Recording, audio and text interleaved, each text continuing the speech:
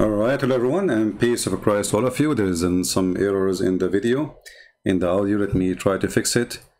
I think all of you notice that the sound was not coming properly. We will try to fix that.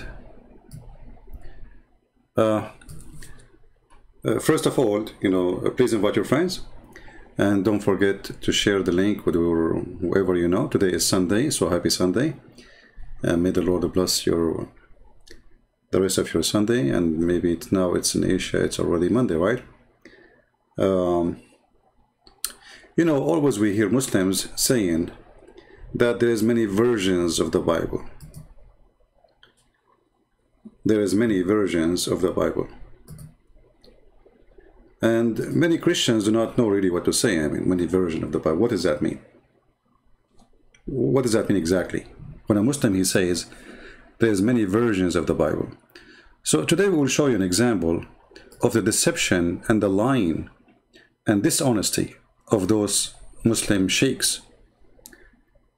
And we will make a little compare between what they say and what Islam stands for.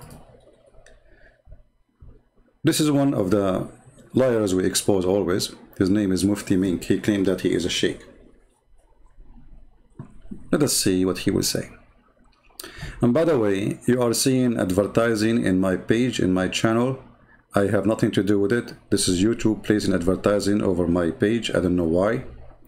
So don't think my channel is not receiving any payment from YouTube. Just to let you know. Because the video before it and the video before it, they are placing ad. Look like when we play somebody's sound, they automatically play advertising over our videos. So this is Mufti Mink. And he is going to tell you something very important. Listen carefully. To understand their scriptures, guess what they did? They translated it and they deleted the original. We Christians, we translated our Bible and we deleted the original.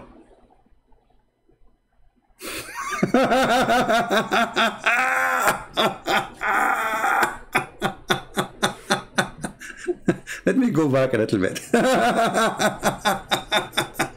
Why does Salah have to be in Arabic? Oh, good question. Salah is not just a mere supplication. When you want to supplicate, you can call in any language. In fact, Allah knows your supplication before you've even called out. You idiot, isn't it you who just yesterday we played your voice saying it is a destiny, which means even your supplication is a destiny? How stupid Islam is. Allah, He wrote for you what you will say. So how that can be supplication, you idiot? See how false those people are? If Muslims believe in a predestiny, and Allah, He wrote for you even the word you will say. So how that is a supplication? And He agreed. He wrote for you what you will say. Something and I don't know how to word it. And I say, oh Allah, okay, what's in my heart? Give it to me. Allah knows, right or wrong. So why you pray then? Allah, you know that's what in my heart, give it to me. That's it. Thank you. Here we go. We made a prayer. Allah, He knows. Allah, what's in my heart, you know. Fulfill it. Inshallah, may it be halal. Ameen. So, Allah subhanahu wa ta'ala, this is an amazing gift of Allah. If you take a look at the previous scriptures, the Torah, the Injil, and so on, let's take a look at the Bible. What happened to it? What happened? What was the language it was revealed in? What was the language that Isa alayhi salam, or Jesus Christ, may peace be upon him, spoke? What? Did he speak English? No. He spoke Aramaic. Agree? He spoke Aramaic. So okay, hold on, you idiot. You see those stupid people? He agreed that Jesus, he speak Aramaic. Did you hear it? Did you hear the certified idiot? Hey Muslims, do you want to laugh with me or you want to laugh at me? Let's see. This is your stupid sheikh. He just agreed that Jesus, he spoke Aramaic.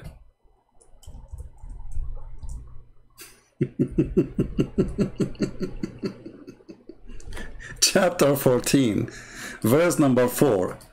It says that Allah, He never sent a messenger except to speak in the tongue of His own people. Is that the tongue of the Jews? The Aramaic? Secondly, you idiot, As long Jesus, he spoke Aramaic. So why the name of his book is Injil, which is a Greek word?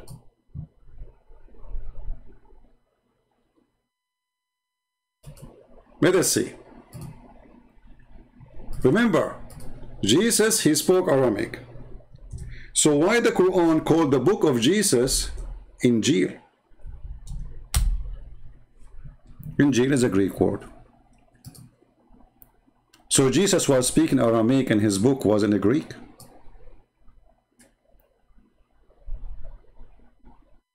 I write a book in Chinese and the title is in German.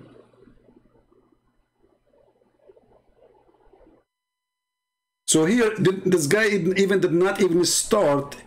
He destroyed his cult. Because Allah, he said, we never send a messenger. This is chapter 14, verse number 4. We send not a messenger except to teach in the language of his own people. So this guy, he agreed that the people of Jesus is the Aramaic then.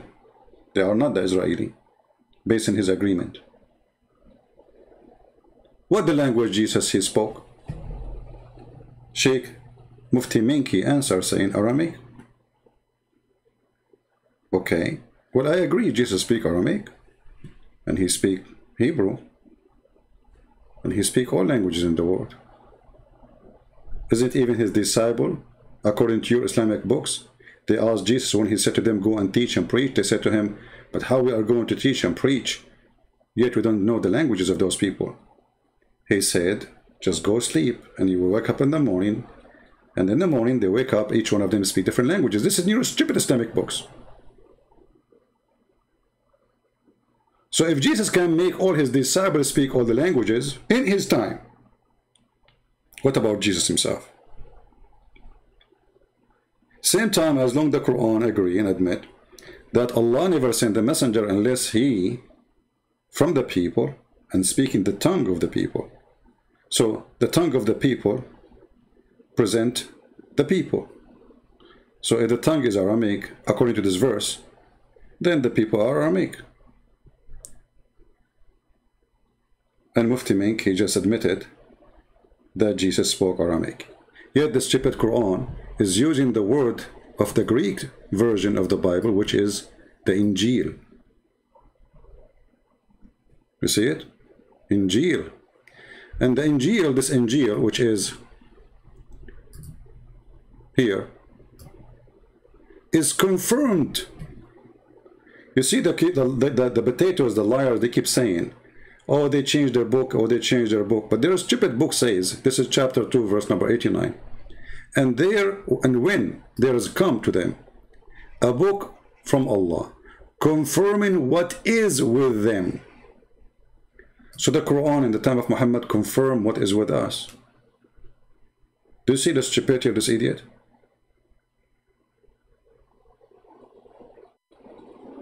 Do you see how false their argument is? So the Quran confirmed what is with us. Mufti Minki don't agree. Mufti Minki believe that this is a fabrication. And now what he will say, he's saying, oh no, this is in the time of Muhammad. Okay, hold on. If this is in the time of Muhammad, that means the time of Muhammad book is the one should be approved.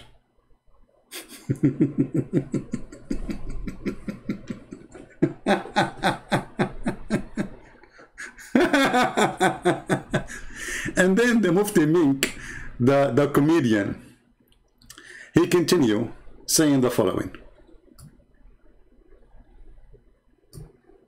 Try not to laugh. How come we don't find the Aramaic scripture? Someone might say, well, Paul... We don't have the Aramaic scriptures, guys. We Christians, we don't have the Aramaic scriptures. No, we don't have it. You idiot. There is millions of Christians, they pray the Bible in Aramaic. And they have the Bible in Aramaic. And you are a potato. And you are a liar. You can go right now and search for the Aramaic Bible. What this guy is talking about.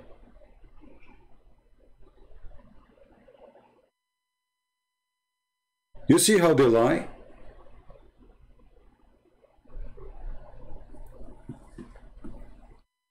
Not only the New Testament in Aramaic exists, Even the Old Testament, there is a huge part of it, or big part of it, is written in Aramaic. Why? Because the Jews, they've been enslaved by the Assyrian who spoke Aramaic. So we have the Aramaic language in both, in the New Testament, and we have the Aramaic language in the Old Testament. And again, they are lying to their followers, to their teeth. And Peter were involved. Okay, they wrote it in Hebrew. Whatever it was, where is the Aramaic? I want to see it. It's not there. Well, guys, they wrote it in Hebrew. They wrote it in Hebrew.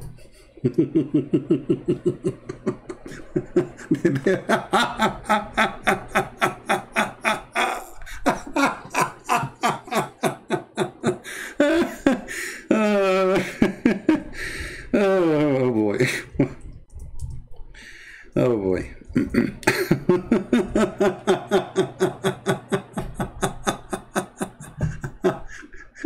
You know, one day I'm going to die from heart attack from laughing, not from crying. Let me do this. They wrote it in Hebrew, brother. They wrote it in Hebrew. It's okay, but isn't Jesus supposed to? He was sent to Israel. So how your stupid Quran says that Jesus, he was sent, or Isa, even who's this guy Isa? We do not know. Anyway, suppose this is Jesus. Isa was sent to the children of Israel, and now the children of Israel are Aramaic people. Okay, and they wrote it in Hebrew, brother. Wrote it in Hebrew. Let us do this. Hold on, give me a second.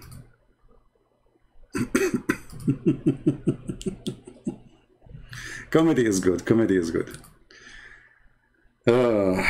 Lord have mercy.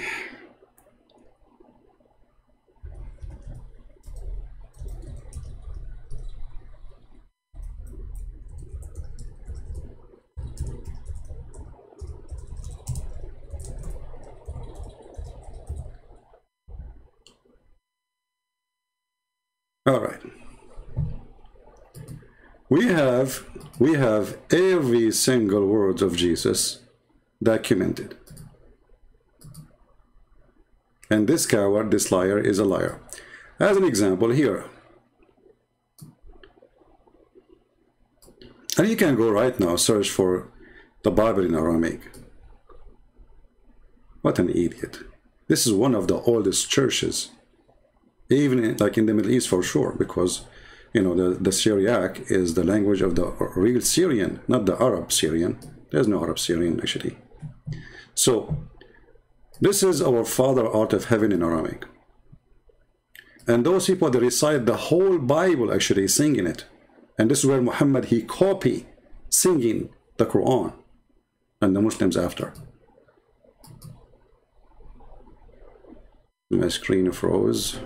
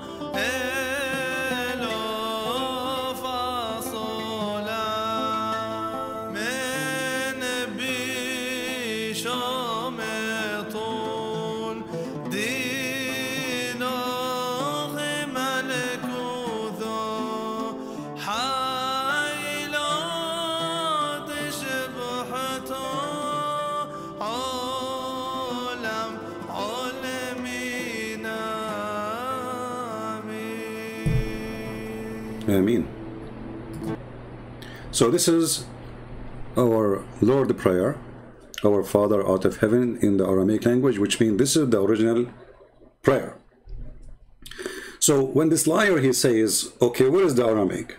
We die laughing. Because right now, as we speak, there's millions of Christians, they pray in Aramaic. Not only they read the Bible in Aramaic, they pray in Aramaic. So this coward, this liar, not only an idiot, ignorant, he do not know what he's talking about, and he is hypocrite like he's a prophet. In the top of that, let us go to the video. He is trying to prove what exactly? He's trying to prove that the Bible is changed, correct? But we showed you there's tons of verses in the Quran saying that the Quran confirmed the Bible which is with us.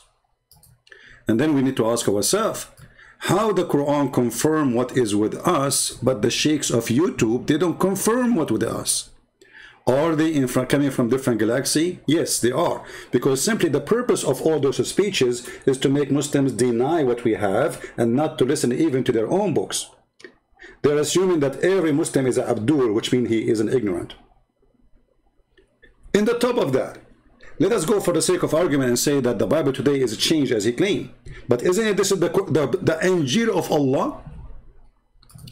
Are you trying to prove to us that your book of your God, anyone can change it? Do you see how stupid this religion is?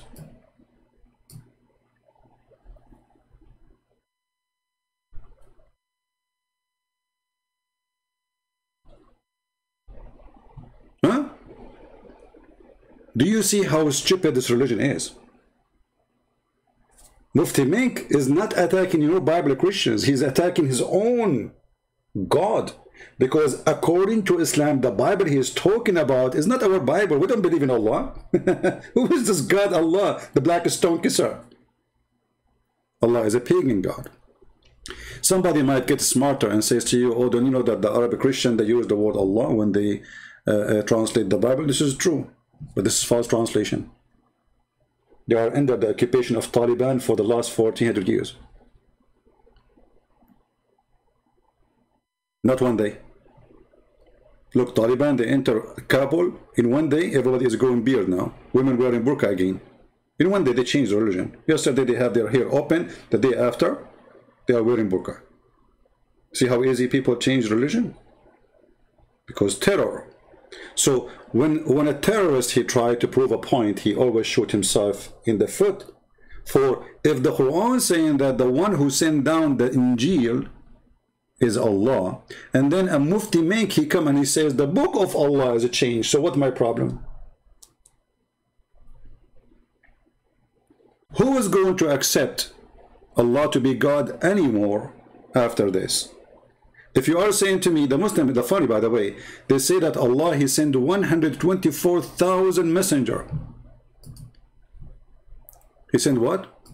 124,000 messenger. Okay. And each one of them, their books is gone, except one brother. His name is the Prophet Muhammad.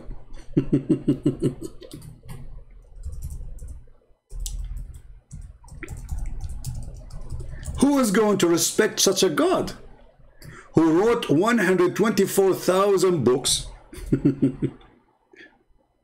and then all his book is screwed?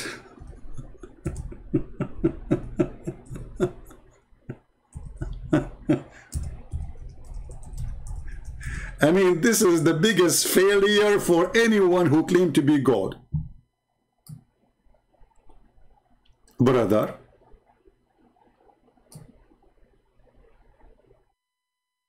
God, this is God who sent 124,000 messengers, brother, and all their book, brother, are gone with the wind, and they are corrupt. But remember, those are the book of Allah. Peace be upon them all. So by name 25 messengers have been mentioned in the Quran. But the Quran also says in Surah Fatir chapter 35 verse 24 that there is not a nation or a tribe to whom we have not sent a messenger or a warner. So every nation has been sent a warner, and our beloved Prophet Muhammad, peace be upon him, said there were 124,000 messengers sent on the face of the earth. The Prophet Muhammad, he said 124 messengers, brother. So I'm going to go with you. 124,000 messenger, brother. Next time you're the guy sitting in front of Zakir Naik, don't forget to wear a mask, because he will spit at you as he speaks. Spitting machine. So Allah, he sent 124,000 messenger Sent on the face of the earth. By name, only 25 are mentioned in the Quran, but every nation has been sent a messenger. Messengers, the main role is to get them closer to the commandments of Almighty God. So the common thread is there in the Semitic religions. That's very well explained, yeah. Very Non-Semitic religions also there is, but it's not as clear as that. Here you see the stupidity of this cult. This guy is originally from India, right? So India alone have more than 400 languages. Based on this, there's more than 400 messenger, Muslim messenger at least, sent to India alone. Because he just said, he quoted the Quran, the same verse I was quoting. You see?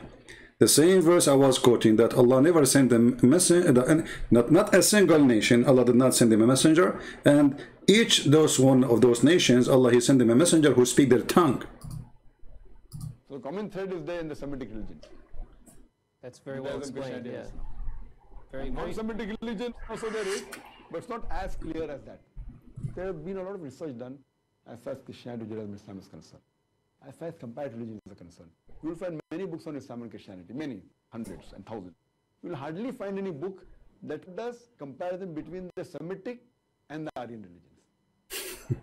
So one of the main...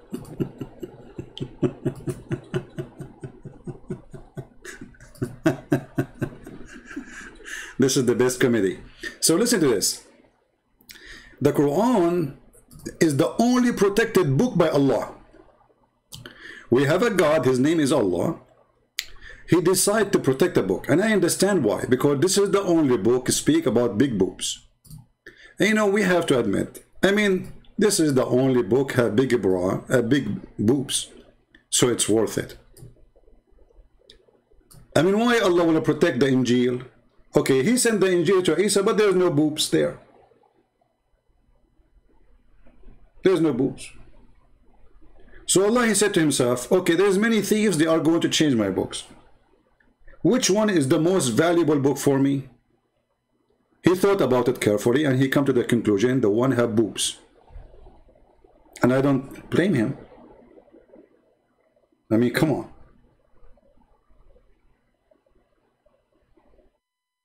Which one is worth more to save and protect? The one have boobs, or the one have description for vagina, which is the Quran too. So Allah, brother, he wrote all those books for nothing. What an idiot. And hold on, as long as the Muslim, they believe in destiny. That means it was a destiny for those books to be corrupt. So Allah, he destiny to corrupt his book. Can you believe it?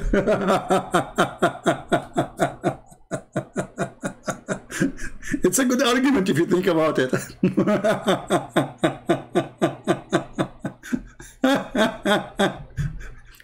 It's what? It's a good argument if you think about it, brother. For sure it's a good argument. Are you kidding me? Yeah, we know that, you know. Good argument.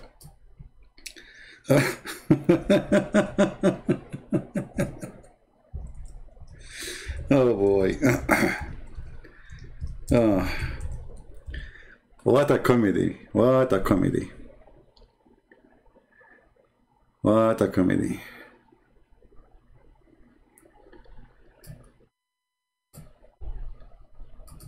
I cannot understand how sometimes stupidity can have a stage. And why always stupidity is giving the stage?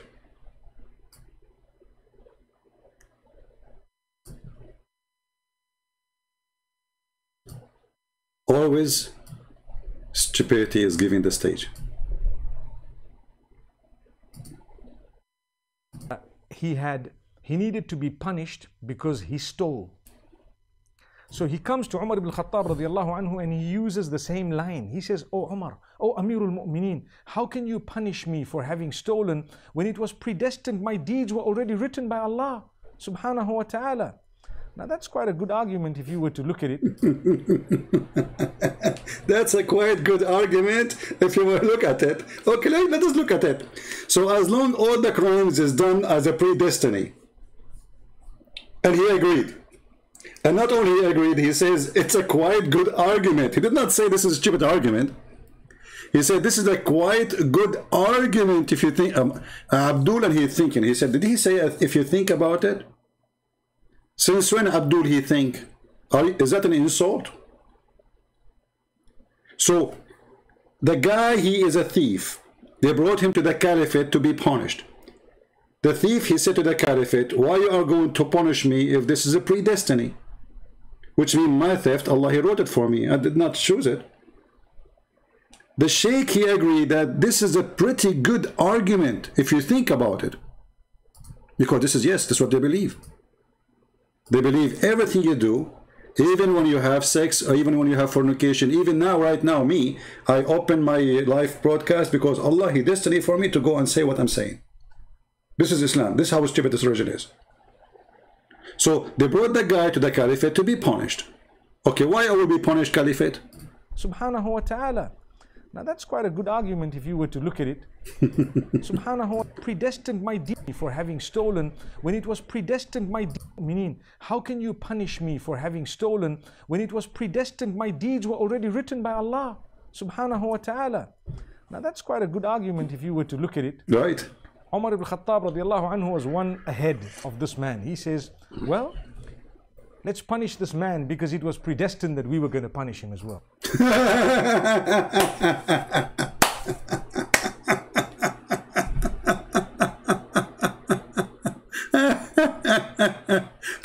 This is a God teaching? Is that a God teaching? Are those people serious?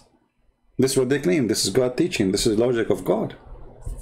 So everything is a predestiny, and then you will be punishing me for destiny? Saying now we go to the claim of this same person, the same idiot, who claimed that the Bible is corrupted. But based in your religion and your teaching and your agreement, that's mean Allah, he agreed that his book would be corrupt. That's mean Allah is a partner of the corruption. That's mean Allah is the devil. Because now the devil, he have a powerful tool to deceive people. You know, people became victim of what is called Book of God. Good ones, they are victims now of corruption. That's what he's saying.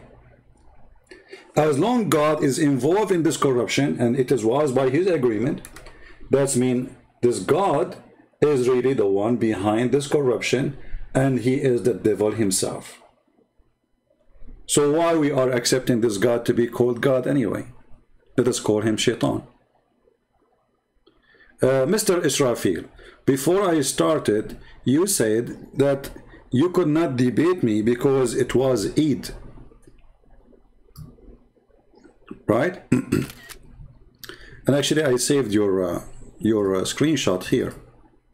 So do you like me to open my Skype for you so your majesty can call me? This is what Mr. Israfil, he said. Those are potatoes. You know, he thought I'm not going to see his text. You know, they post text, they thought okay, he's not here. You know, he opened the chat, but he will not be watching. So he said, a Christian Prince, if you have it completely wrong so far, based in first language. No, hold on. This is not the one we want to show. Hold on. That shows the other one, and then we will show you this one. Okay. This is what he said before we start. He's a hero, you know. He have like his 3 wives next to him, or 4 wives, and he want to show them that he can challenge me, you know. Mr. Israfil said, Christian Prince, if you think you refuted me last time, you are a bigger fool than I thought you were. It was law of you to challenge me to debate during the time of Eid. You know well I was busy. First of all, you idiot, who are you to challenge you to debate me? Who are you? You are not even a chip in a snack. Prove me wrong. Is that fair, guys? This guy, he claimed that he is challenged by me. I challenge all Muslims. Who are you? You know, you're a potato. Now let us do this. Do you dare to call me right now? And now he will stop texting. Look, your beard is, you sound like a Taliban for me. Are you? Do you dare? Here we go. Say yes, I will open Skype for you. You call me right now. Otherwise, everybody will know that you are just a potato saying things in the front of your wives to claim to be a man, but you are not. You are like your prophet. He imagined himself having sex with his wife. In fact, he did not. He go in the street. He told them, yesterday I was boom, boom, boom, all the wives. They asked the wives, did he do yesterday a lot of boom, boom? They said, he did not even touch us. You are the same. You are a boom, boom in the chat when Christian Prince is not here. Christian Prince, he show up, you put your panty on, and you flee. I don't even see you texting no more. Are you there? It's gone. Bye-bye. Bye-bye. Don't forget to ride Al-Burak. It was a fast speed donkey who go up to the seventh heaven and come back in 8 hours. And the Muslims, they claim that the angels, they go in the speed of light.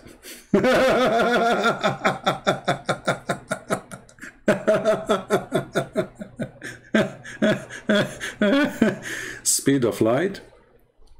You know what? The lies of Islam is faster than any speed of any light ever exist. Now let us continue. As long as this kid is not even there, like he disappeared. Look at him. He was a hero before we start. Anyway, potato. Do you understand now why I call them potatoes? So this idiot here, he just confirmed that even a crime, when it's done, it is done by destiny. So is corrupting the book of God is a crime? For sure, this is the biggest crime. It's a predestiny too.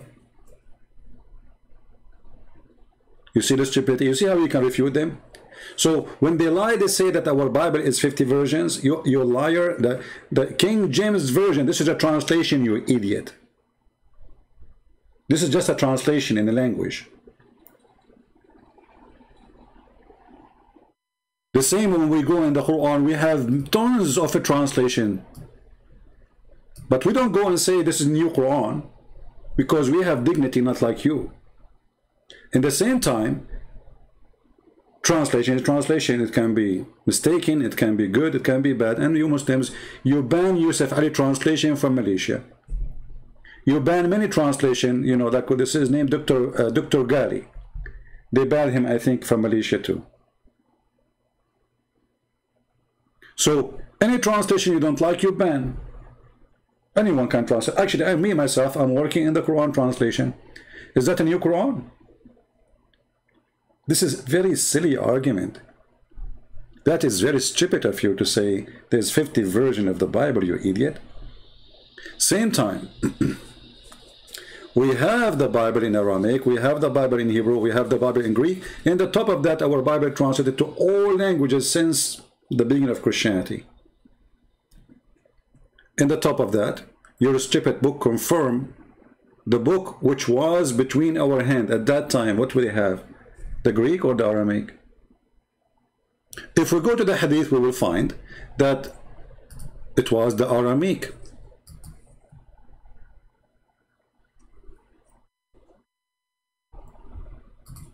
Read carefully.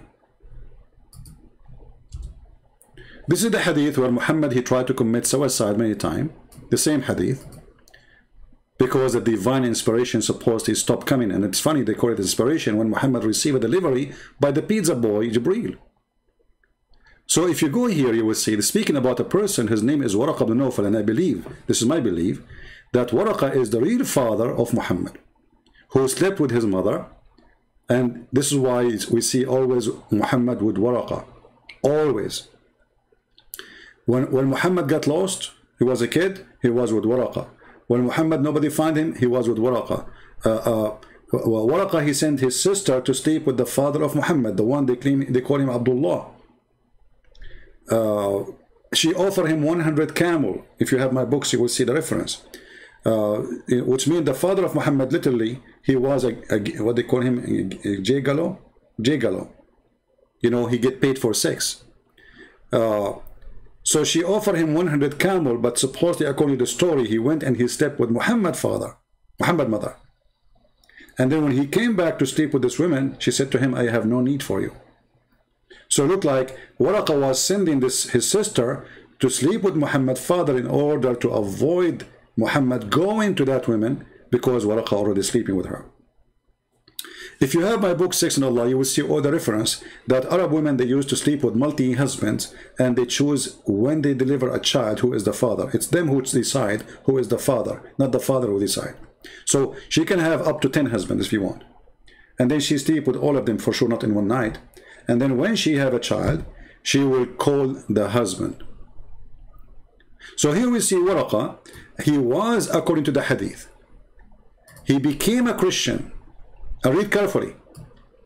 And he used to write the Arabic writing, and he used to write the gospel in Arabic. Do you see it? That is the Quran. The first one who started writing the Quran, it was Waraq ibn Nawfal.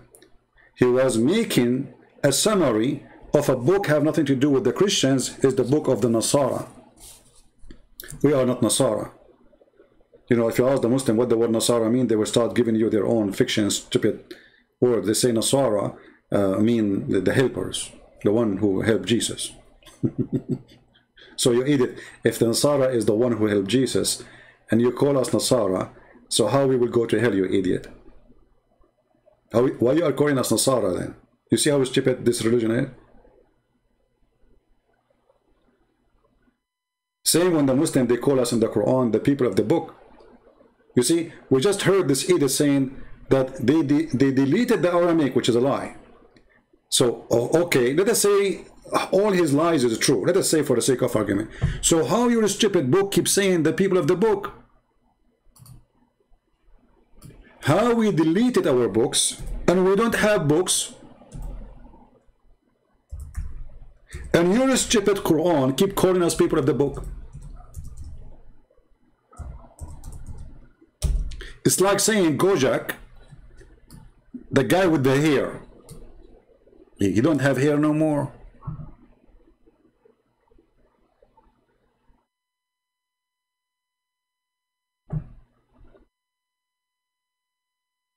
How we are the people of the book, and you are telling your followers that we don't have a book.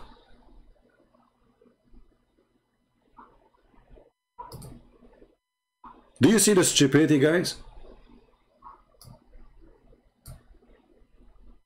If we don't have a book, and we deleted the book, and we don't have the book no more, and then your stupid Quran keep calling us the people of the book, that means your God is stupid. When Allah, he sent this verse in the 6th century to Muhammad, and he told him, tell the people of the book, okay, do they have a book at that time or no? If you say no, that means this verse is stupid.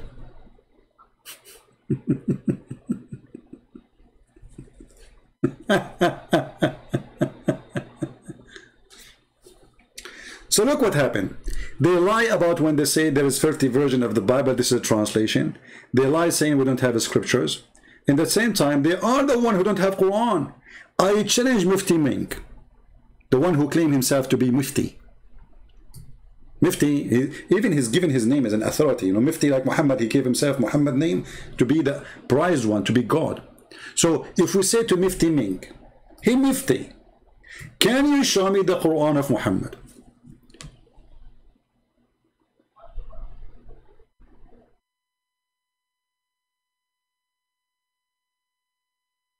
Hey Muslims, can you show me the Quran of Muhammad? Who is a Muslim when I get me busted and show me the Quran of Muhammad? Okay, forget about the Quran of Muhammad. What about the Quran of Uthman?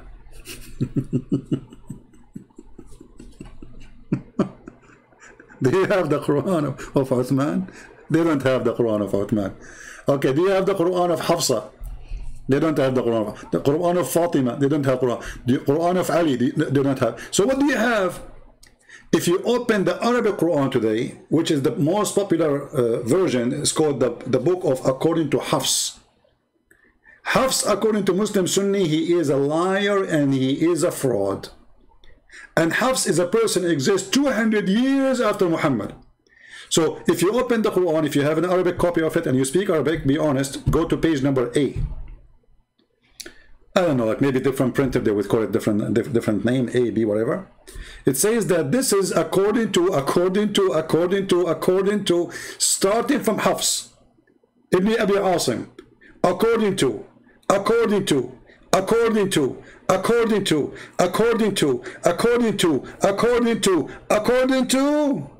Uthman, according to Muhammad.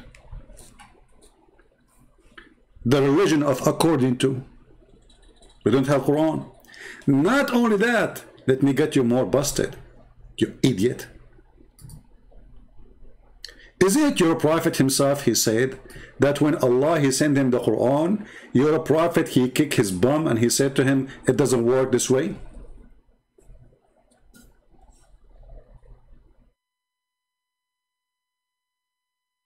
Read carefully. And by the way, even the Quran, according to Hafs, they don't have it, which means Hafs did not give them a written book. They claim that this is his recitation.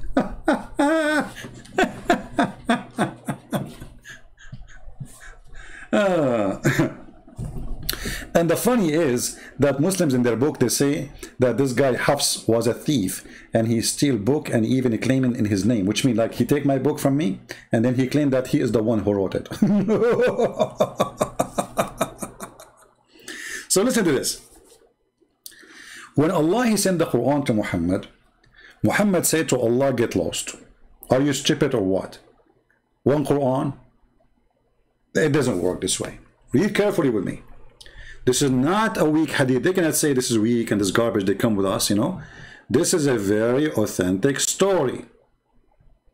As you see, it's all over their hadith books. So, according to Muhammad, look how many references, look. You see, all is Sahih. And this is Al-Bukhari, the most authentic one.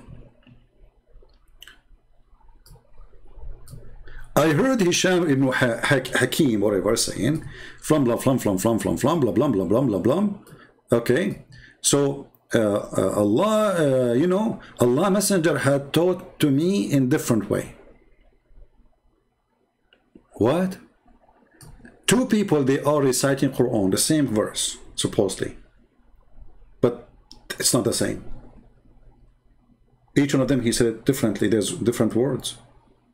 So the guy saying here a story that he heard someone, his name is Hisham, that he was reciting the Quran of Al-Furqan in different way, which means adding different words or different lines, whatever, from that of mine, which the way Allah Messenger taught him. So I was going to fight with him, you know, because during the prayer, because he was saying it wrongly. But I waited till he finished, and then I tied his garment around his neck and seized him by it and brought him to Allah Messenger. Look, this guy is almost going to kill the guy. And he said, I have him reciting the Surah of Furqan in different way from the way you taught me, Prophet of Allah. So Prophet of Allah, he said to the guy, okay, let him, release him. So he asked Hisham to recite the verse. So when he recited, Allah Al-Hostel said, it was revealed this way. Like what?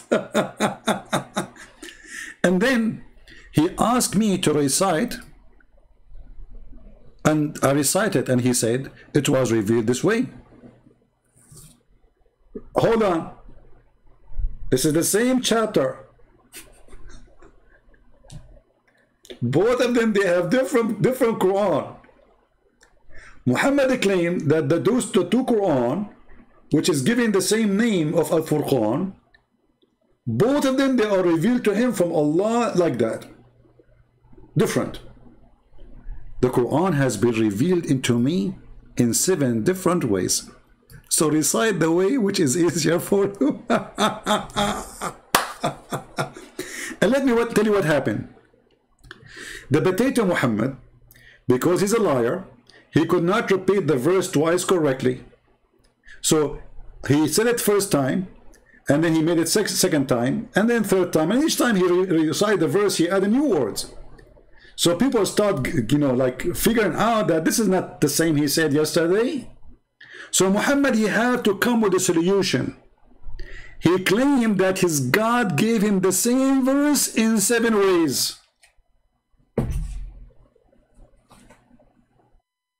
Hey Muslims, did Allah give the 10 commandments to Moses in 7 ways? Hey, by the way, the Muslims, they believe that Allah, he wrote the whole Torah for Moses, not the 10 commandments only. Just take a note of that. He wrote it by his hand, the whole Torah. So imagine how many trucks of rocks Moses have to carry. All the Torah, do you know how big the Torah is? All the Torah is written by the hand of Allah in rocks.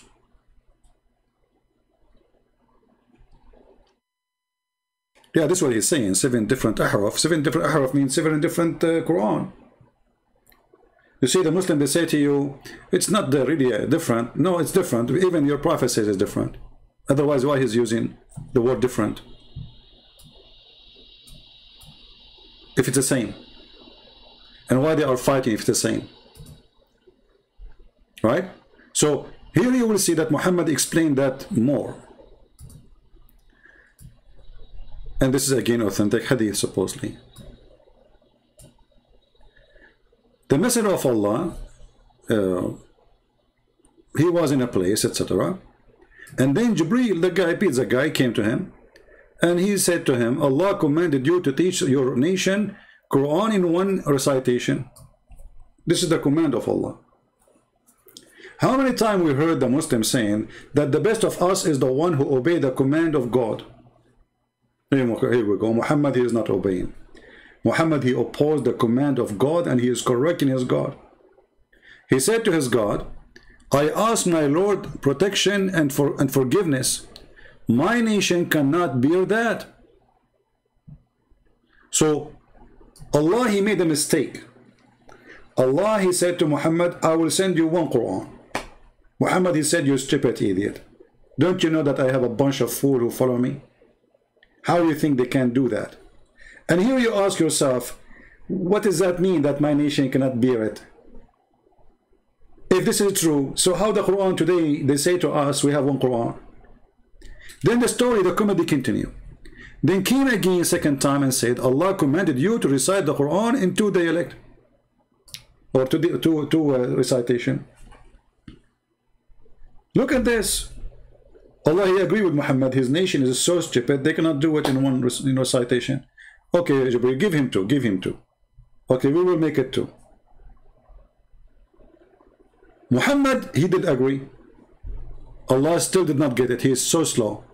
So he said, I ask Allah forgiveness and protection. My nation cannot bear that. Then come to him in the 3rd time and he said, Allah commanded you to teach you the Quran in 3 ways. Okay. Again, Muhammad, he said to him, go to your God, you stupid idiot. Aren't you dummy? I ask Allah for protection and forgiveness. My nation cannot do it. Then he came to him 4th time. This is 4th time. I mean, what a stupid religion to believe in such a story. The prophet, he is putting condition on God. And the prophet is telling God what to do, and the prophet is fixing a mistake of God that 1 Quran is not good, 2 Quran is not good, 3 Quran is not good, 5 Quran is not good, 6 Quran is not good, and then when they became 7, Muhammad, he said that's good. And now we know why they call it 7-11. Now if we ask Mufti Mink, do you know, do you have the 7 Quran? And if The 7 Quran, all of them in Arabic. And still my people cannot do it. So how a guy who live in Pakistan, he do not know how to, he can be a Muslim?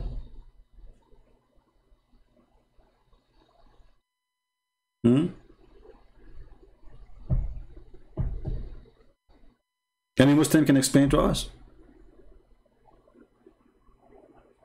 And what kind of a prophet he changed the book of God, saying, I want one more book, because this God is stupid. He did not know what he is saying. This guy, he have no idea. He's sending the book to the Arab, and the Arab are not, we are not smart people, supposedly. This is an insult to the Arab. So how the Quran need to be sent by God himself in 7 languages, all of them they are Arabic. In 7 ways, all of them they are Arabic, in order the Arab to understand. But Allah will not send his book to India, who have 400 languages, to understand the Quran. Do you see the stupidity? Why Allah he made the Quran in Arabic? Any Muslim can tell me?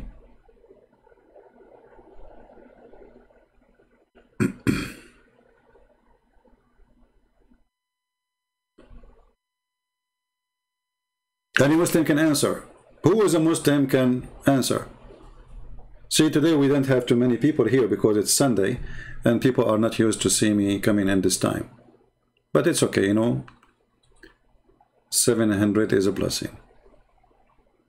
It's almost half of the number usually we have, but no problem.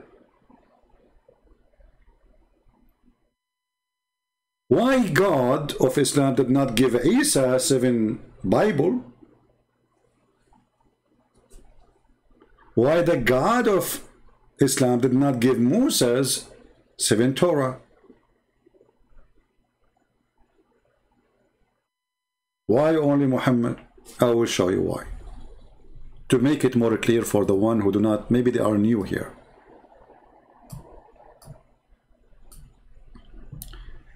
First of all, Allah he said in the Quran that nobody can change the word of Allah, and this is mentioned in the Quran many times.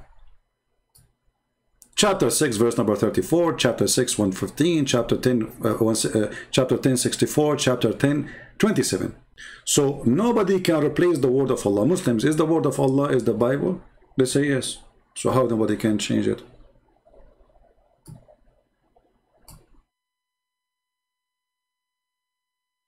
Is the Quran only the word of Allah? Here you see the hypocrisy and the stupidity. Okay, is the Torah the word of Allah? They will say yes. Where the Quran says nobody can change the word of Allah. They will say, oh no, Allah he mean here only the Quran, brother. Well, if Allah he mean only the Quran, he should say nobody can change the Quran of Allah. Are you saying to me your God Allah he used the wrong word? Right?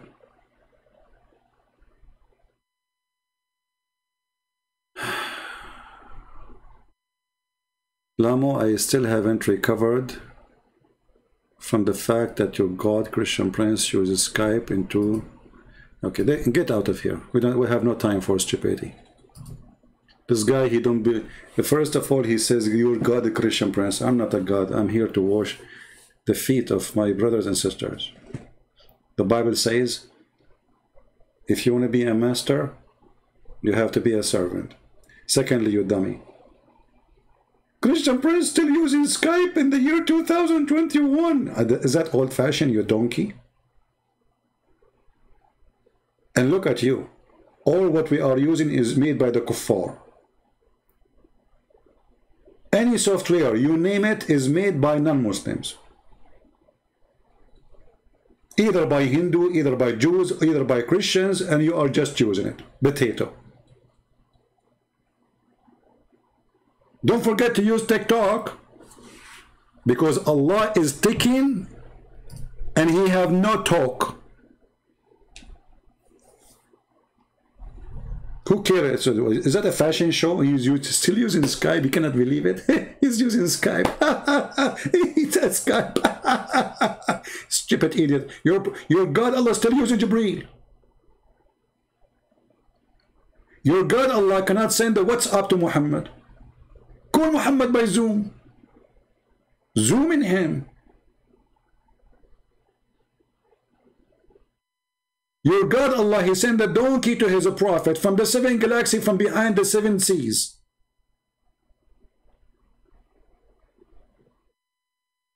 And you are complaining about me using Skype, you idiot.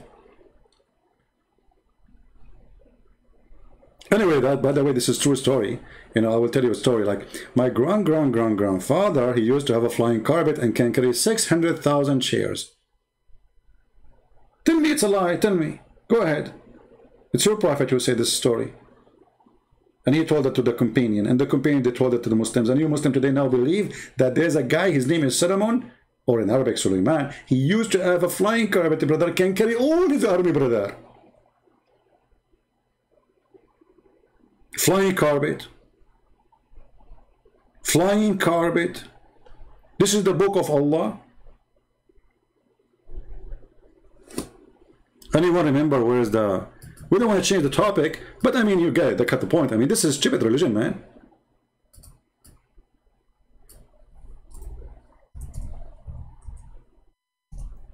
There's a guy, brother, his name is Solomon, brother, and he used to control the genie. And those genie, brother, they are very bad genie. And you know, I have my expertise with genie too. Okay? Like I remember once, you know, I was like doing, going, like I used to go, you know, if you, I don't know if you remember me, I was in the Pirate of the Caribbean, you know? Like the guy with the long beard, you know, the guy, his beard is moving. Yeah, and he's having like a stake in his hand. Anyway, brother, so I landed in a land, there's nothing but bowls. I opened the first bowl, I found a genie. I was thirsty. But there's no water. It was a genie. I opened the second bowl, it was a genie. The third bowl, there was a genie. Fifth bowl, it was a genie. I keep walking, like, you know, there's ball in my way. Until I arrived to sign, it says, the island of the genie ball. And then underneath it says, the anthem of this island. Genie in the ball. Genie in the ball. This is religion. So here we go. There is a prophet. His name is Solomon. He commanded the wind to go under his carpet, and it carry all the equipment of war. And Mr. Mufti Mink is telling us our book did not change, brother. That's wonderful. So this is a book, is not a change. So you cannot say somebody is adding things, right? You cannot say this is a fabrication. It's in the Quran. And not only that, brother, those genie, they die for Solomon, brother, to get him jewelry.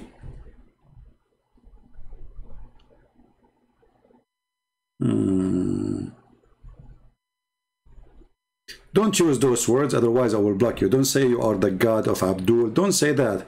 You are saying stupid things, my friend. Don't insult God. If you are an atheist, don't be a foolish. If you are a Christian, don't ever say that. Don't say you are the God of somebody. You are committing a great sin.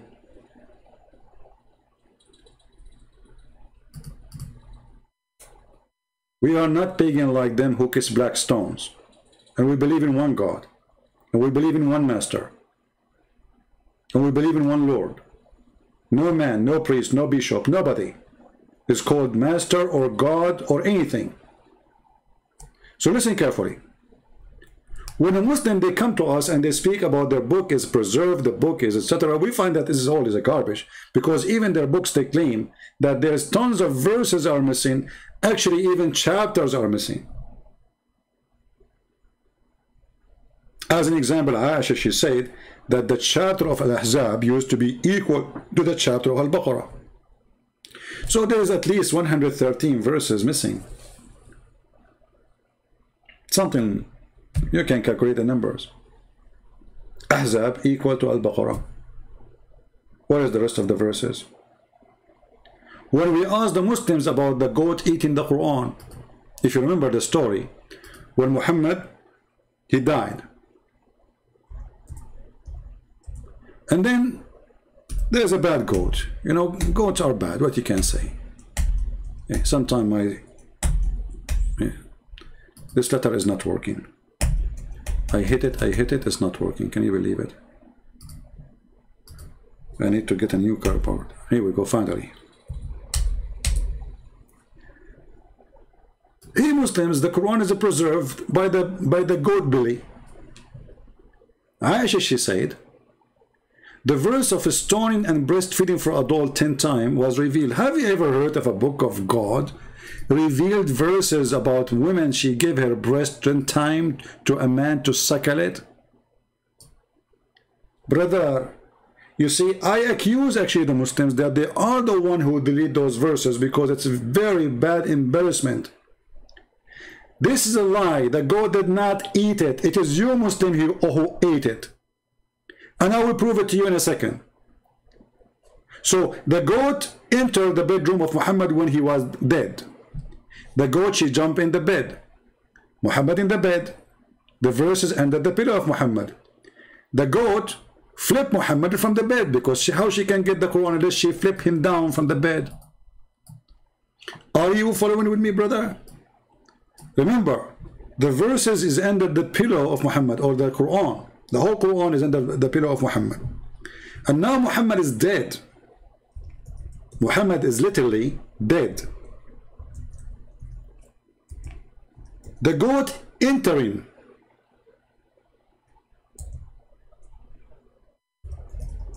the bedroom of Muhammad, and now she is showing the book. But how she can do that? In order to do such a thing, by the way, if you know this goat, in case you, like, I mean, you met her, I will describe her for you. There's a big reward by Allah and His Messenger. He's dead now, but the Muslim, they will give you money. You know, Taliban will give you money. So if you find the goat who ate the Quran of Allah, this is a very evil goat, by the way. I'm assuming that she was sent by Benjamin Netanyahu, you know, the Prime Minister of Israel. I mean, we have to blame the Jews for it. Come on. I mean, how this goat, she knew that Muhammad now is dead, and how she knew that there's nobody in the room, and how she knew that it is under the pillow. Like, hello? This is something nobody can do except the Mossad. They knew everything. So they were watching the Prophet carefully, brother, and now they knew that the situation is great. Perfect.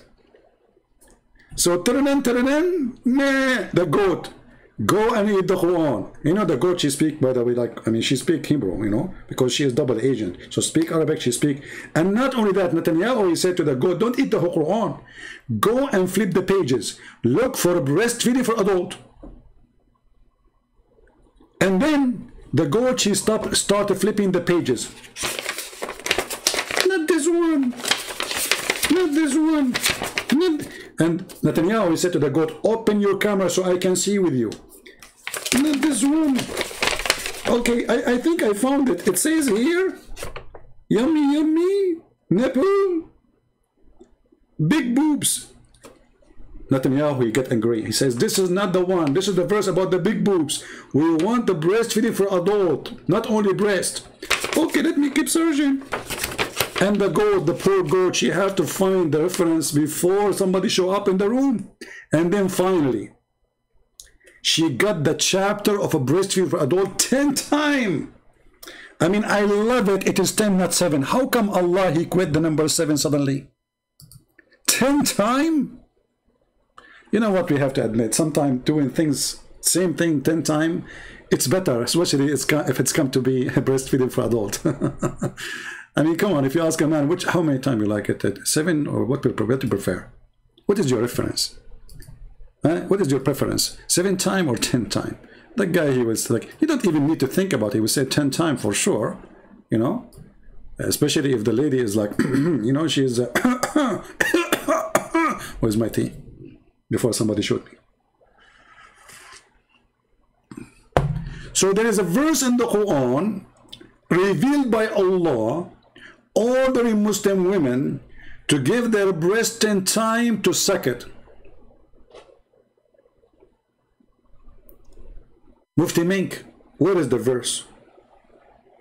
I want Mufti Mink to recite the Quran for us about 10 times breastfeeding for adult. He will say to you, it's abrogated. Who Who abrogate the verse? The goat. You see, the Muslim, they say to us that they memorize the Quran by heart. Okay, no problem. The goat ate the Quran. She did not eat the heart of the Muslims. Do we agree?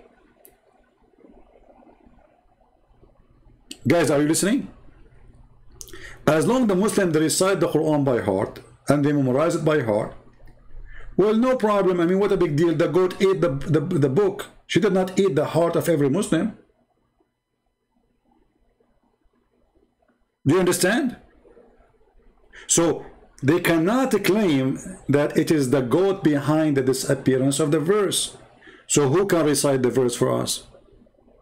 Because the Quran was eaten by the goat, that's not an excuse for the verse not to be there. If you say to me it's abrogated by writing and recitation, that is the most stupid thing ever. Show me where in the Quran it says, don't recite this verse no more. Who is the one who gave you the order not to recite this verse no more?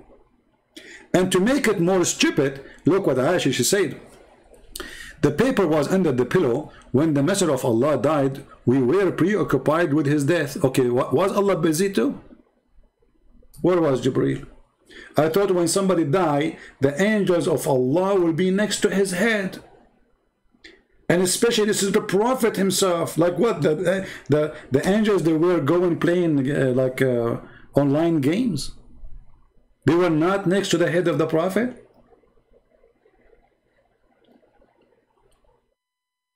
What the top 10 verses in Islam to challenge about it? Anything, all of it is stupid. I do not need 10 verses. The whole Quran is a joke. You are making this is a question very difficult. It's impossible. All of this. Don't you see the stupidity? So, and time sheep came and ate it. And look here, look at this. Look at this, brother. Note, these verses, brother, were abrogated in recitation.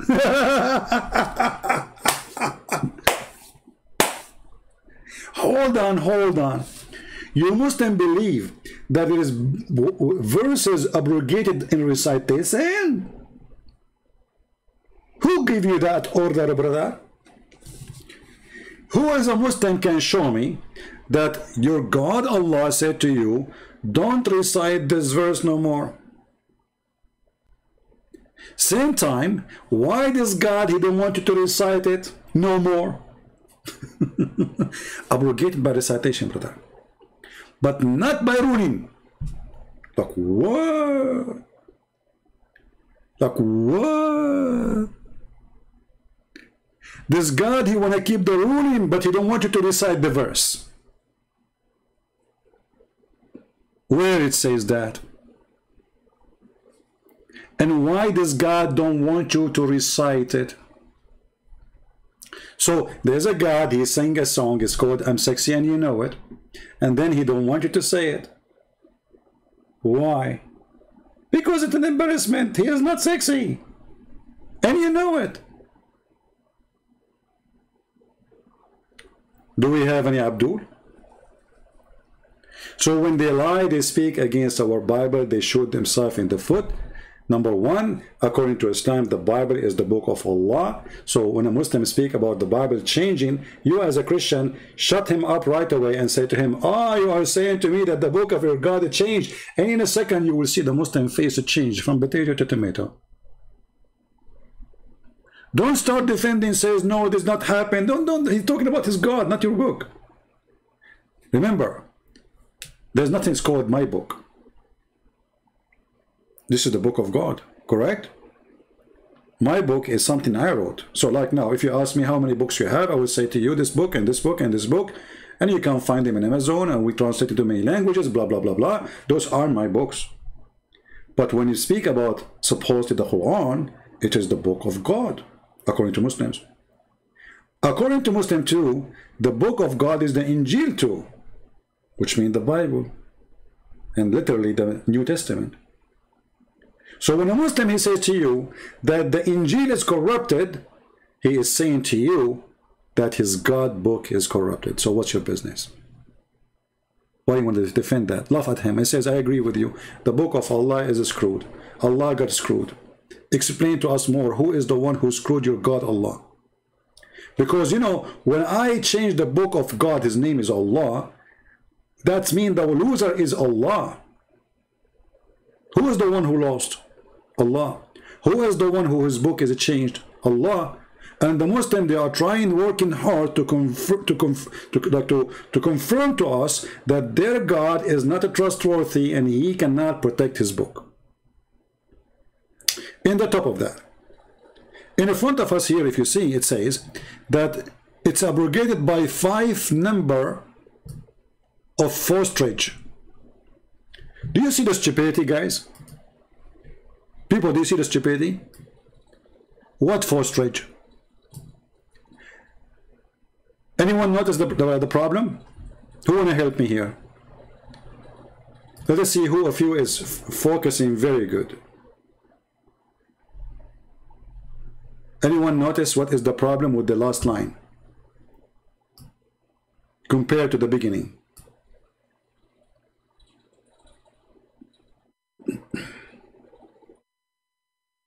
Anyone?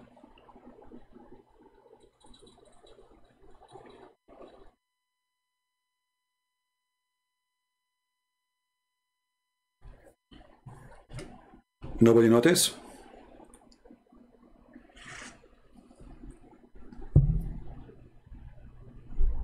What postage mean? What postage mean? What the word postage mean?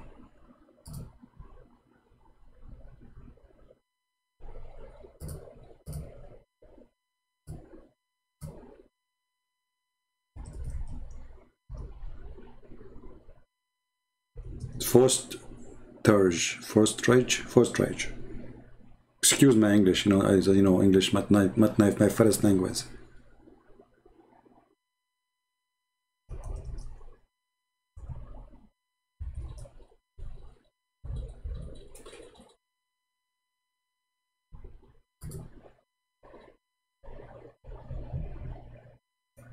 As I know that this is about somebody, he was giving birth, right?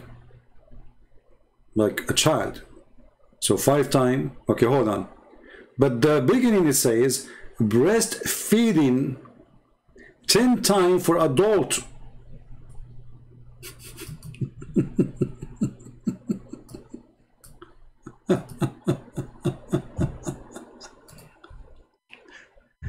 Like what? Like Abdul what?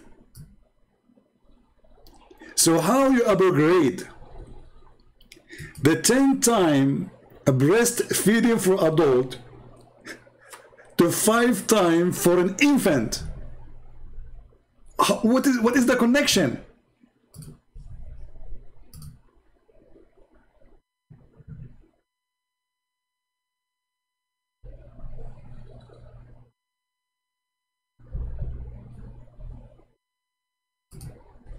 And where is the verse?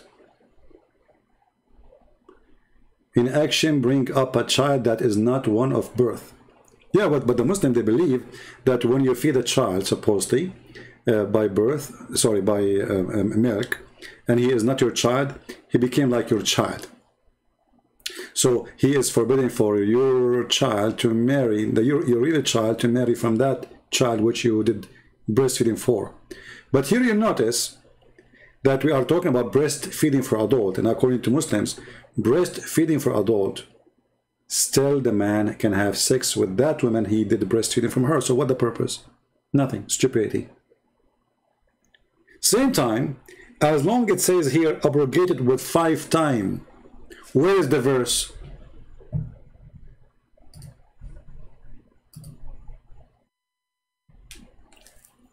Any Muslim can tell me? Additional to that, did Allah find himself wrong? So he decided that the breastfeeding for adult is not good. I will make it 5 times. 10 times wasn't. Did he find the number wrong? Why Allah downgrade the number from 10 to 5?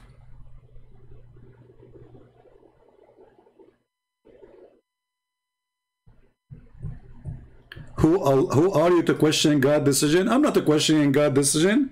I'm questioning the breastfeeding. First of all, who is your God, you idiot? You don't even know your God. Secondly, you said this is God's decision. This is not God's decision. This is your decision. Prove me wrong. Show me where your God said, I abrogated those verses. Is that fair, guys?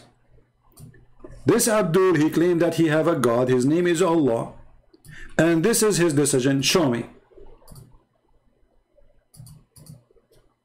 As you see, there was verses in the Quran saying you give a man, your wife, Mr. Israfil, she have, if I come to visit you, I go to the living room, you order your wife to give me her boobs, mashallah, she have a beautiful ones, and then, alhamdulillah, I have to hold them and suck it 10 different times according to the Sharia law, and then, brother, what?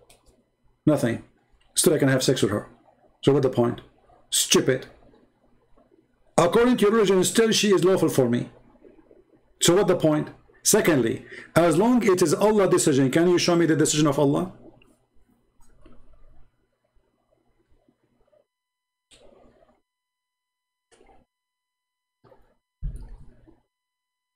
And not to forget to mention, I mean, what kind of religion this religion is. I mean, what kind of God he ordered women to give her breast to a stranger?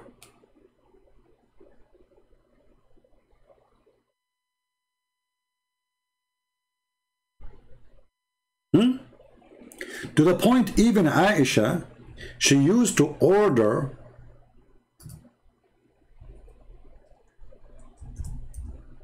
her sisters and her nieces that anyone want to enter upon her,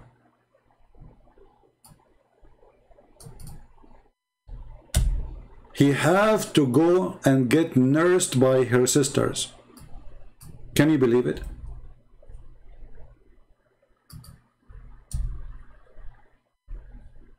Let me try to find the hadith.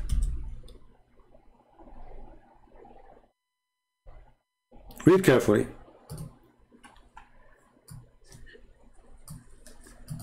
From that Aisha, the wife of the Prophet, may Allah bless him and grant him peace, admitted those whom her sister and the daughters of her sister, her brothers, had nursed. And she did not admit those who were nursed by the wives of her brother. So Aisha, she will not accept any person to enter upon her unless he do suckling. Now, is that suckling for someone as a child? Maybe, but let us see.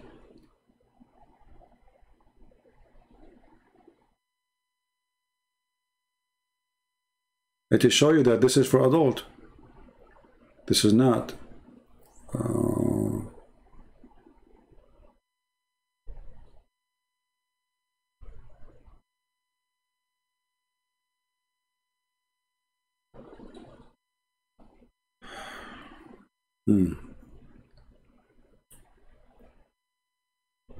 Let's find the hadith because there's English to find it just by searching two words. Hold on.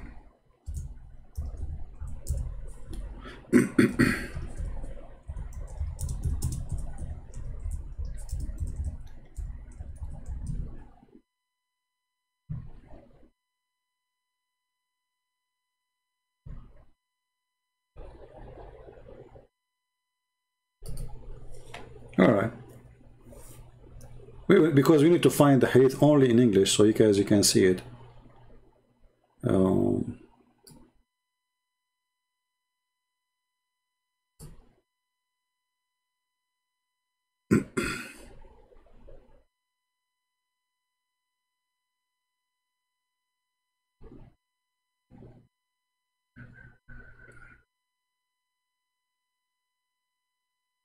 Where is the hadith of Aisha?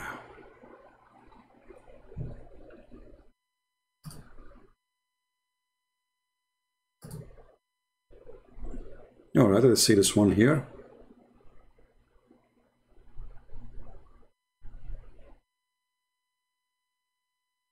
Yeah.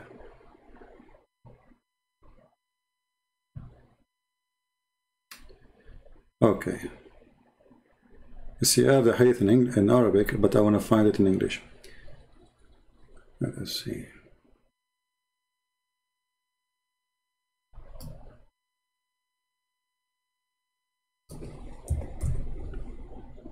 Let's try this one. Read carefully.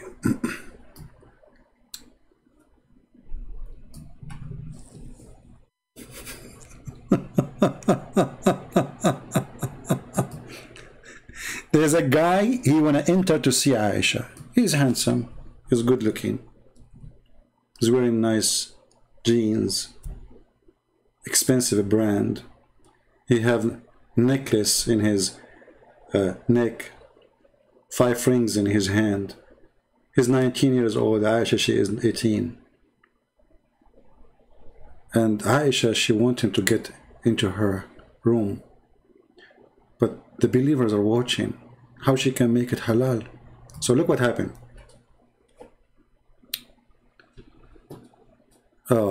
Aisha, the mother of the believer, she sent this guy while he was being nursed in her sister Kalthum bint Abu Bakr, and she said, suckle him 10 times so he can come and see me.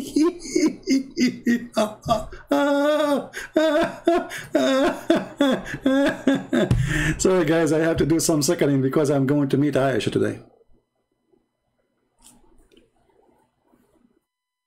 So this is the Quran. You are telling me about the preservation, flying carpet, the guy dies standing, sunset in murky water, the sperm coming from the backbone, the sperm coming from the ribs. This is the Quran was not preserved, and here we go. Aisha now, the decent women of the Prophet, she is ordering anyone to enter upon her to go and suck the breast of her sisters. So, okay, now, based on this, if a Trump was a female, and you want to see the President Trump, who is supposedly a female, you have to suck the breast of Ivanka Trump? How that can solve the problem? Look at the stupidity. So how come they cannot see Aisha, but they can suck the breast of her sisters? I mean, do you see the stupidity? If it is not allowed to see a woman without suckling her breast, but how you can suckle her without seeing her? The Muslim, they like to say to you, it doesn't say suckling. It's about you put some milk in a cup and she drink it. Read carefully. It says suckle him. The Arabic language is so clear.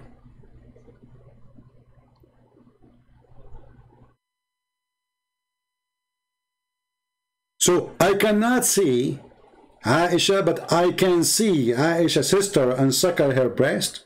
What kind of logic that logic is? What kind of religion this religion is? Anyway, we are going to keep this video long, just want to answer those lies. Somebody's asking about what do you think about Afghanistan. My friend, I'm glad that the Americans, they left because they were lying to themselves. You cannot fix a corrupt nation. This nation is full of corruption. Drug dealers, you know, the president is a drug dealer, the assistants, the prime minister, the ministers, all of them, they are warlord, drug dealers, and USA was using them for the last 20 years. And Taliban is the same.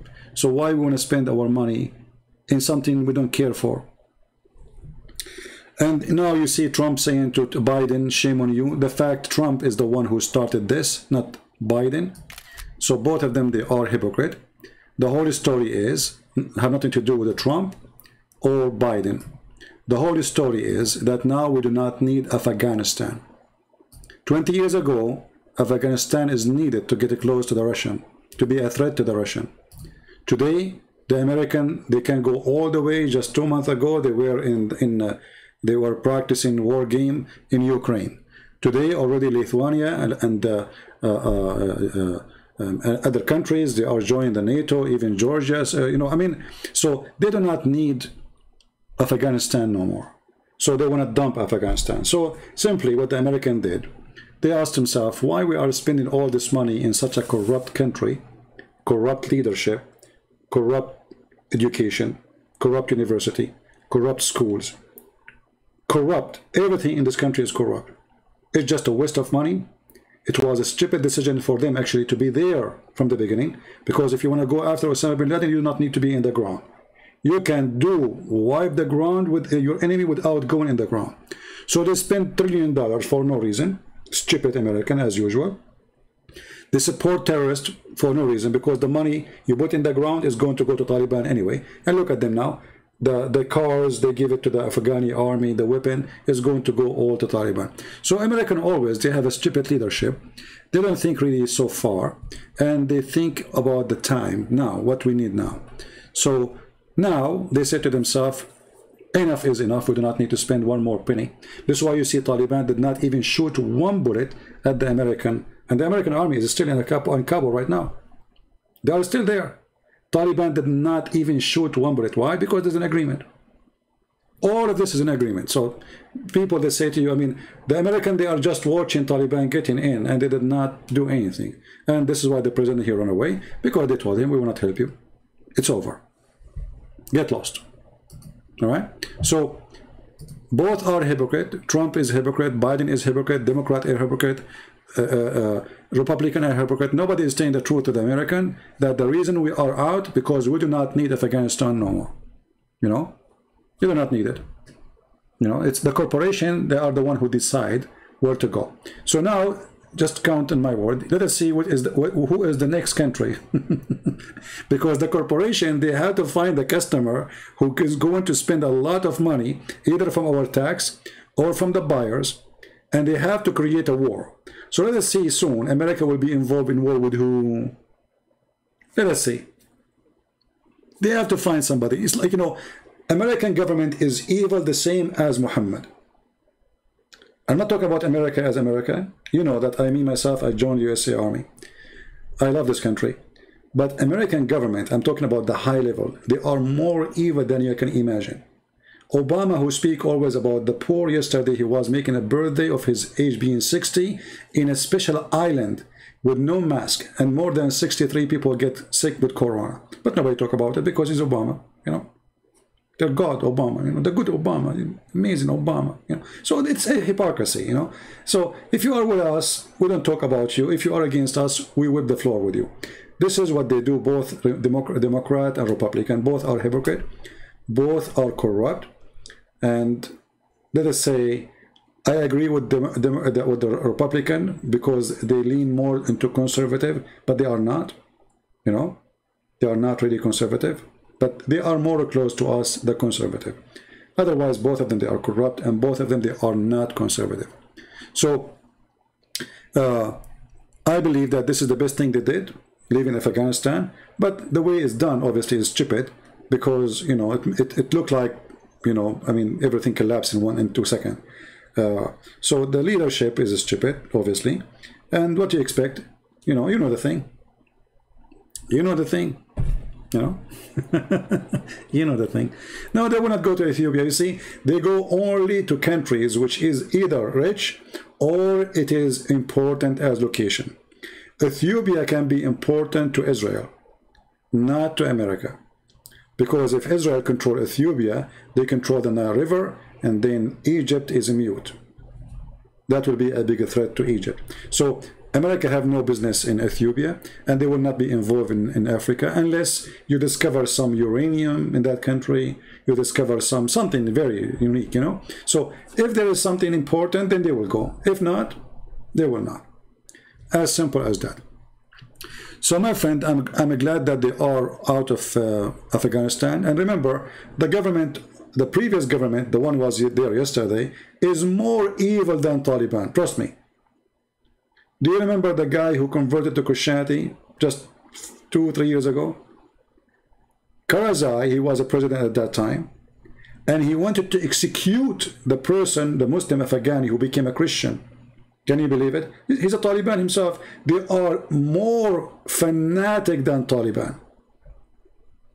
And the American, they were watching, they did not even try to save the guy. You see the hypocrisy?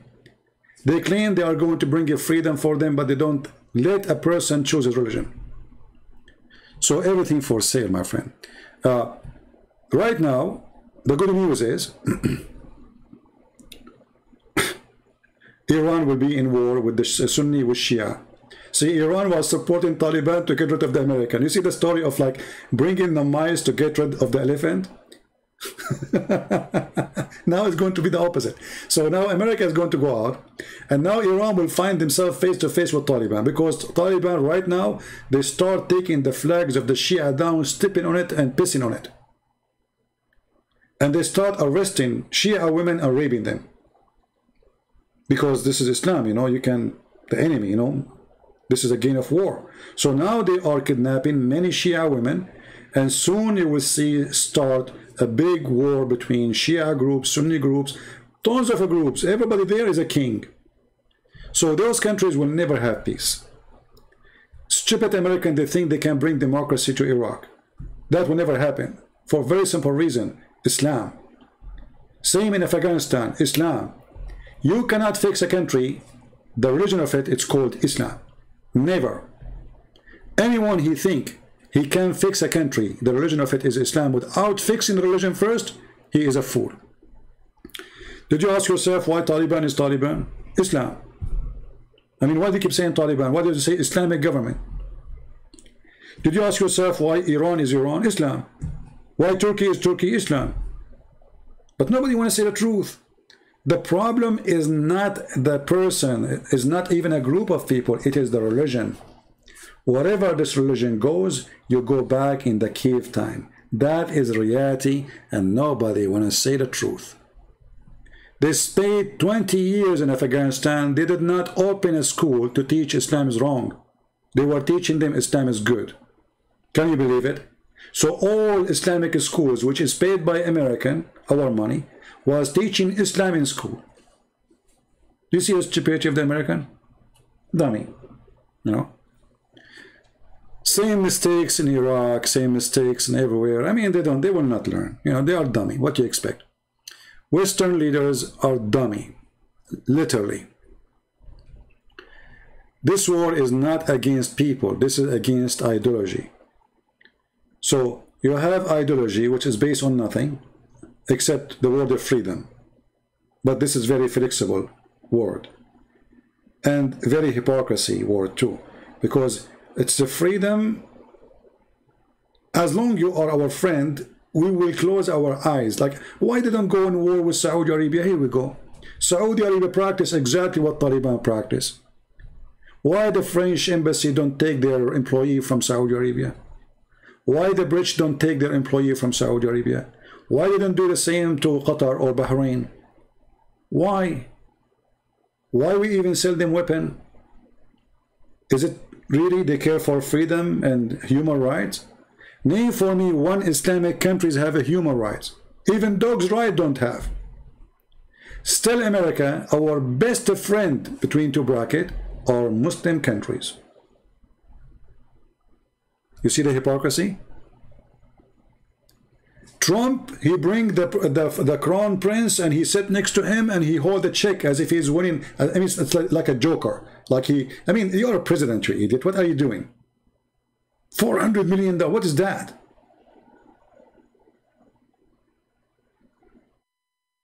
What about you hold a sign? How many people they became shish kebab by this prince? How many people get killed? The same, they bring the king of Jordan. They put him in the stage. He's our friend. He's our best friend. The king of Jordan. This is the guy, the most corrupt, the most filthy, the most hypocrite, and the most dictator. Just because he's the puppy of USA, he's fine.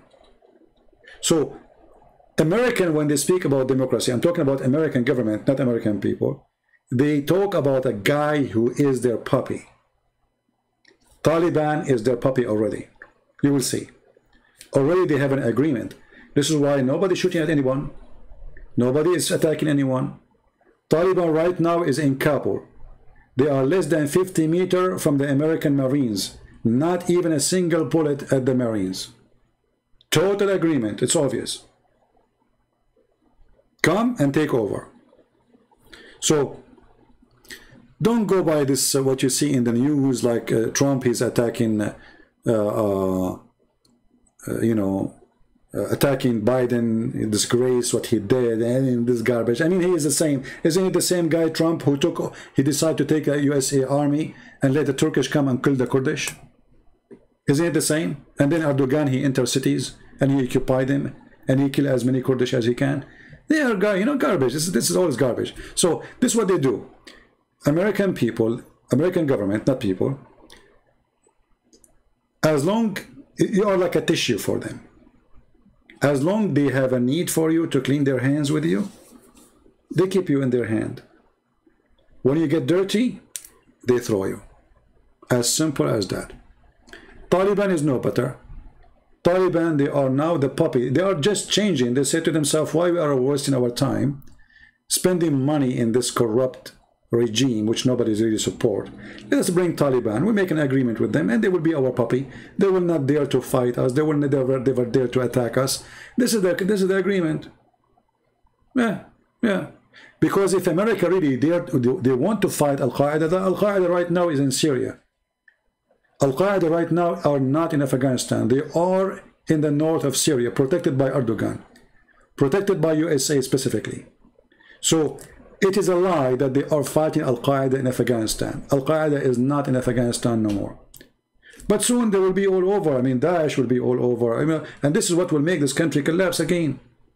Taliban will never have control, they will control cities, but they will start killing each other. The garbage, same garbage. Remember one thing, garbage in, garbage out.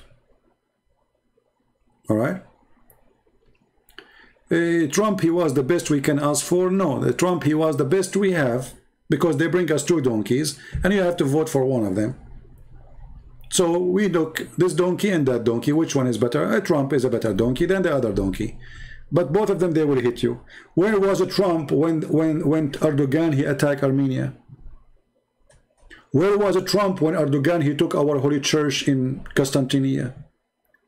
The same day Erdogan, he announced that Hagia Sophia became a mosque, Trump, he was posting a comment in Twitter about a dish he liked.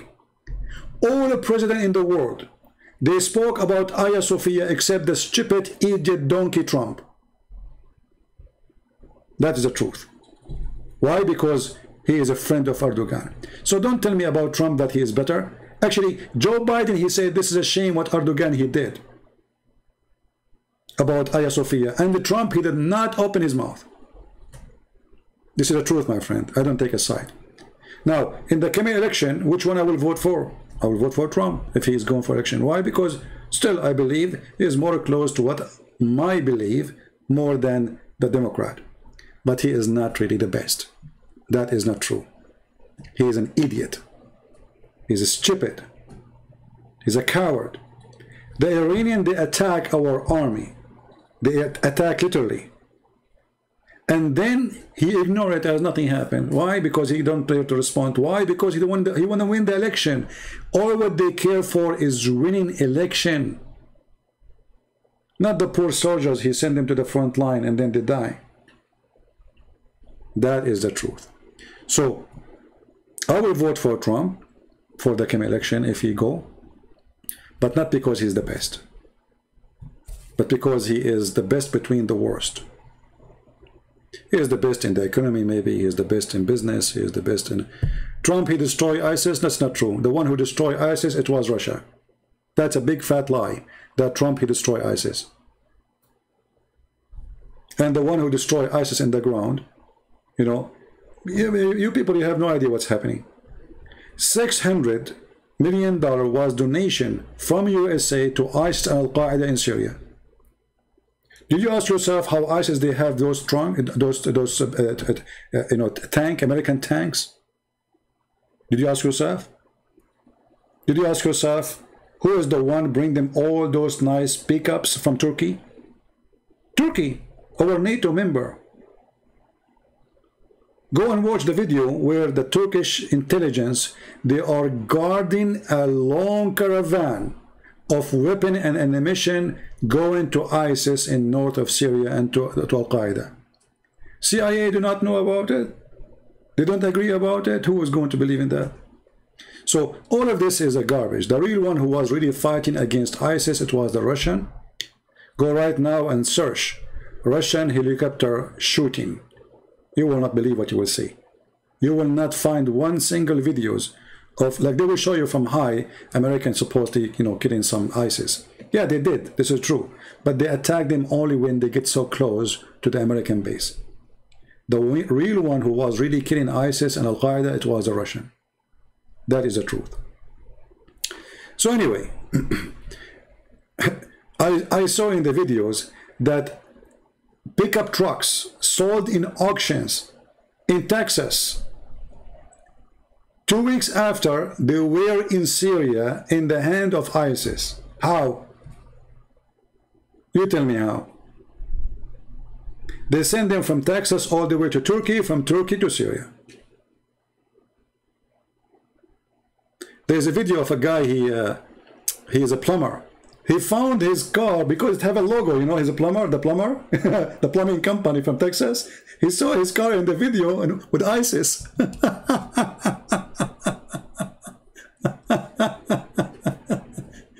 Did you ask yourself where Taliban getting their money?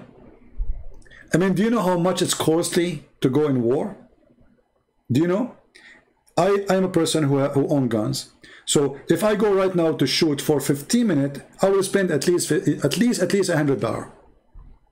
If I shoot only for 15 minutes, or not even 15 minutes, 10 minutes, like just put the time to load more, unless like you have magazines already. So we are talking about a war. Where the money is coming from? Somebody have to pay for it. They do drugs, I know, but there's support. And now this is what will happen in Afghanistan. The Saudi, they will support their group. Emirati will support their group. Erdogan will support his group. Iranian will support their group. The Russian, they will support their group. The American, they will support their group. And this is how the country live, by support coming from other countries. It's a game of war, of chess, without making their hand dirty. And the poor Afghani, they will pay the price. Do you understand? Now, you don't have to agree with me, because you're always right. Maybe I'm always wrong. But this is what I know. Right? What I know, that everything you see in the news is false, and the opposite. When they were saying that the rebel, they called in the rebel, fighting the Assad regime. There's no rebel. Those are Al-Qaeda. While you're Fox News and CNN praising those fighters, John McCain, he went all the way to Syria to meet the Al-Qaeda leaders, claiming that those are moderate Muslims. But all of us, we knew that's not true. Even Trump, the stupid Trump, he went in the White House and he said, Qatar have to stop supporting terrorism. Do you remember the video? 2 weeks after, he sold them I don't know how many airplanes. 3 weeks after, Qatar, they rented a building from his own son-in-law. And how much the rent? $1 billion. For how long? 99 years. So they say to you that Biden is corrupt and his son is corrupt. Okay, can Trump explain to us why Qatar, from all the buildings in New York, they could not find a building to rent except his son-in-law, who's going bankrupt? How are you listening, my friend? Have you ever heard of somebody renting a building for 99 years? Okay, I want to rent my house. Who want to rent it for 99 years and give me the rent for the coming 99 years? Isn't it obvious that this is a corruption? You know what I'm saying? 99 years. I never heard of somebody paying in advance for 99 years for a rent. So my friend, don't fool yourself. All of them, they are garbage. All those they call, I mean, there's maybe some of them, they are poor people, they are known to be poor, and they are in the Senate. I respect them, you know, they are decent people. There is. But the majority, the president, the gang around him, Obama. Look at Obama. Did you see the party of Obama? The tissues for the dinner are covered by gold. Can you believe it? Obama. Where is the money coming from? The tissues, they will wipe their ass with it, is covered by gold. Private island for birthday. Where is this luxury coming from? This is the guy they claim that he is not like others. All of them, they are the same, my friend. When they are up, and look, they claim that there are people who care for black people, but Obama never lived in area have black people. He lived only between very, very rich white people. The same all as those leaders who they are in the Congress, etc. They claim about Black Lives Matter, etc. But they don't live between the black. They live between the white, the rich white only. They buy a villa in area only white people there. They are hypocrite, my friend. They don't support the black people. They don't care for the poor one. And they are not for people of color as they claim. All is a hypocrisy and garbage. So for me, I don't cry for Afghanistan because I believe that this is a good thing to happen. Should have happened a long time ago. This country have no future. Islamic countries will never have peace. There's not a single country, it's called Islamic, have peace, except if America force it. And if you don't believe me, ask the America right now to leave Saudi Arabia alone, Emirates alone, Qatar alone, Bahrain alone, Syria alone, and war will erupt like crazy. The only one stopping those Muslims from killing each other is America. This is the truth. Those countries, they cannot have peace. Islam cannot go for peace. They are always, they do like a conspiracy against each other. They betray each other. Islamic countries are countries of betrayal. There's no friends. There's no enemy. Nobody knows even who is the enemy. It's just a business. They worship one God. His name is dollar. So why Iran is not attacking Saudi Arabia? Because of America. Why Saudi Arabia did not attack Qatar just a few months ago? Because of America. Why Egypt did not attack Ethiopia? Because of America. Because of America. All is because of America. And why Turkey is invading Syria? Because of America. America allowed it. If Trump, he said to Erdogan, don't go there, otherwise I will beat the hell of you, Erdogan, the puppy, will never dare. So green light from America, war would go. Red line from America, the war will stop. This is the reality. America is controlling their puppies.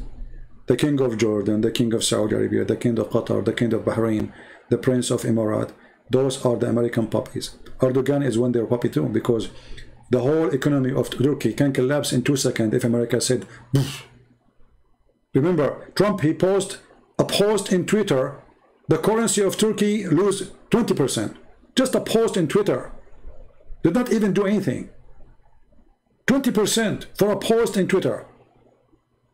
This country is collapsing so fast because they have nothing base.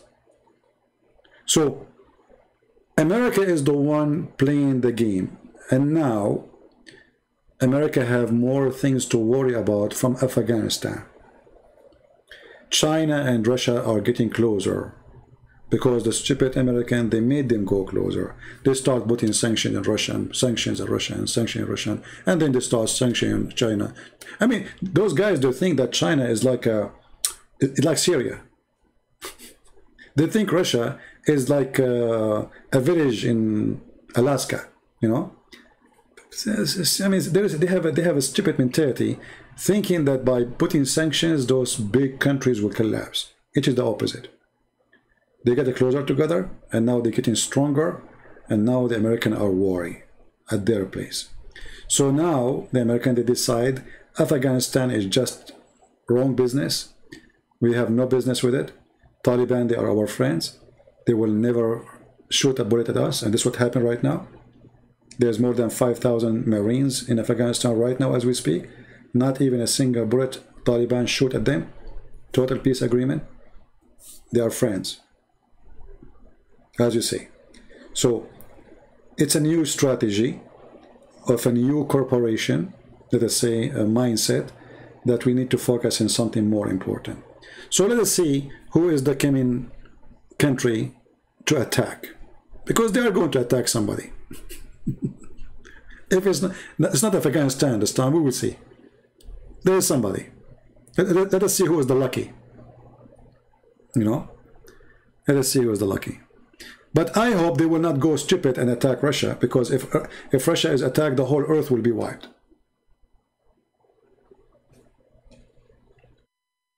That will be the most stupid decision ever. The Russians, they are not only capable of destroying America, they can destroy the whole earth. And actually they will do. You see, many maybe Muslims, they say, oh, I hope America and Russia, they will fight. But if a fight like this happen, all the world, all the earth will collapse.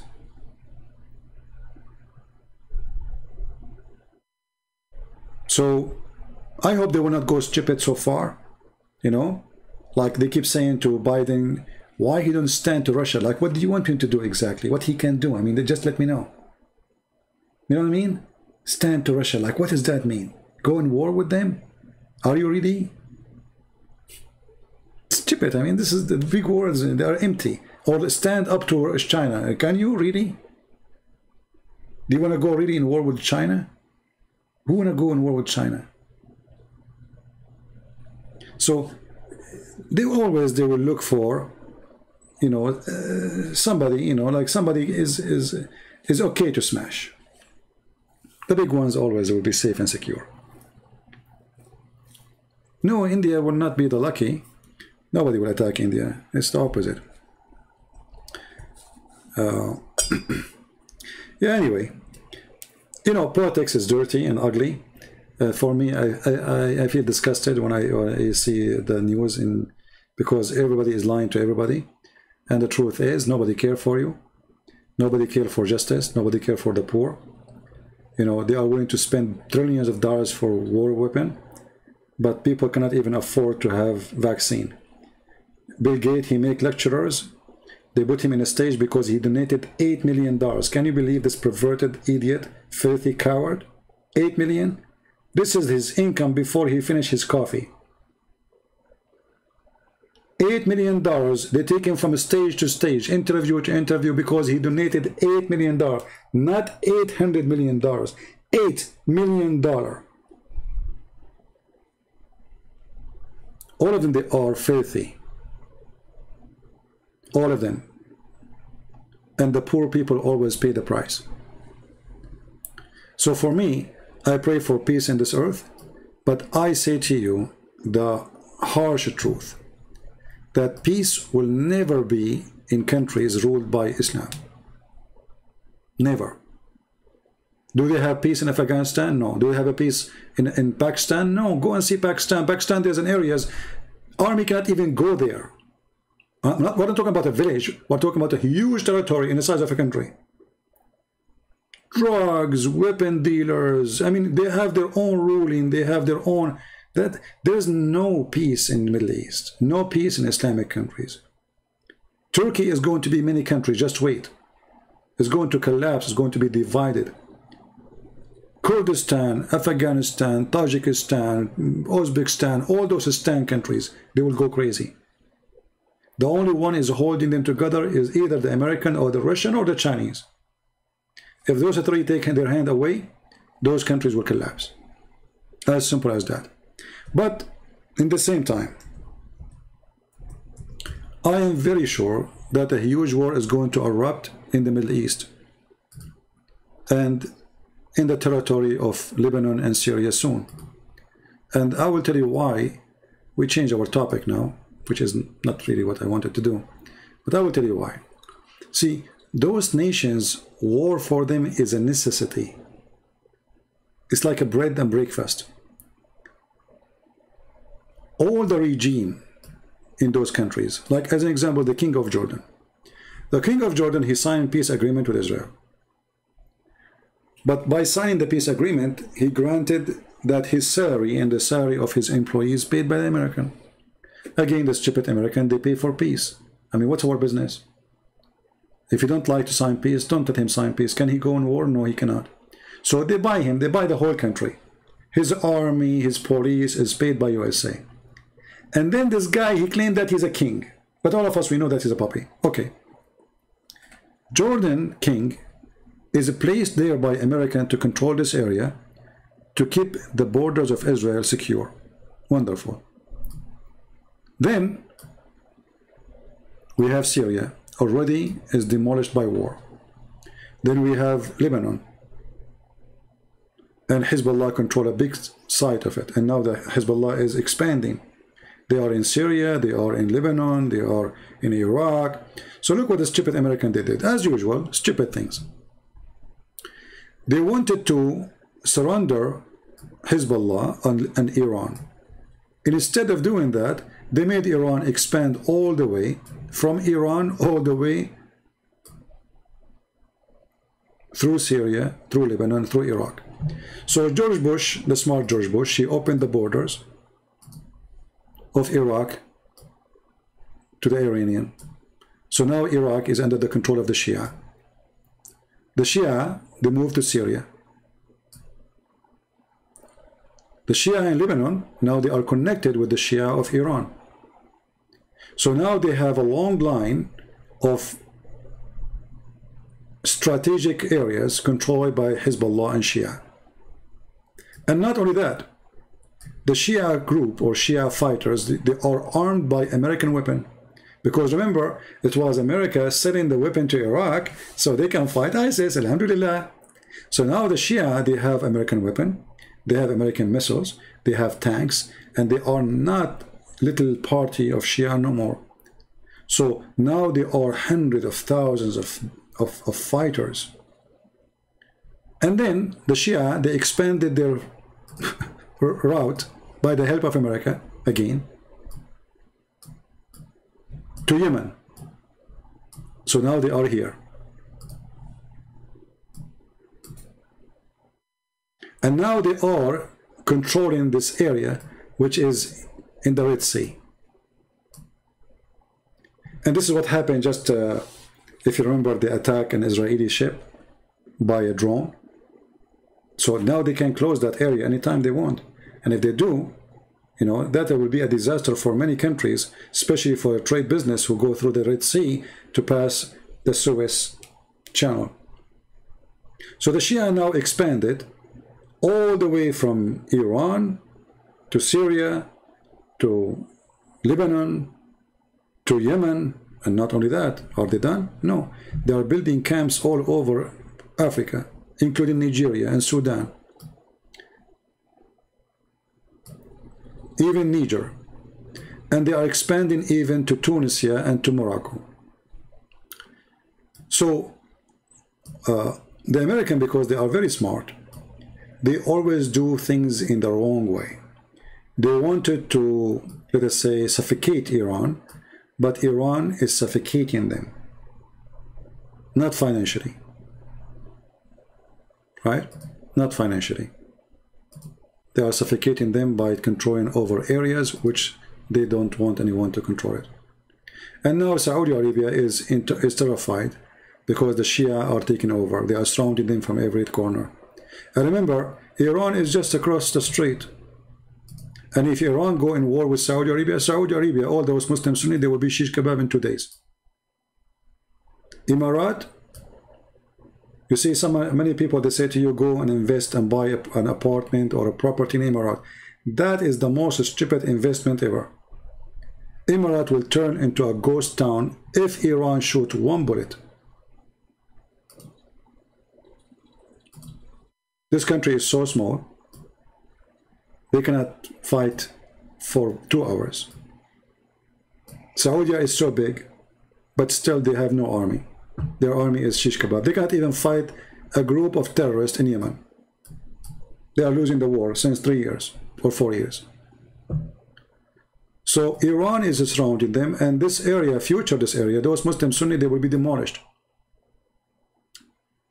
Iran is getting successful to spread the Shiaism between the Muslim Sunni, and they are expanding. Soon most of Syria is going to be controlled by the Shia. Actually already it's in control. Look what the Shia now they are doing in Syria as an example. All this area here in the north of Syria is given to Shia. They are coming from Afghanistan and from Iran. So they are populating here and from Iraq. Why? Because they want to guarantee that this area is always connected to Iraq. So in the future, they can connect the two countries, Syria and Iraq. They will become one Shia country. It's just a matter of time. Right? And actually, I believe that all what's happening, I think it's good. Maybe you will be like wondering how that can be good. Because you see, the problem between the Shia and the Sunni is so big. It's so big to the point it doesn't matter how much USA try to hold it from not happening. Like now Biden, he want to make an agreement with Iran, right? What is the agreement? The agreement is not to attack the neighbors, right? So Biden is trying to protect the Muslim Sunni. Same as Trump. American always they try to protect the Muslim Sunni. Always. And always they side against the Shia. Always. And the only time they did side with the Shia, but by mistake, it was when George Bush invaded Iraq. Because this stupid man, he invaded Iraq, and he did it in the wrong way. The Shia took over the country, and now Iraq is going to be Shia for maybe, I don't know, until the American attack again, and then they give it to Saddam Hussein back. So, the American, they brought the Shia to be in the government, and they will never leave until American themselves take them again. And I don't think that will happen maybe in 200 years, I don't know. But that said, the Shia took over because they are the majority. So, the expand of the Shia, I believe it's a very wonderful thing to happen, because that will end with destruction of Islam totally. That will make Islamic countries go back to the old days. And history always repeats itself. So I don't believe this is really bad. I believe this is good. Very good. And now look what will happen. If Biden, he signed agreement with Iran, that would be a big mistake for the stupid America. Because then Saudi Arabia will not really too much worry. Will not be too much worry about Iran. And then the Saudi, they will stop buying that much of weapon from America. Same for Emirates, same for Qatar. So it's not really for the benefit of America to sign any agreement with Iran. And if the Americans are worried about Israel, trust me, Iran is the last one to attack Israel. They will never do that. I believe it's going to be the opposite. I believe Israel, it might attack Iran very soon in order to prevent them from having any powerful weapon. Even though I believe that Iran will never dare to attack Israel. So all what's happening there take us to one direction. The war in these areas is coming and it's going to be horrible.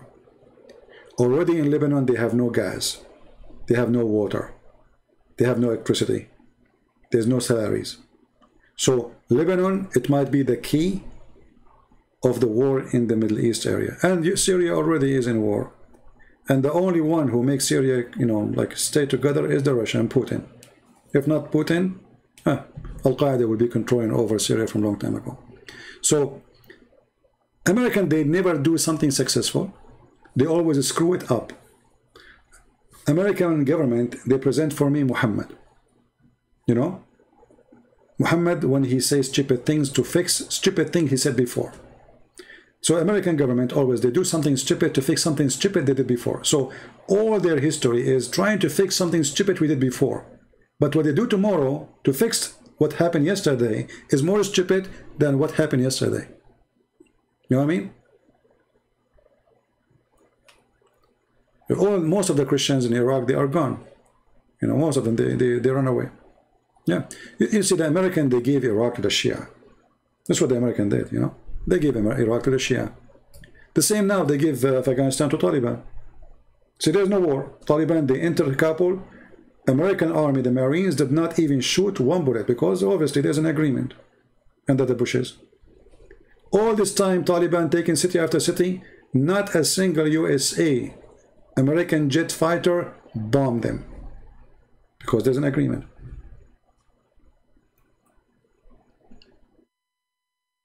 America need to break into smaller nation? No. Actually, I think America is not going to break into smaller nation. I think it's going to be the opposite. You see, many people do not understand that America is really I mean, Americans are lucky people, you know. They are very, I mean, this land is blessed. They have everything. So I believe America is going to grow and grow and grow for a very simple reason. They have a lot of resource and they control a lot of important things in this earth. Same time, nobody can really go in war with them and can win. But they are not the single power anymore. You know, there is other powers like China and Russia.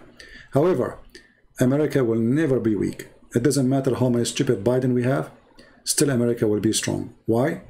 Because they are so advanced in technology and they are holding a lot of resource. As an example, America is one of the few countries in the world. They can close their borders. They will not need anybody. Food, gas, oil, anything. They have everything. They have the desert. They have the snow. They have the water. They have the rivers. They have things nobody have. Nobody have.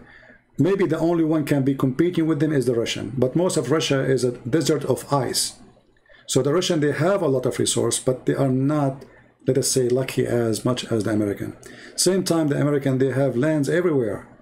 I mean, we have borders with Russia. We have borders 50 meters away from Russia. We have borders close to Japan. We have borders close to China. We have borders close to everybody.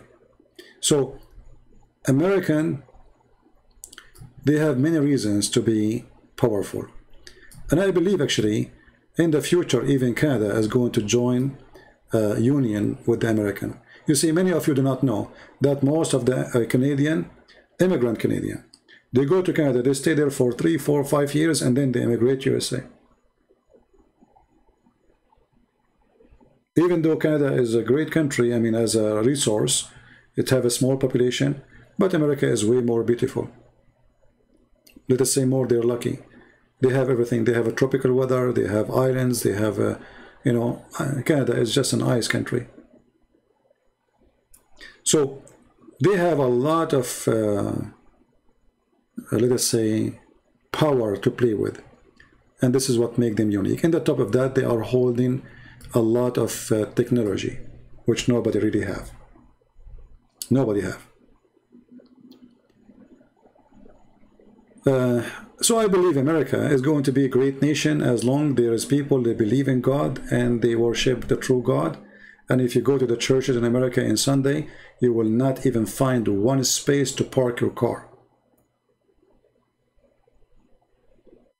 And maybe some of you cannot believe it. Go check it out. In Sunday, you cannot find a place to park your car in any church in USA.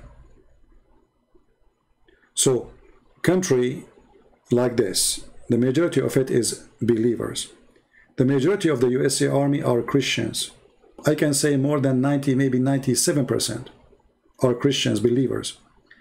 Because the atheists, they always teach their children that army is bad, etc., you know. So it's natural that only the believers, they go and join the army because they believe in their country and they believe in God. So this country will keep holding itself as long as there's believers. The day we don't have believers in this country, then this country will be destroyed. Same as Sodom and Gomorrah. When he said to God, what if there is 10 believers or 50 believers? Are you going to destroy it? He said no. So this country still is blessed with a lot of believers. And as long as we are blessed with the believers, not only the resource, this country will stay. If we depend only on resource, this country will be demolished, the same as happened to Soviet Union. Soviet Union was the biggest, actually Russia until now is the biggest country on earth. Imagine, after the Soviet Union collapsed, still Russia right now is the biggest country literally on this earth. But Soviet Union, which contained a lot of territories and land, maybe half of this earth, yet collapsed because they were fighting God, not because they are out of resource. It was a big failure. When you go against God, you lose. Doesn't matter how strong you are. Doesn't matter how big your army. Army does not bring victory if this army have no legitimacy. If this army is not you know, supporting justice, is not following God, army will lose. Same as Taliban, they lost. See, now they claim that they are having victory. They don't. No, 20 years they are under the shoes of the American Marines boots. 20 years. Do you want more humiliation like this? And now American, they choose by their own, we will leave. So they claim fake victory. It's the American who told 2 years ago by Trump, we are leaving in this date. As simple as that. So 20 years enter the shoes of the Marines, who supposedly are kuffar. That is a long time of humiliation. Same as Israel. When Israel were with God, Israel was victorious. When Israel is against God, Israel will lose. And what happened in the past will happen in the future. You know what I mean? What happened in the past will happen in the future. A nation who lose their God, they lose their war and they lose their peace. I will give you an example about USA. Even this is not really our topic. There's a city in USA, it's called in Philadelphia. Anyone heard of it? This is the biggest, I think it is the top atheist city in USA. I think the total atheist maybe 97%, 90 something. Go right now and search for Philadelphia drugs. People walking in the street like zombie. You know what zombie? Disgusting, scary. This is what will happen to America if we lose God. But thank God, this is only in a city have atheists. When I saw the videos first time, I could not believe it. Guys, go watch it. You will not believe it. Literally, people walking in the street like zombie. I'm not joking, I'm not kidding. And the majority of population of the city is atheist.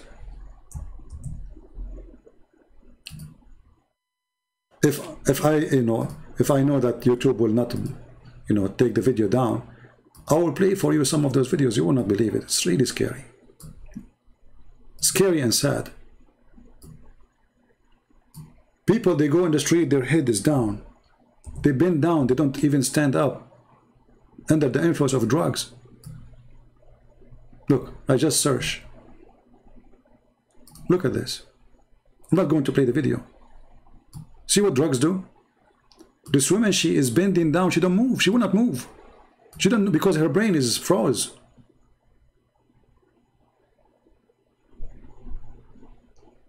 Thousands of young men and women under the influence of drugs. The whole city is drugs. And then they say to you that Biden is going to help the poor, and Biden and Obama will fix it too. Obama, he is 8 years there, and this is the end. Trump, he came after, but they vote against Trump. How he can help them? They hate him. If you play those videos, you will cry. This is what happens when cities, they go against God.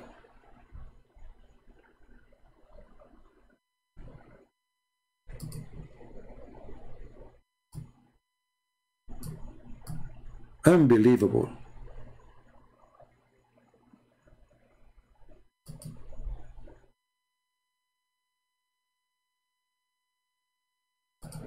This is why I say, if you are a young person or old, never ever take drugs. Don't be a stupid fool. Do you see how they bend over? Because they freeze, they don't know, their brain doesn't function. So suddenly they bend down, and that's it. And look, the guy is, I don't know, this is a woman or man, I don't know. One socks, there is their panty, his panty is showing off his pant. I mean, scary.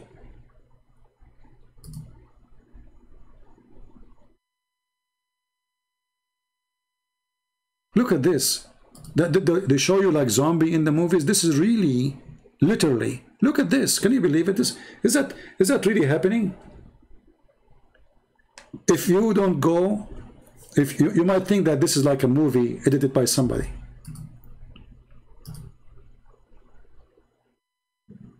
And by the way, Afghanistan is #1 country producer, maybe they are #1 or #2 after Colombia of drugs.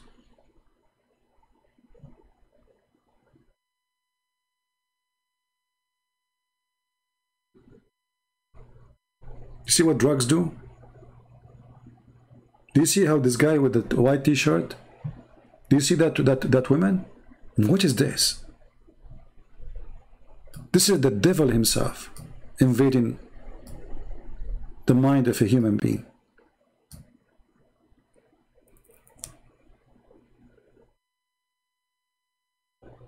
Look at this. Look. This is America.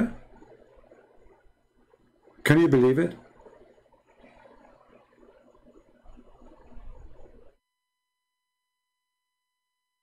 In the same time, I have to say that this is the one who come to this country is really lucky. Because you can be an idiot and destroy your life taking drugs, but you can be a person who live a good life, amazing life in this country. I went around the world from place to place. I assure you that America is the most cheap country ever. Cheap in everything.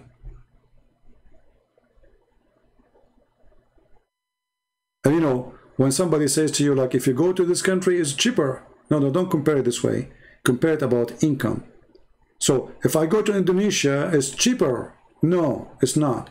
Because Indonesian person, he make $300 or $400 a month. That is not cheap for him when he go to do shopping. It's cheap for you. So you don't compare cheaper by saying how much you spend in a country you're visiting. You compare cheaper about how much money you make and how much money you spend. But if I say to you, this is USA, who's going to believe it? This is what happened to you when atheists rule, when communists rule.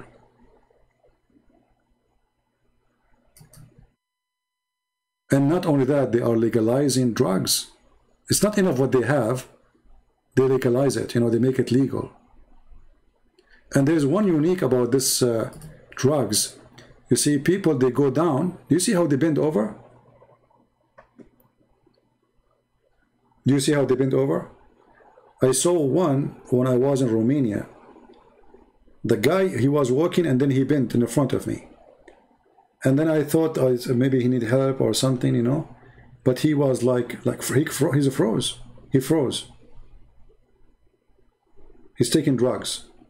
So now the drugs did something to his head. So they bend down and they don't leave their head up for a while, for maybe 5 minutes, 10 minutes, 15 minutes. They stay like this.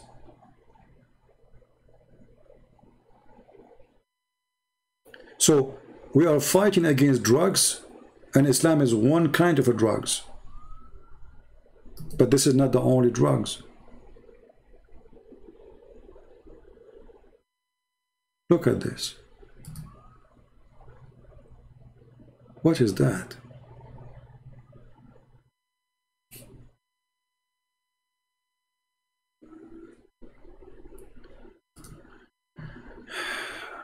So anyway, you know, instead of going and spending money in Afghanistan to fight ghost, you know, okay, come here and help those people who are on drugs, find them jobs, take them to correction school, the hospitals, find somebody to care for them and to fix their mind, to help them to understand that this is wrong. And instead of spending our money for wars have nothing to do with us. Osama bin Laden, we killed him long time ago and we fed him to the sardine. Long time ago. There's no need for us to be in Afghanistan. And if terrorists, they will attack us, we can wipe the ground with them without even sending one soldier. We have the most advanced technology in the world. We do not need even soldiers. Soon you will see that America replacing the Marines with machines. Even soldiers will not be needed no more. This is the coming war. The coming war is not going to be soldiers no more.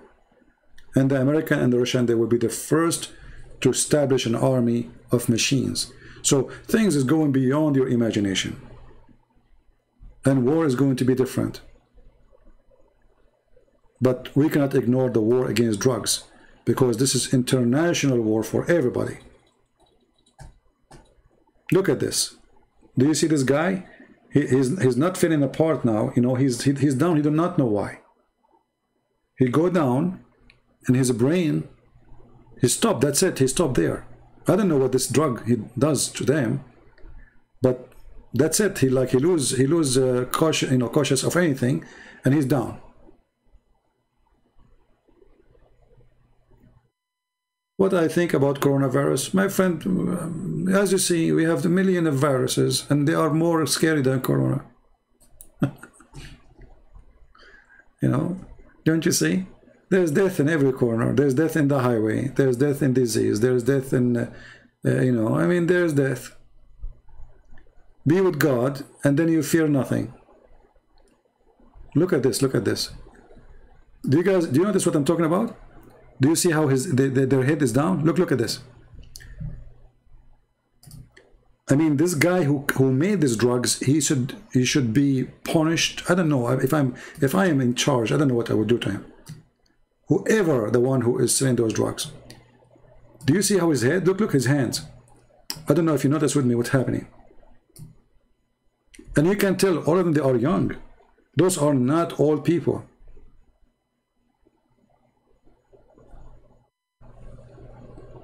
Very disgusting.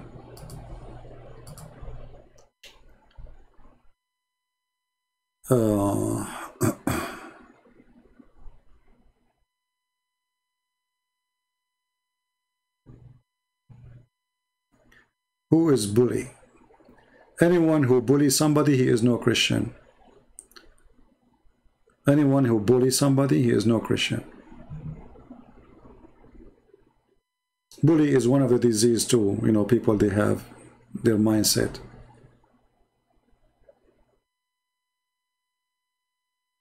And you know, and by the way, there's people, they copy my videos and they download them and they use my name in their channel. I am not responsible for those videos and what people they do there. They might post stupid videos, have nothing to do with me. Like there's somebody sent me a video of somebody discovering that Sinai is in Saudi Arabia, etc. This is a stupid video, you know. It's against the Bible. The Bible says clearly where it's located. So don't go by stupid things like this. What is bigger a threat to humanity, Islam or drugs? I think both of them, they are drugs. You see, there's a brain drugs, and there is brain drugs. What does that mean? There's somebody control your brain without giving you medicine. That is Islam. And there's somebody control your brain by giving you medicine. So both are drugs. Because both of them, they are imagining things. Taliban, he want to die for the sake of Allah or ISIS or Al-Qaeda so he can get the versions. So now his head is under the influence of a drug, sex. Those here, they are taking literally a chemical drugs. Both is the same. Both is drugs. When a human being, he kill a human being and he dance for killing a human being. What you call that? Worse than drugs.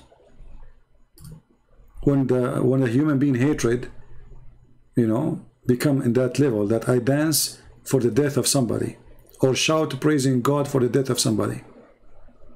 How far is my drugs went? No.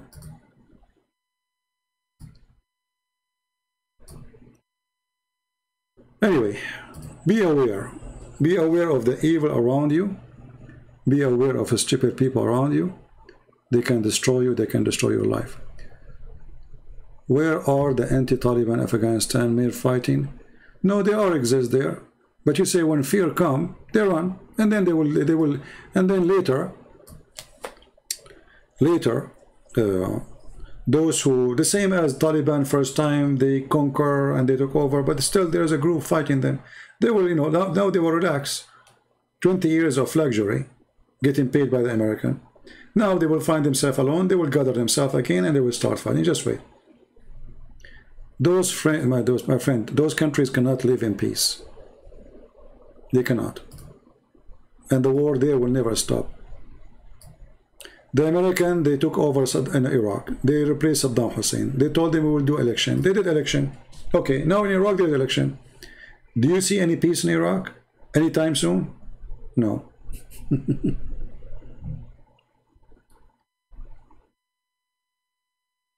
Actually, Sinai in Saudi Arabia, that is a farce, my friend. He's doing series on it or not? That's not true. That's not true. Because the Bible confirmed the location of Sinai. You know, if somebody will say to you that this is still part of Saudi Arabia, this is their, you know, their understanding, but Saudi Arabia never exists. If you say the Arabian Peninsula, all right, the Arabian Peninsula is not the land of the Arab, it's a desert. The word Arab means desert.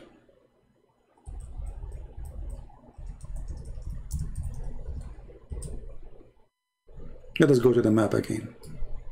Maybe we can make a video just about it. Actually, I did many times before. So, if we go...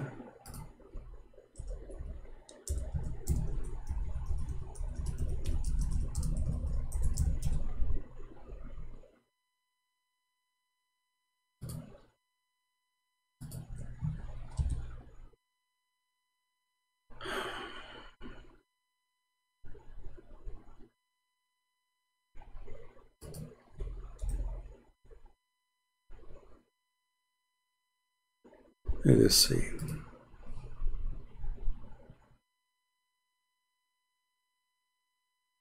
Don't support a person because he is an ex-Muslim or because he's a Christian, because he's a good person.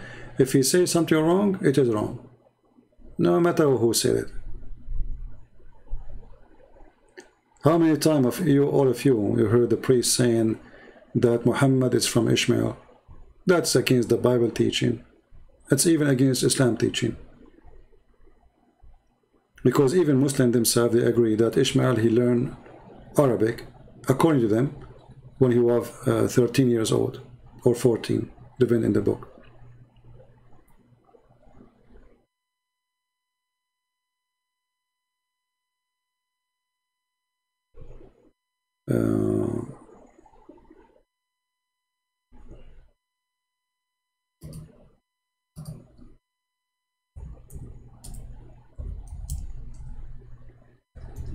Maybe I should make a video about it, so I can show you that this is really false.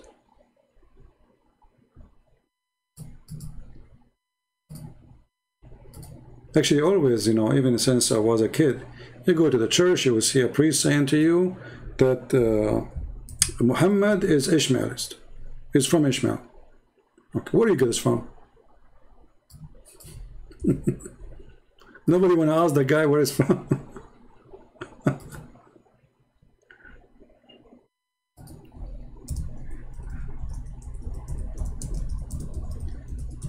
If we go right now, just to show you.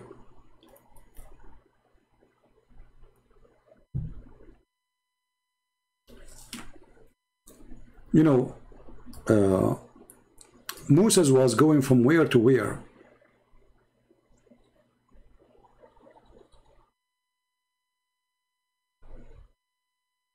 Anyone can tell me?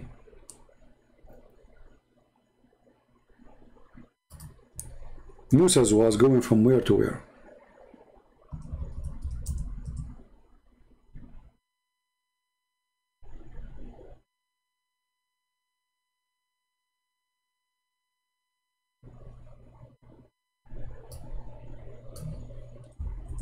From Egypt to Israel, right? To the Holy Land.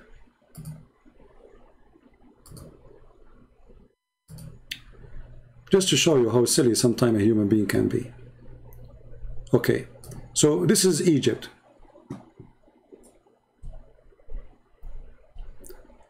I'm going to go now to Israel. So how in the world I want to go to Saudi Arabia in order to go to Israel?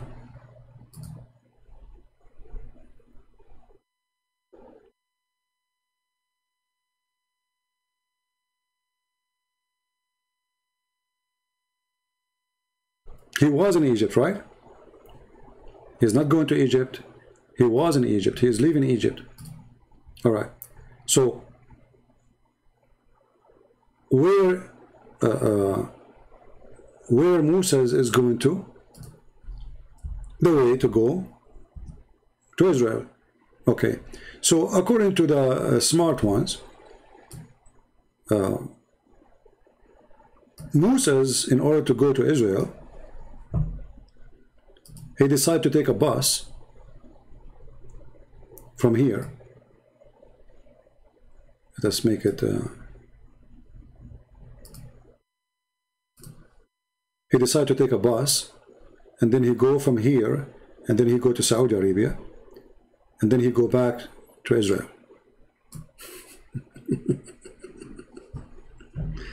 That's a good one. That's a good one. That is hilarious. Just use your common sense, even if you are illiterate in the Bible. And at the same time, we have many verses in the Bible describe for us the location. You see,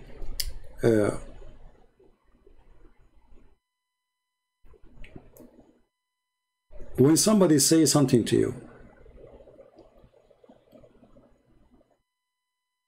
like now, or about Ishmael, or anything, and he tried to prove it to you, there's a very simple method to understand if this is true or not. If it is not biblical, that is his fiction. If it is biblical, if the Bible says that, it is what it is. So anyone come with his own fiction, he is not giving you anything to tell you the truth. All right?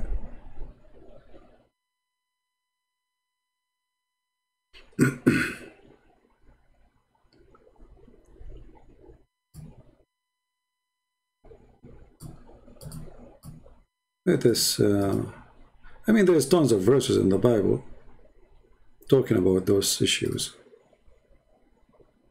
But let us see.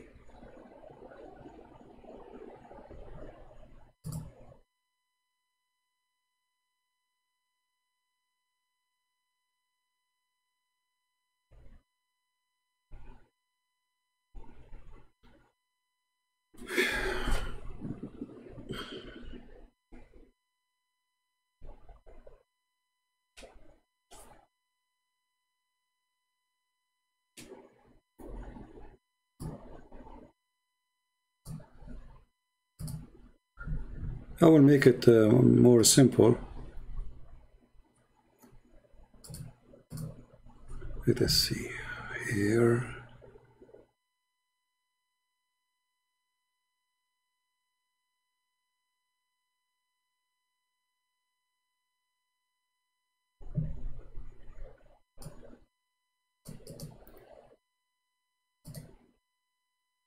See, there's an old map for the Bible.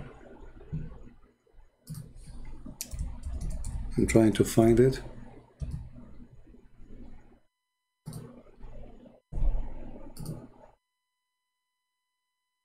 All right.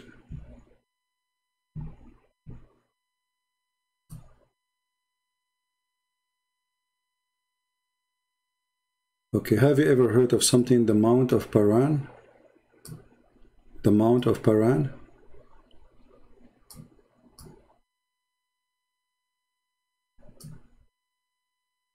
Anyone heard of it? So based on the map, you know, this Paran area here, let us go up here, is in this area in the map here. Let's zoom more.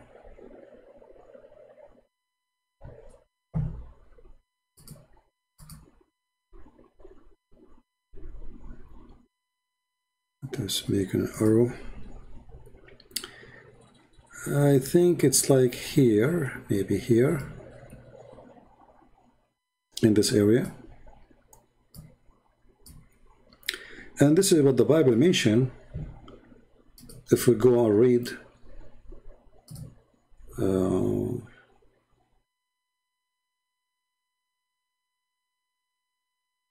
let us see the book of Deuteronomy.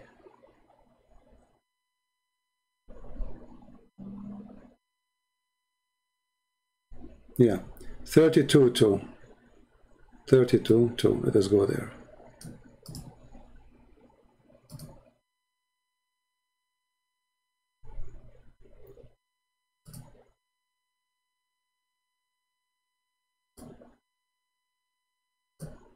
All right. Now, international version translation, I don't accept it. This is very bad translation. You know, you can choose another translation. It doesn't matter really, as long as they are not unknown. And he said, the Lord come from Sinai and rose up from Sinai, and into them he shined forth from the Mount of Paran. And this is the Mount of Paran. Right? Very easy, very simple. There is no need to discover it and find it and look for it. And anyone he says something else, he's making things up. Correct?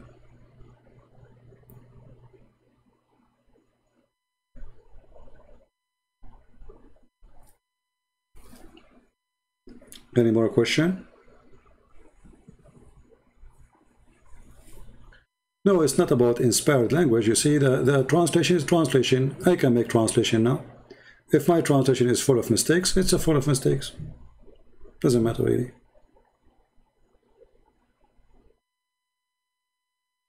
Right? It's not the it's not, you know, all translation are at the end of the day are translation. There can be some wrong in them, grammar mistakes maybe, even sometime it's a translation. You know, when I publish my book, people they say to me in the page etc. you got the number wrong. I fix it. Error always is possible, right? And, you know, always I ask myself, those who come with behind the theory, what is behind the theory? You know what I mean? I mean, what's the point? Let us say, for the sake of argument, Moses, he went to Afghanistan, and you know what I mean? Sometimes I ask myself, why people they make too much noise about something is not really important. Do you understand what I'm saying? Is it important where it is, or it's important that what happened?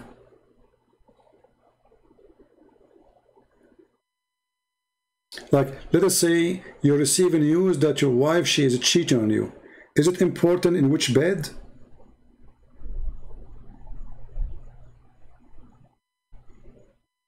Or with who?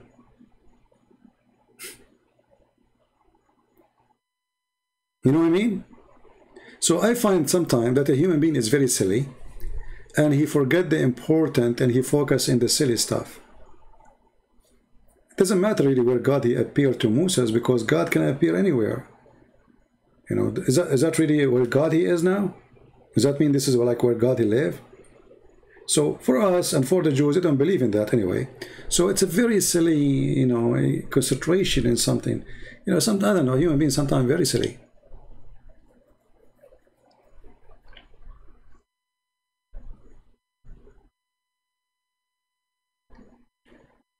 Moses and Israeli walk around for 40 years. It doesn't matter. The verse is so clear about the Lord. And the Lord came from Sinai and rose up from Syria into them. He shined forth from the Mount of Paran. So obviously it's there. That's it.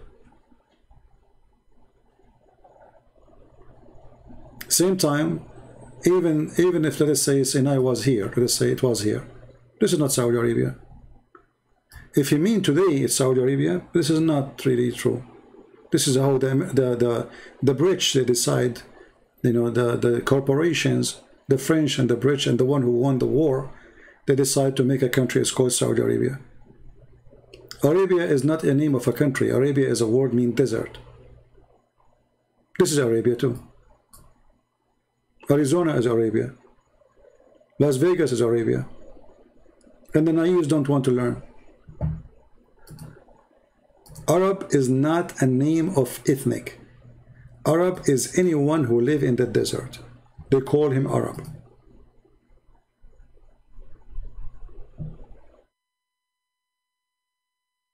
The truth that it matter. Well, the truth only in the Bible, not by conspiracy.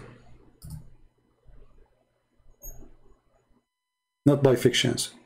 The truth is only from the Bible. And all of us, we knew for centuries and thousands of years that this is Sinai. Sinai is here. This is why it's called Tur. Tur is not an Arabic word.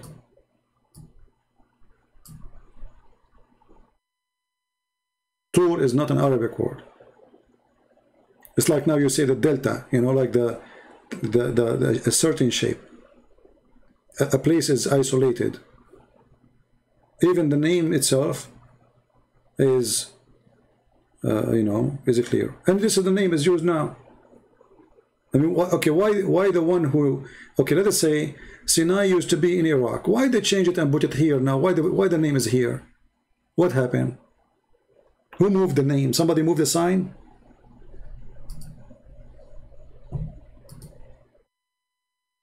You know what I mean?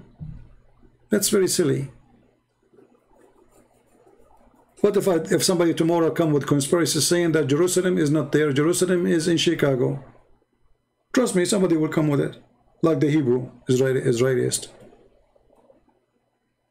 According to the Hebrew Israelist, Jesus is an African, and he was a black man. Have fun. You know, anyone can come with any stuff. I will not be surprised if somebody from the Democrat tomorrow come and says, you know, Santa Claus is a Hindu. And he was in India. Just spread it in internet, people will believe it. Just say anything. Anything. These days anything can work, you know.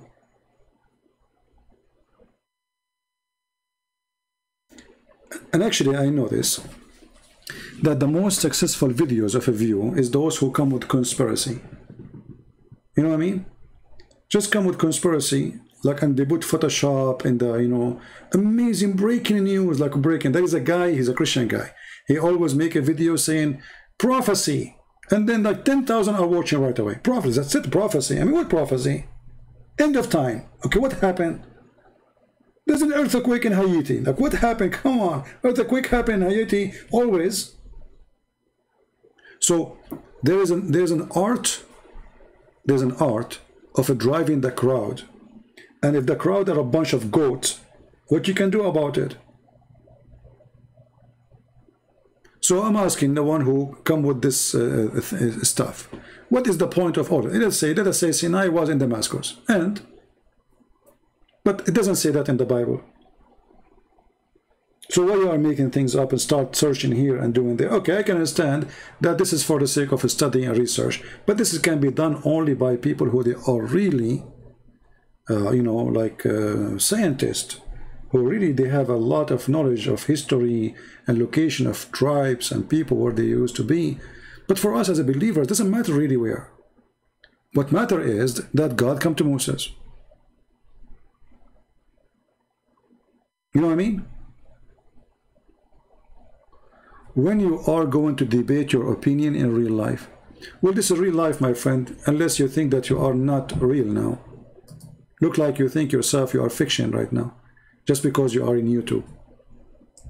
And this is a, you know, a clear evidence of shallow thinking, you know, just to show you how this gentleman here.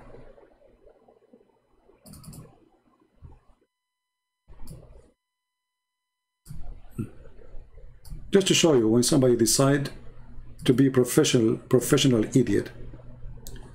CP or Christian Prince, when you are going to debate your opinion in real life, well, this is a fake life. I take phone calls, I receive, I debate, talk to you. So what real life mean? Do I need to go and sit in your lab to be real life? Very silly people. And as long as this is not real life for you, my friend, why you are here? Let me send you to real life. I put you in hide. Because now I don't want you to be in the fake life. Stupid people. They cannot answer you, they cannot refute you. And this is a comment, real life. And who said to you, I don't debate in real life? What does that mean? I mean, I don't debate in public. I don't go, I don't share what I do, really. When I was away, I did not tell you. I think I did 5 or 6 seminars. Did I mention that to you? No. Why? Because I don't brag about things I do. Many of you think I'm on vacation, correct? All of you start posting, I hope you are doing fine in your vacation, etc. I did at least 6 seminars. But I don't talk about it. And when I do seminars, I debate, people debate me, people ask me questions, people agree, people disagree.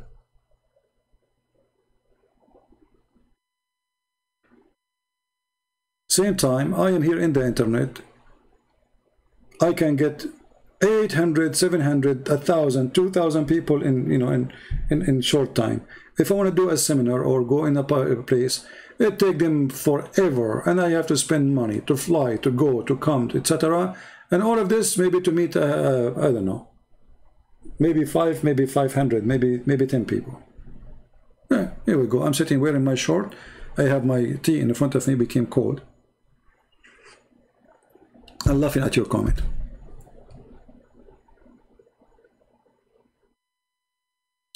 Well, to kill me, not to kill me, who cares? If I'm a person, if I'm afraid of death, I will never open my mouth. They should know that already, right? A person who is afraid of death, I don't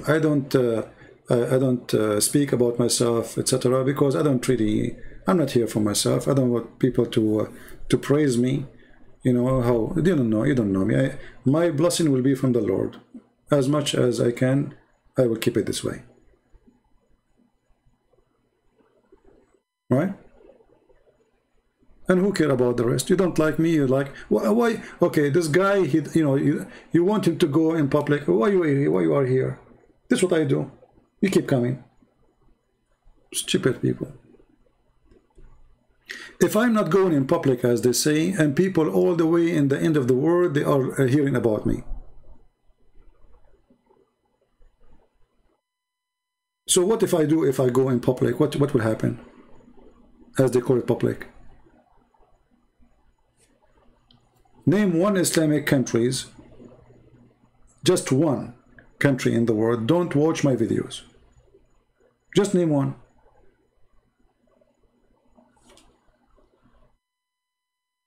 So who care about those things? But people are silly.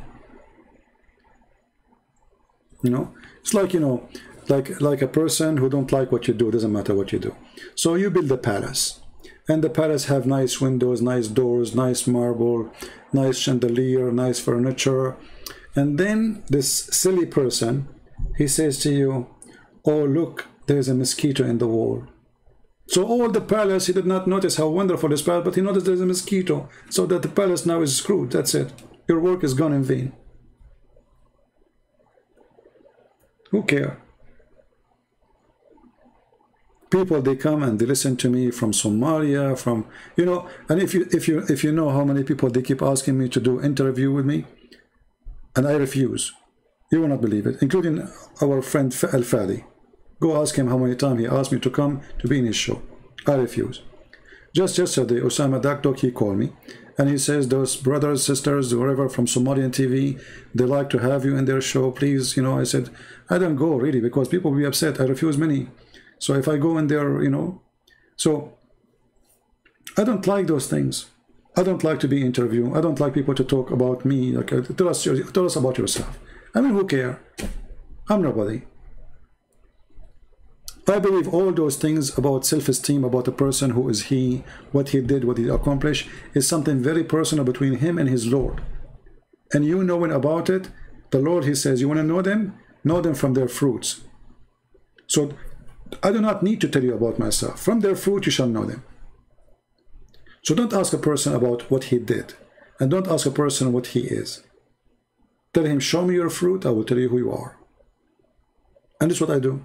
My fruit is public, in front of you. People come, people debate with me, people leave Islam, people accept Jesus. This is my fruit. The rest is not important for me.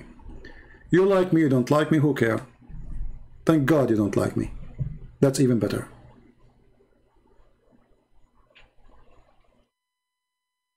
Right?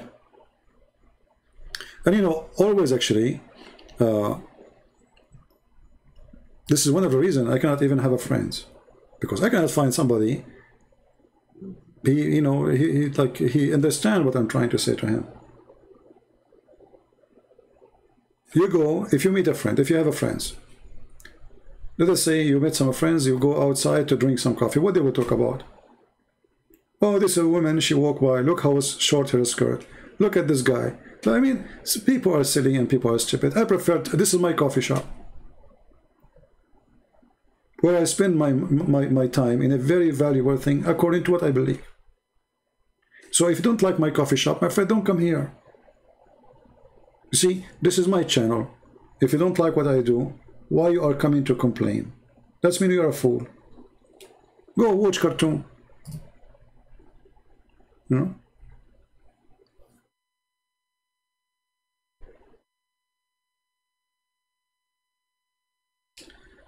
Anyway, people are silly and people are stupid. What you can do? I mean, if Jesus himself, they make fun of him, who am I not to be in their fun list?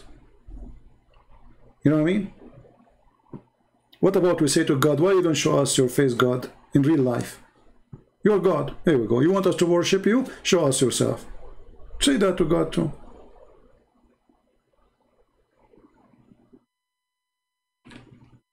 Maybe the president who is in the White House and is not a president, maybe he is not real, because I don't see him. I never met one. I never met Trump. I never met any of them. They must be false.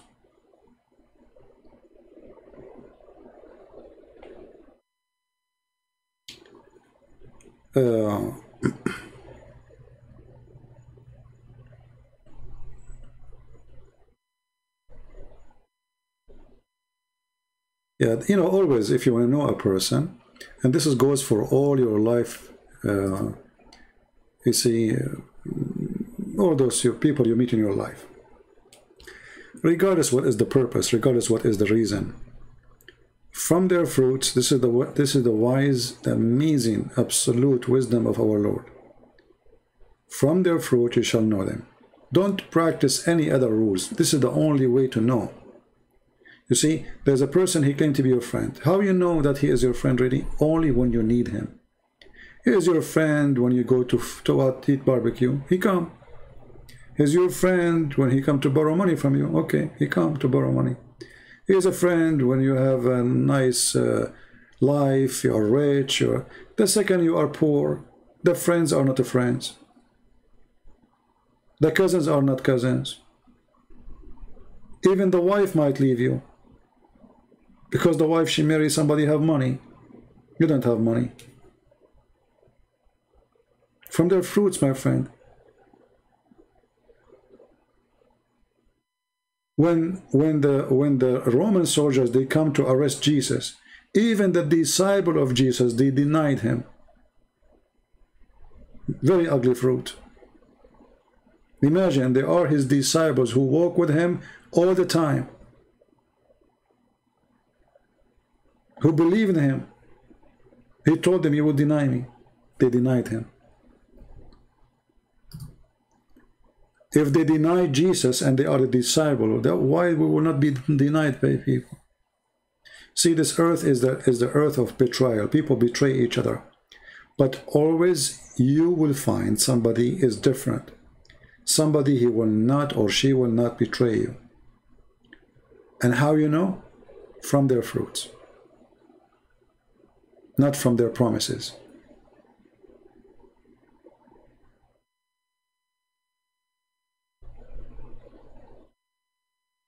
I want to ask for something very important. Tell us about shaitan roots. See, the word shaitan, it's a language word. So if we are talking about a person, it's different from the word, the name. Let me explain to you. When we say in English the word sin, what do we mean by sin? What English mean by sin? When we say sin, can you tell me, Mr. Baba, what the word sin mean? Is it wrong? Is it a word mean bad? What the word sin mean?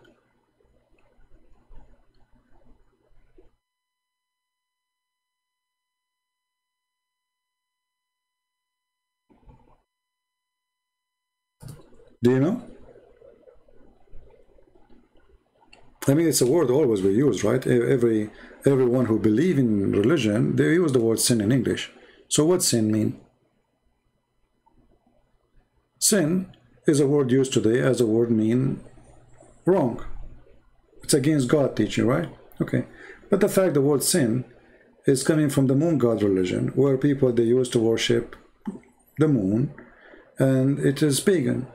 So the word sin became a symbolic of anything wrong, anything pagan, anything is against God.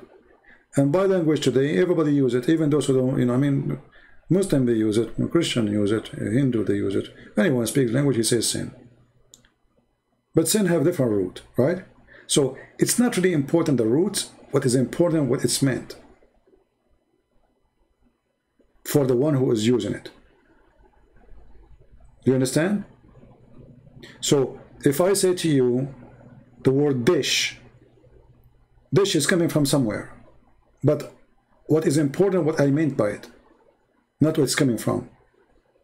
So when we say Satan, we are talking about the father of all lies, which means the first one, the first person who started lying and promoting lies.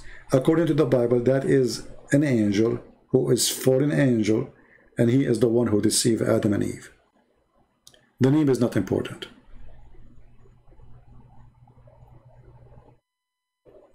You know what I mean?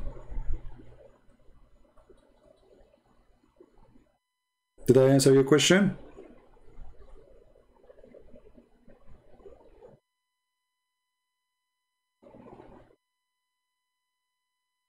So don't focus, I mean, you can focus in the origin of the word if you are a person who want to study languages and history.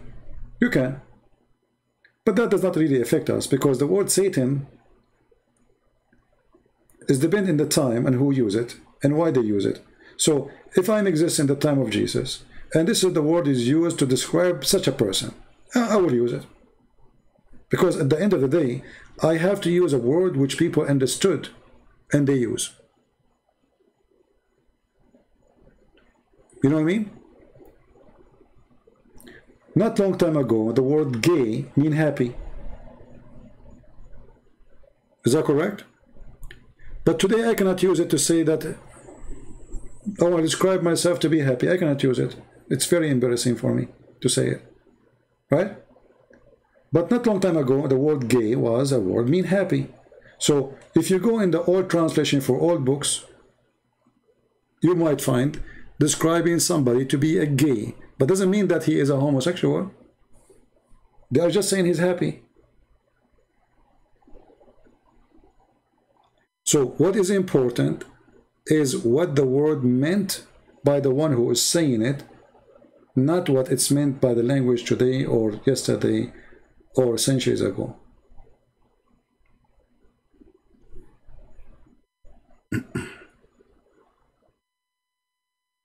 Yeah, actually, it's still, yeah, the word gay mean happy, but it's used for now to describe, you know, a certain group of people.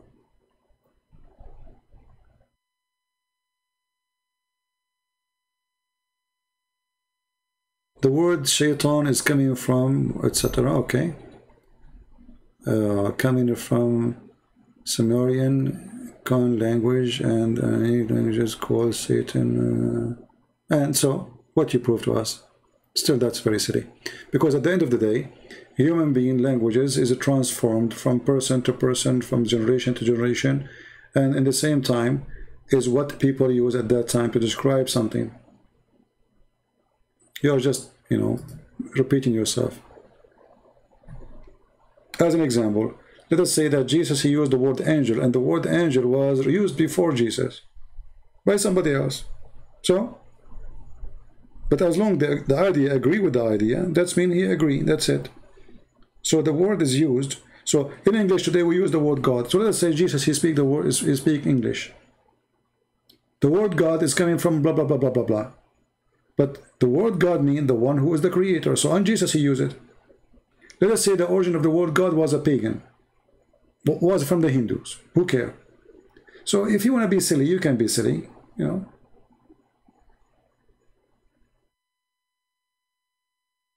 Sometimes I find that a human being is trying to be silly. Supposedly he is being smart. But the fact he's being silly. Because all languages is coming from somebody else. As an example, we say the word Amin, but the word Amin is Aramaic. And the Aramaic they used to be pagan. So when the pagan Aramaic, they say Amin, does that mean we cannot use it now? Very silly.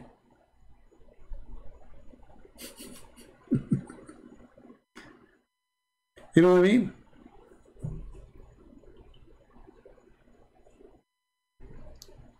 Should we use it or we cannot use it?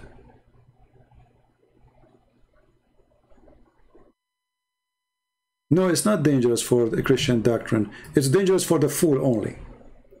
If you are a fool, you will see it dangerous. For me, I laugh at it. For me, I laugh at it, my friend. That the one who will see it dangerous, he have a weakness in his brain. For me, so if Jesus is speaking to people in his time, they speak a language, and this is the word they use for evil, and he said to them, this is the word. And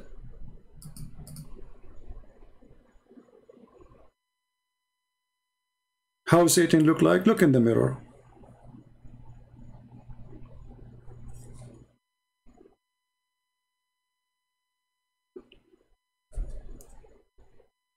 Is language invented or given by God? Well, I don't think there's something called given by God as language. I think languages, they develop through history, through time. But I believe that God, he created a form of communication for a human being since the beginning. And this is what the Bible talk about. But the Bible, you know, trying to give us a simple story about what happened to Adam, what happened to Eve. But doesn't mean that the word is really, this is exactly what Adam said. You know, like, do you think really God, he cared for an apple, as an example? Is the story really about an apple? No. The story is about that you commit sin against God's order, and the story of sin is presented to you by the story of the apple. But do you think really God, he cared for an apple? I mean, all this drama for an apple? No. The one who steals an apple is no different from the one who steals billions. A thief is a thief. The one who breaks the order of God is the one who breaks the order of God. Reveal truth. Okay, Mr. Christian Prince, how about using the word Allah for Christian? This is false, because we have to go by the words written in the Bible. And Allah, as long as it's confirmed that Allah is a pagan God, then why you want to use it? You see, if Allah is a word mean God, and then I use it, then I will say there's no problem. Because it's just a word in the language. The same as in English, we say God. But in the Aramaic, in the Hebrew, in the Greek, there's nowhere the word God in English appear, right? But still we use it because it's meant what we agree upon. But if the word Allah is a word mean God only, then there's no problem for us to use it. But if Allah is a name of a fake God, false God, and then we use it, that's mean now we are committing sin. Do you understand me?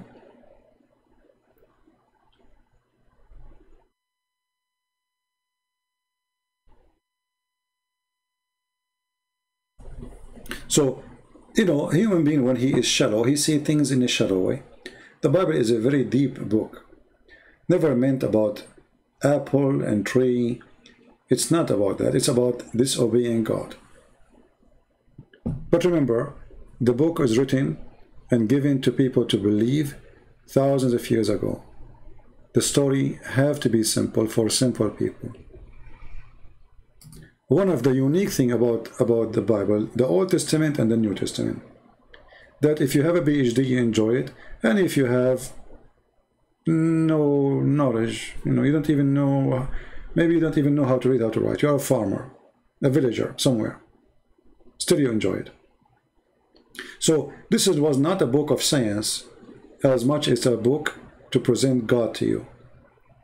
As an example, when you say to me, like the Bible says that God created the earth, first day he did this, second day he did that, third day. Imagine if God want to tell us how he created the eye for a human being alone. If you go to an office of an eye doctor, you will find he's okay. He study, his specialty is eye, just eye. Okay, how many books he did read? How many books written about how the eye is? So imagine if God will write for us how he made the eye. Then we will not end with a Bible, we will end with library just for the eye alone. You know what I mean?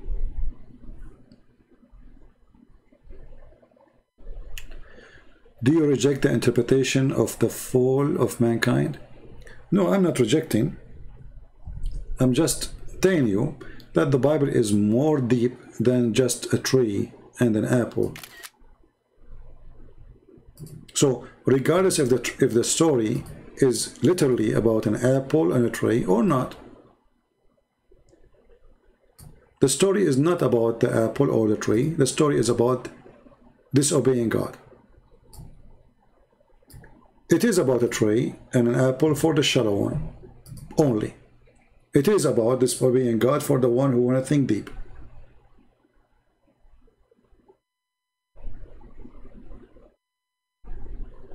Do you understand me?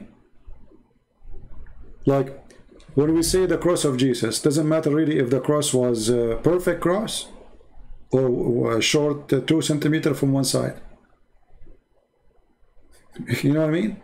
So if you are a shallow person, you will focus on the cross as a shape, not as what happened in the cross. What Jesus said in the cross, who died in the cross. Doesn't matter really if it is 2 pieces or it was, let us say, 2 trees hang together in opposite direction. It's a cross. So a person who want to be shallow, he will focus in details have nothing to do with the topic.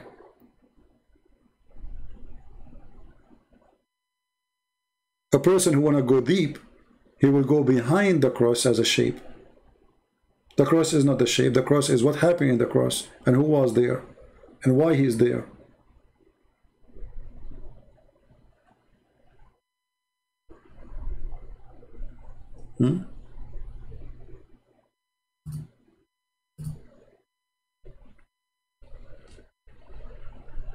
Always, my friend Mr. Orgasm, I mean, do you see what we are talking about? And now you are so crazy about the orgasm. Is that the time? What you notice here, that sometime, I don't know, everybody, like, he come to me as if I am like a guy in a store, and there's like 50 customers. Hey, can you give me this from the shelf? Can you give me that from the shelf? I mean, what's wrong with you? I'm not your shelf. When we mention it, ask me for the reference next time. How many times I said the 70-year orgasm, 70-year orgasm, 7. So now then when I say it, you don't mention it. Now you mention it.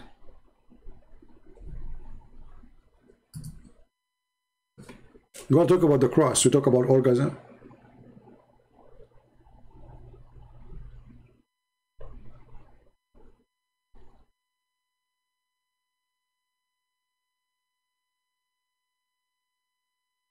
In USA, we have people going deep who basically rewrite the Bible. My friend, in USA, there's no such a thing. In USA, there's crazy people, there's smart people, and the majority are Christians. Who care what people say? Jesus, if he is racist, then he should not say that for God he loved the world, he sent his only begotten son. For God he loved the world, he sent his only begotten son. So people are stupid. You want to be stupid like them, go. Don't post those stupid things. How Jesus can be racist? When Jesus, he sent his disciples to teach everybody around the world. How Jesus can be racist, and the first disciples, they went to Africa. How Jesus can be racist, and he is born in the Middle East? Like, is the Middle East is a place where redhead are exist? Yeah. But as you said, you know, when people want to say stupid things, they can come with a stupid thing. Who cares what people say, my friend? What do you think about fall of Afghanistan? Afghanistan fall from long time, not now. Afghanistan is a failing country. 90% of the population, they take drugs. Now Afghanistan fall. Afghanistan under Islam is fall always. So why people are worried about Afghanistan? I'm so glad that they are out. It was stupid of the American to be in the ground for one day. You do not need to fight Afghanistan in the ground, you know, to fight Osama bin Laden in the ground. You have airplanes, you can destroy them as much as you want without sacrificing one blood and without even wasting money and time. Americans are stupid. What do we have to do with Afghanistan?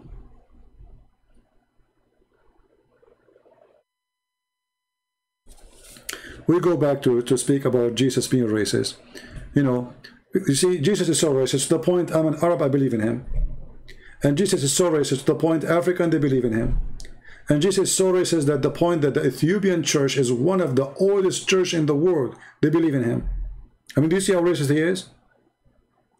Yeah.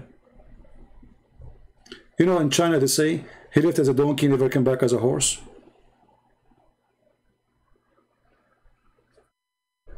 And they are right. If you are a donkey, I cannot make you a horse. And this is what happened in Afghanistan. You know, the Americans, they went there, they got a bunch of donkeys, they made them leaders, and they trained them for 20 years to be horses, but they are donkeys. You cannot train them. Train them for what? They run, because they are just getting wages, they are employees. Even the people did not defend themselves. I mean, okay, the government didn't want to defend. What about the people? Everybody have guns there. Nobody care. The stupid Americans, they are just wasting their money. If there is any Quranic teaching about exorcism, as from my, okay, no, my friend, the Quran speak about something very stupid. So if you want to fight, let us say, magic. The Quran teach that there is people who blow in the knot.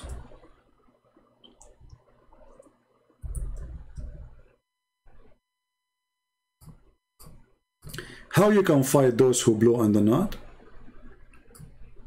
You recite this prayer. This is chapter 113 in the Quran. It's a very silly and very stupid. And Muhammad himself, according to Muslims, he was under the influence of magic. So, okay, Muhammad reciting the Quran, still he could not fight it. According to Muslims, it took Allah 12 months to take the magic from Muhammad. Because Muslims, they believe in magic. So when you say exorcism in Islam, I laugh. Muslims, they bring a Muslim woman that say she have a genie inside her. They start beating her until she die. Actually, they just arrested a guy. He is a doctor, Egyptian doctor in England. His wife, she is a British woman. She converted to Islam to marry him. He was beating her, and he was giving her medicine for the last 15 years, I think. And now, suddenly, I don't know what happened. They got videos. He recorded her.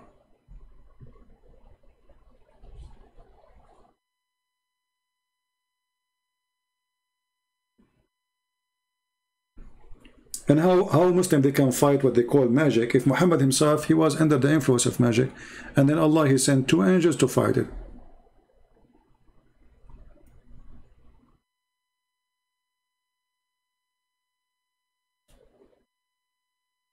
You know, sometimes I find comments, they come in the comment section, and a person who is anti-Christianity, he claimed that he is not the person who is anti-Christianity.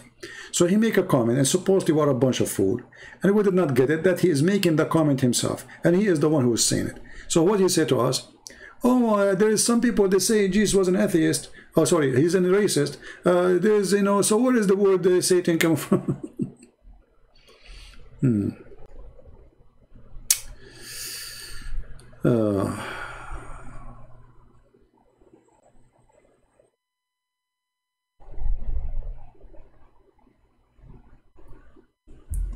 You know, don't make my topic is about Afghanistan. I don't care for this country. This country is doomed by Islam since long time ago, and nothing will change.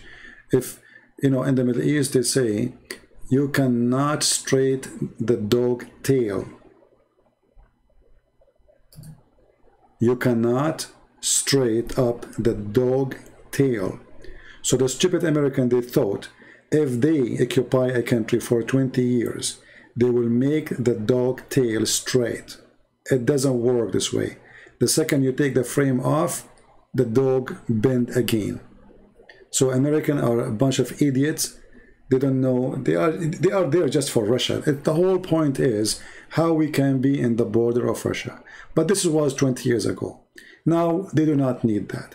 Now they have Lithuania. Now they have Ukraine. Now they have Georgia.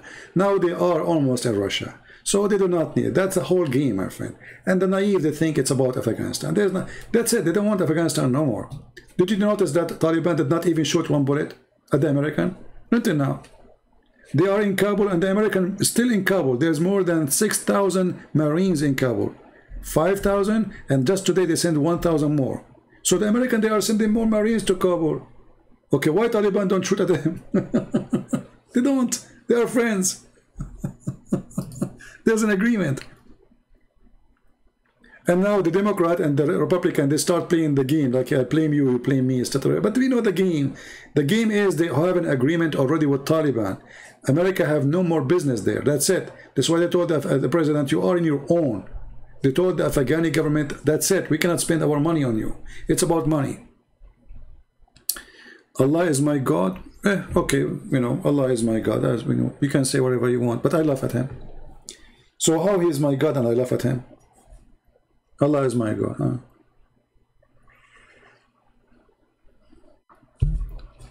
We lost many lives for what? That's a question you ask, but who care? Nobody care. No, nobody care, my friend. Who care? Nobody.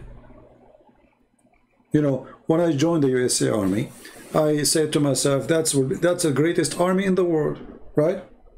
And then the first thing I did, I remember, they sent us to barber shop to cut our hair. Can you believe it? They charged me $8 to cut my hair.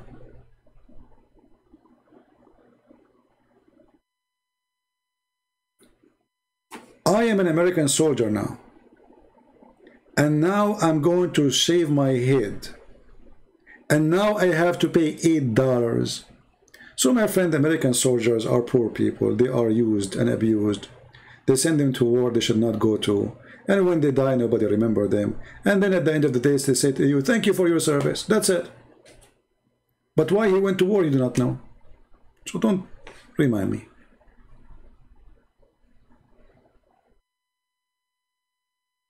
I know what I say is not, you know, many people don't like it, but this is the truth.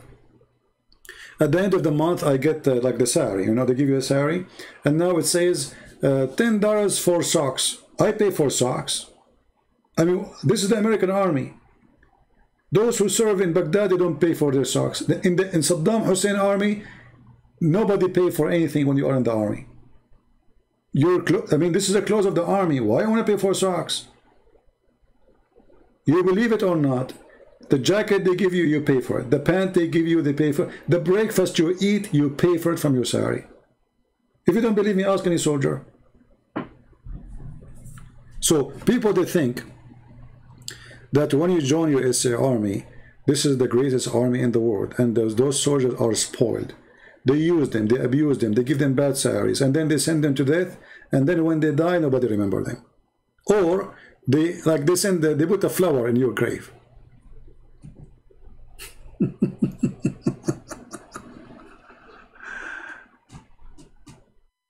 Yeah, exactly. You have to pay for everything. I mean, I received the salary. There's a list. You know, food, jacket, socks, you know, shoes, you know, sport shoes. They charge me for everything. So where's my salary? It's gone.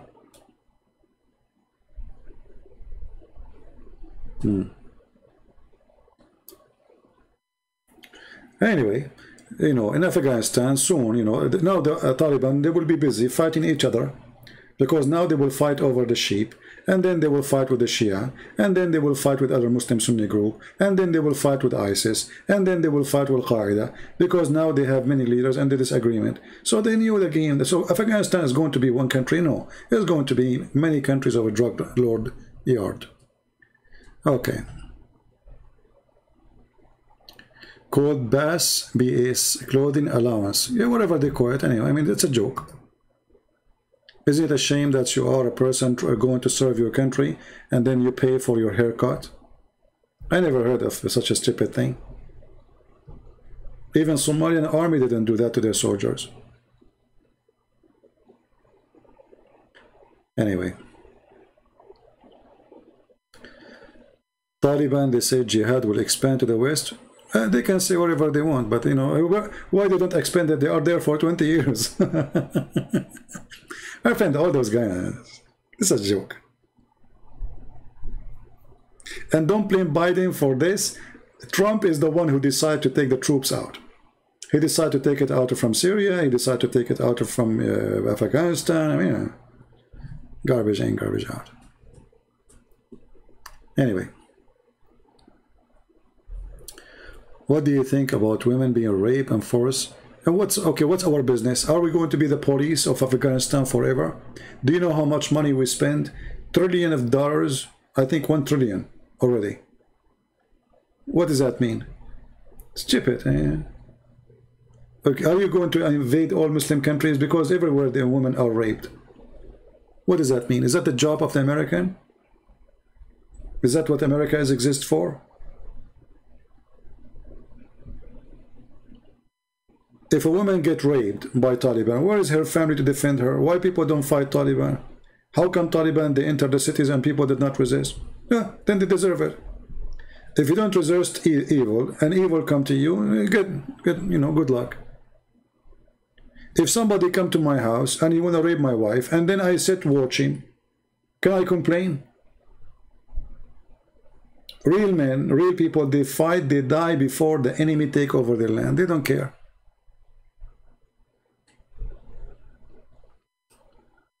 Well, there's no war, actually. You know, the war does not really exist.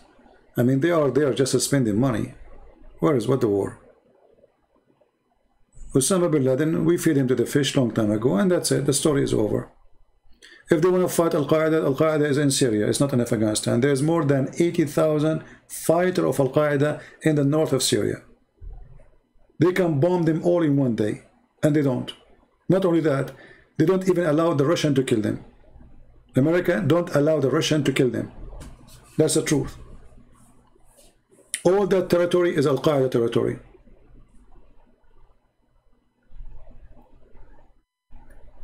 No, actually he did the right thing to withdraw from Afghanistan, because we are wasting our money for no reason.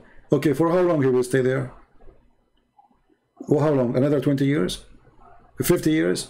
He will leave. At the end of the day, he will leave. And then Taliban will take over. So, and it's not Biden who came out of Afghanistan, it was Trump. Go and see the speech of Trump when he was a president. He was the one negotiating with the terrorists. Imagine. Trump himself, just today actually, he said, I spoke to their leaders. So today, because we are against Biden, we say Biden is the stupid. No, Trump is the one who made the decision before Biden. Anyway, for me, I believe both of them are stupid.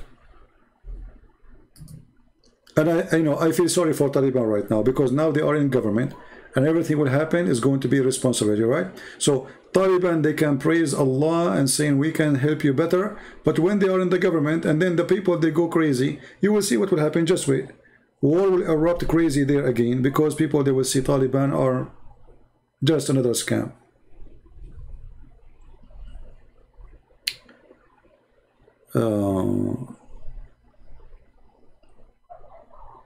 Yeah, hypocrite. You know, and now Taliban, they enter right away. Women, they are wearing burqa, and men, they are growing their beard. They start growing their beard before even Taliban arrive.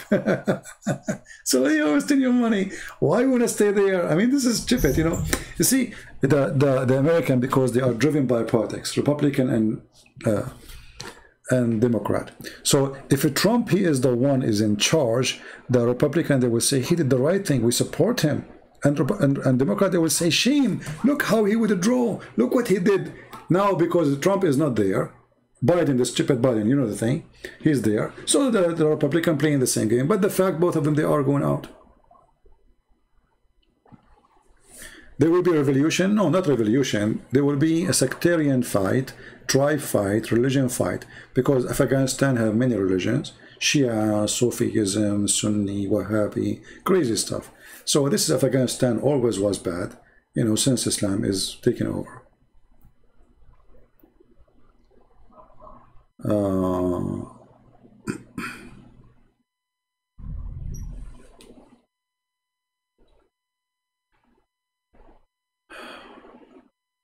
Bro, I am linked with serious historian, as we discovered basically Yathrib, Medina, Quran talks in the north of Iraq, not in Saudi Arabia. Okay.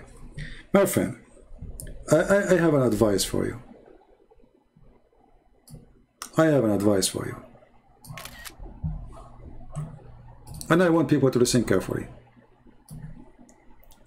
Let us say what you are saying in this comment is true. And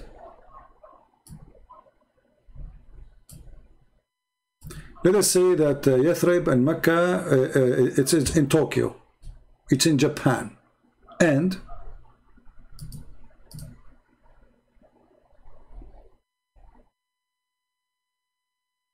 are you listening? What does that mean? See, this is all the silly, stupid stuff. I don't believe in it and I don't care for it. Because if it's true or not will not change anything. I fight a believer in what he believes, not what you believe. Do you understand? So, if an atheist comes to me and says, Jesus is not God. Okay. But I believe he is God. So, in order to fight my belief, he have to have something against my belief, what I believe. Somebody says to me, Jesus doesn't exist. I will laugh. Historian says there's no Jesus. I will laugh. So, if you have a serious stuff, you know, try to focus in the belief itself, not your fiction. Because this is all is fiction. Historian. I mean, the second you say historian, I laugh, really. Because historians, they discover things and then they change the discovery. They went in the time. And who's sponsoring their mission?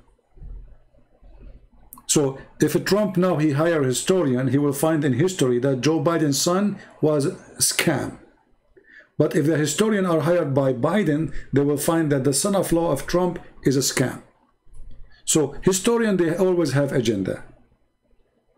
If the historian is a Christian, he will say something. If the historian is an atheist, he will say something else. If the historian is a Muslim, he will come with different agenda. So in order to get to talk about history, you have to find somebody is not holding agenda. And that is impossible. Do you understand me? Like now, when we talk about history, if I'm writing a book of history about what happened today in Afghanistan, if I'm supporting Trump, I will say the history different. Trump, he was right, blah, blah, blah, blah, but I'm a historian. So always what people, they call it history, is based on the writer and the author, not on the truth. Because you cannot find a person who is really a historian without agenda.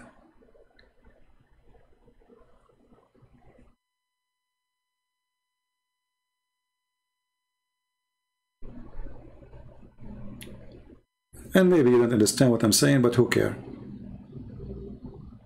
So don't bring me those, you know, conspiracy stuff and history and historian, they found this and they found that. I laugh. When I fight a Muslim ideology, I don't fight him as a person for sure. I fight the ideology against it. I have to prove to him that his belief is wrong, not by historian. As an example, if I say a historian, they found that Moses is not the brother of Mary. I mean, this is silly. I mean, he knew right away that this is not true. It cannot be true. Moses is not Mary is not the sister of Moses, right? I do not need a historian to prove it. But if his Quran is saying, and he believed that this is true, there's no historian can prove him wrong because you don't believe in it anyway. So what do you do then? You make your argument, but still he did not lose yet, because in his religion, he believed that you are wrong, and your history is wrong. His history is right. So in order to fight somebody, you have to get something extremely clear, agreed upon by everybody, including your enemy. As an example, if I want to debate about where the sperm coming from, and then a Muslim, he says to me, I believe in science. So now we believe that what is science is the just between me and him. So okay, let's see what science says about sperm, where the sperm coming from and how long sperm live. Then when the science he agree upon prove that his Quran is wrong, then he is in trouble. So he is in trouble as long he don't refuse to share an agreement in something. So if you agree about the terms on, like let's say, a terms of agreement, and then we discover that those terms of agreement is against his belief, then he is in trouble.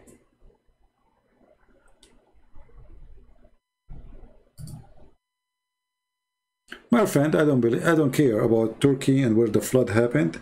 This is really not why I want to worry about those things. I don't know. For me, I don't really. Do you believe Göbekli Tepe, Turkey, is a pre-flood or after? I don't care. Why I want to care about those things?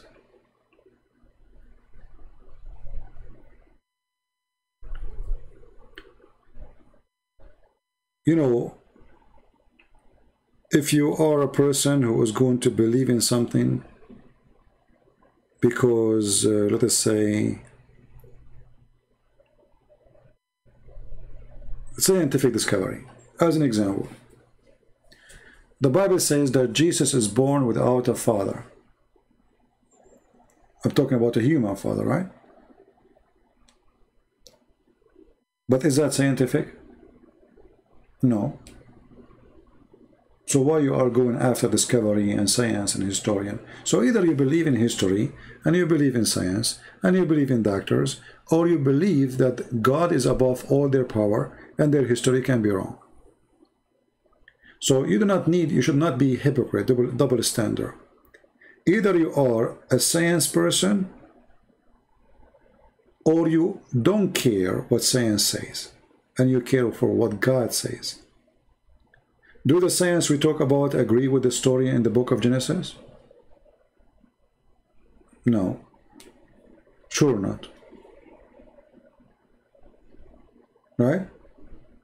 So why you keep posting for me discovery and those things?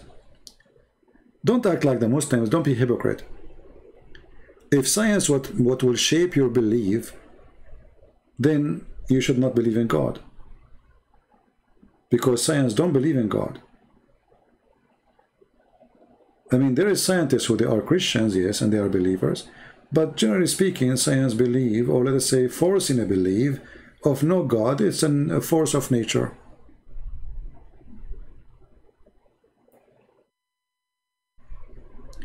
Well, my friend, because science cannot explain miracles. This is why we use the word miracle. So when you say why the Bible cannot be the book of miracles and book of science at the same time, that is impossible. And the explanation is anything science cannot explain is a miracle. So if I go by science, that means I go by rules. And the rules is a man sleep with the woman, regardless if it's his wife or not. They might have a child. That is a pure science. But you say to me that there's a person he's born of a woman, and this woman, she never met a man. That is not science. So either you believe in the miracle, which is no science can explain, and it's not scientific, or you believe in science. And you know, for me, my experience with the word science, that the word science is very flexible. As an example, the scientist is the one who said the earth is flat, and then they changed their mind to something else. So the first scientists, the Greek scientists, in the beginning, they start saying the earth is flat. And they are the scientists at that time.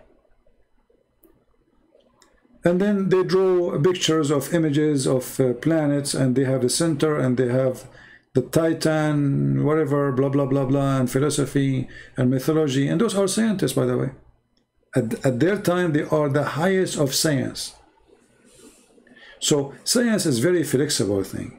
What is science today, it might be fiction tomorrow. As an example, Newton, a theory of Newton, theory of Einstein, theory of etc. They come to be true and they are wrong in the same time. Okay, the orange will fall down on the ground because the big object will grab down the small object. They discover now that this is not always true. If the object is so small, then there's no impact or gravity of the big object in that small object, because it's so tiny small, so there's no impact on in its weight, so it doesn't grab it. So what is scientist, or let us say what is science today, tomorrow it might be proven to be wrong. Science is the practice of trying, not the science of not making up, let us say, sorry, not in the making. It is a trial. As an example, did we create electricity? No, we did not. We learned how to generate it. Which generate what? Something is already exists, electron, right?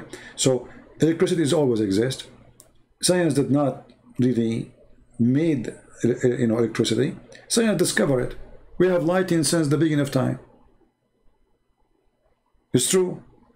And lighting is nothing but electricity. So science is a trial. We try something, it works, it doesn't work, we refuse it. So after trying through centuries and centuries, our experience of trying is increasing. Like now, Corona. So they try this and try that and try that, and this one worked, this not that work. So now we call it science, but the fact is that it is not really science. It is a science of trying.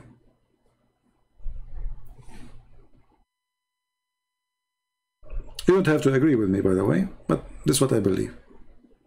I believe that all what is called science today is science, tomorrow is fiction, or tomorrow is a joke.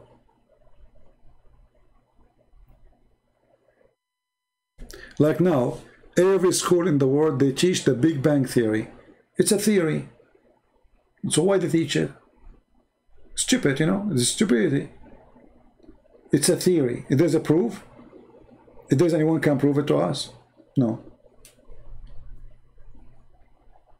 It's a theory. And suddenly the theory became science.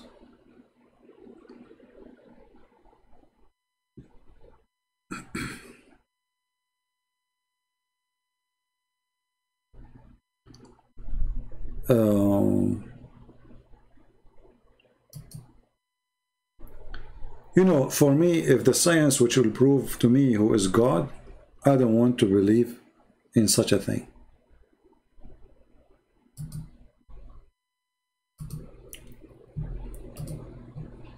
I'm not following science. I don't want to worship science. I believe in God, and God is above science. God, when he said be light, light was. There's no science can explain that. But God can, for he's the Almighty. So if you are a person who worships science, then stay away from belief. And by the way, when you believe in science, you are a believer, but in different thing, something called science.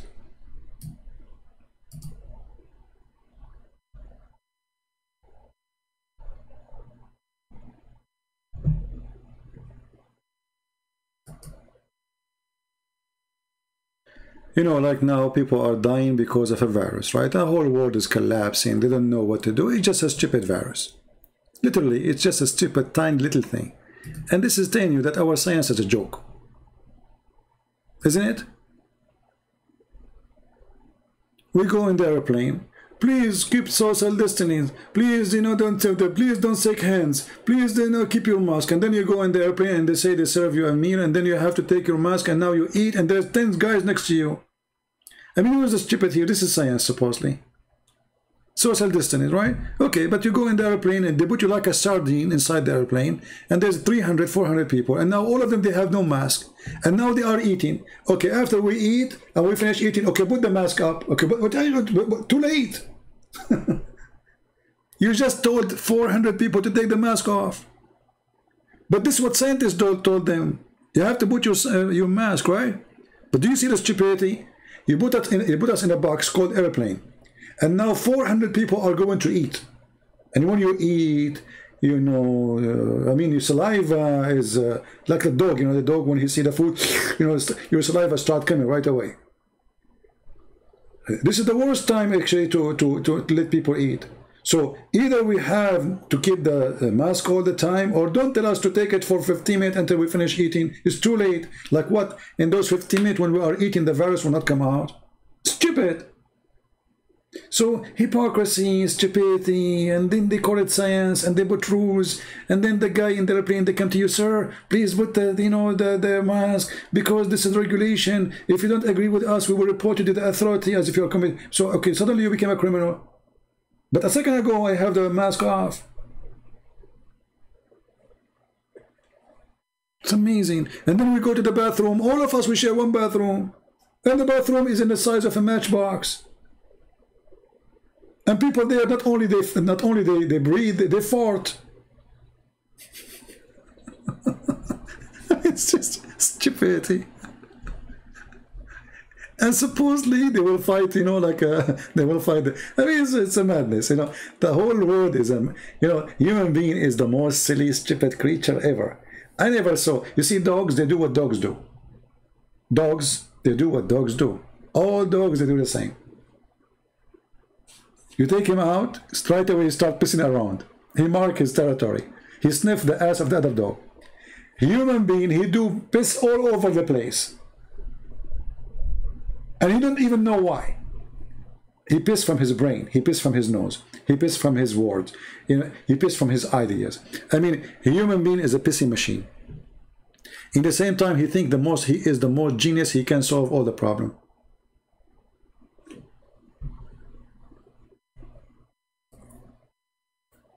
I mean, where is our science? Where is the scientist? Here we go, help us. Here we go. You did poop on your pants because of Corona.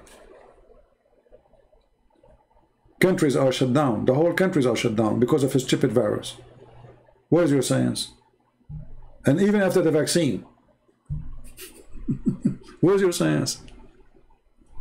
You don't have science.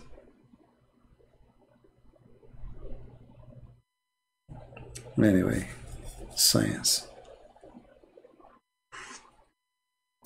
In the year 2010, I think, suddenly I lost my voice.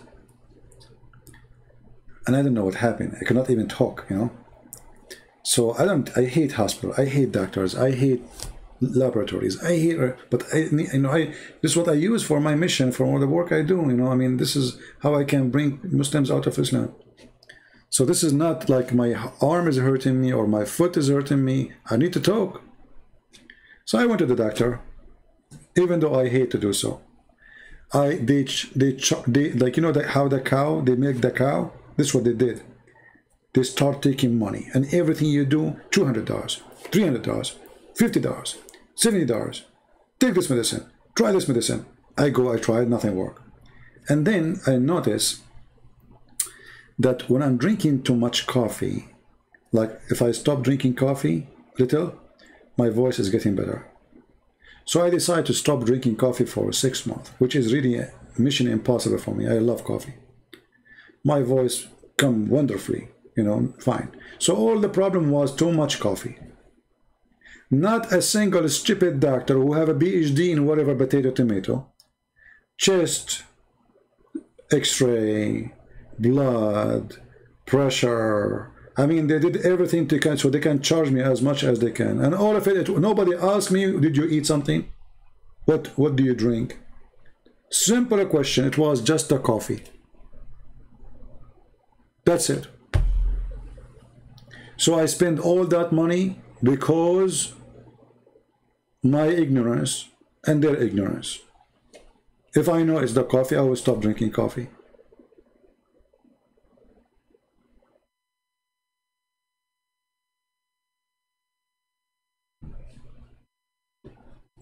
And then I will start saying to myself, who in the world will not believe in those donkeys anymore?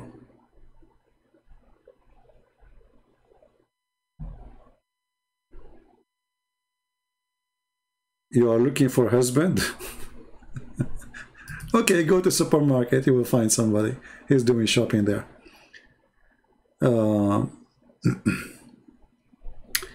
Looking for my translation. Okay. Well, when it's done, we will let you know. I'm not saying that doctors cannot help you. I'm not saying that. I'm saying they try things on you. You see, it's all science of experience of trying. Not, they are not really scientists. And people are not listening. As an example, antibiotic, it was discovered by mistake. It worked. They give it to everybody.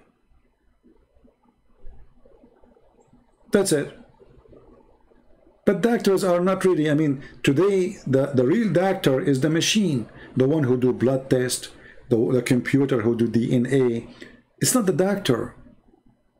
The machine can give you the true result, not the doctor really. Doctor is just learn how to read it.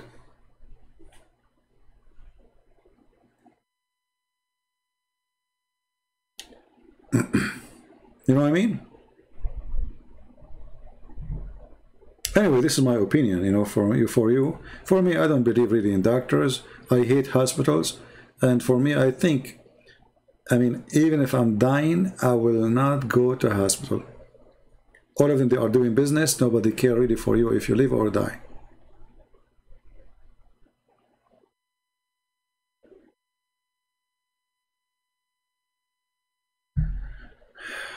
Brother, what?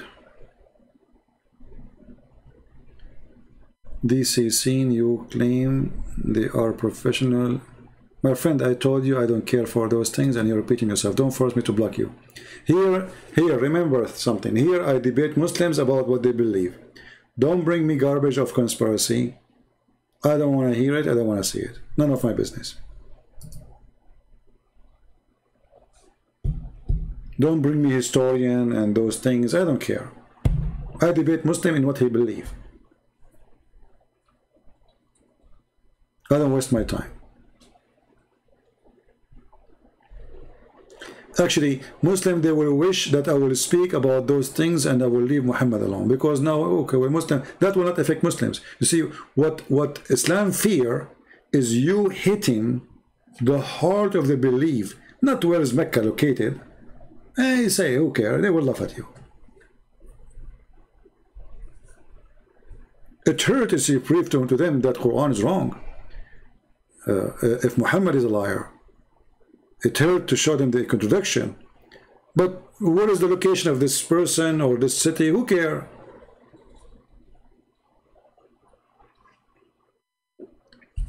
It's your conspiracy.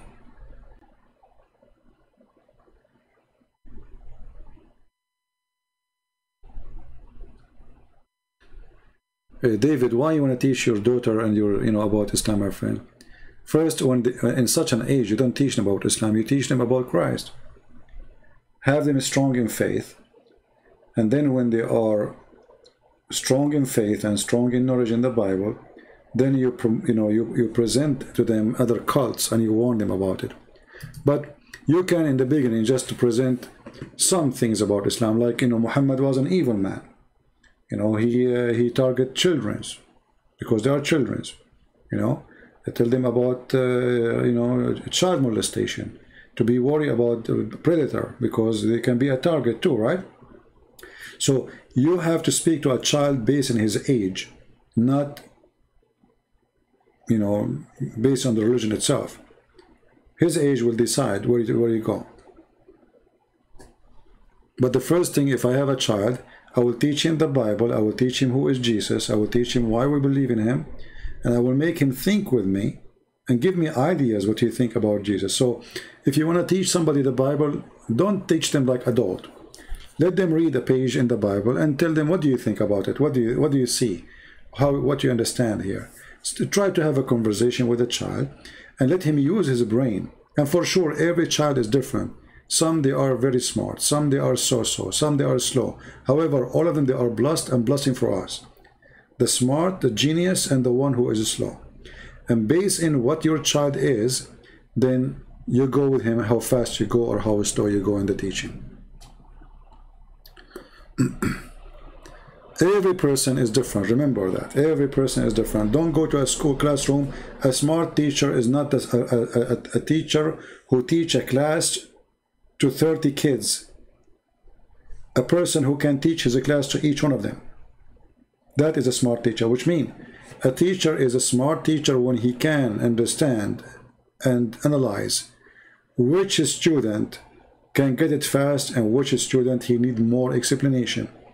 And based on that, he go and give more time to the one who need more time.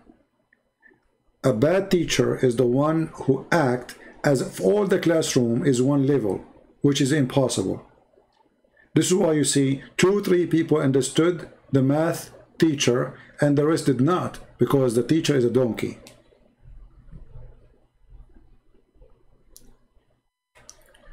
Can you get Abdul busted using the Bible? You can, but why you want to waste your time? Because you don't agree with the Bible. So usually, if you want to get Abdul busted by using the Bible, if he used the Bible, you know what I mean? So if he say, I agree with this verse, as an example, they say that Isaiah speak about Muhammad. You say, okay, do you agree with it? He say yes. Then you get him busted. By showing him what this verse saying, but not before that.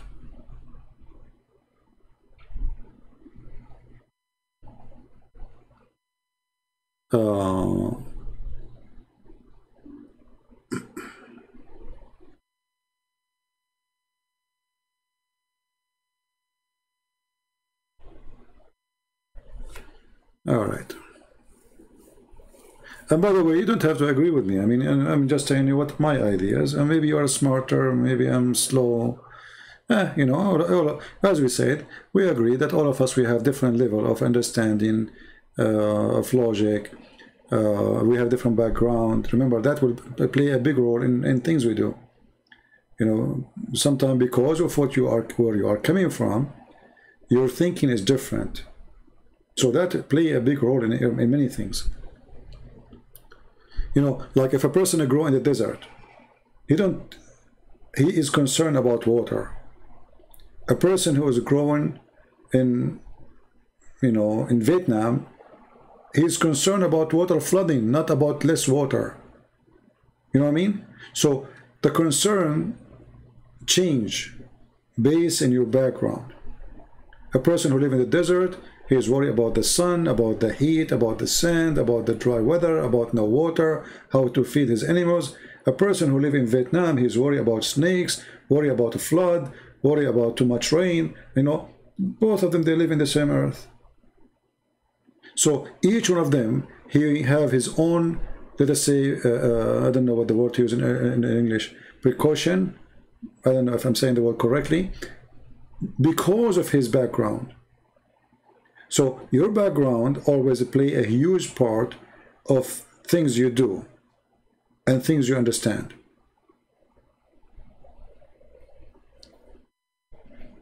I'm not sure if you, sometimes, you know, I find myself very short in English to explain myself, but I hope I'm able to give you the idea. Like a person who comes from a stable family, the husband, the father and the mother, they are in love together. This child will be different to deal with his family from a child who is coming from a broken family because of his background. You know, human being is like a plant, and this plant, if too much sun will burn it.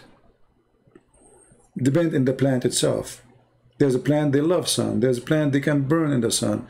There's a plant they need too much water. There's a plant do not need much water. So that change because of the background of that plant. But all the plants are plants. And a human being is the same. There's a human being who needs too much attention. Otherwise, he will feel lonely, or he will feel ignored. He will feel sad. He will feel depressed. There's a human being, he feels better if people leave him alone. Depend on his background.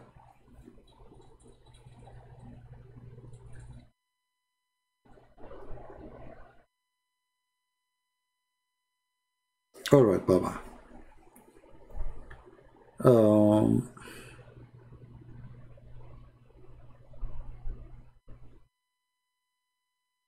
Yeah, but you know, the Abdul, they recite Quran very young, but doesn't make them people, you know, who have religion, because they are just reciting. They don't know really what they are talking about. That it can even make it easier for you to destroy Islam. We don't want our children to recite the Bible. We want our children to understand the Bible. Who care about reciting? Child, he can recite a commercial for the coming 20 years. Play a commercial of a chocolate in the front of a child for 3-4 times. He will remember it after 20 years. But it's a commercial of chocolate. My friend, the quality of live videos, we don't have a topic to go there. Why I want to go there? If we have a topic, we will. Anyone have other question before I think we have enough for today?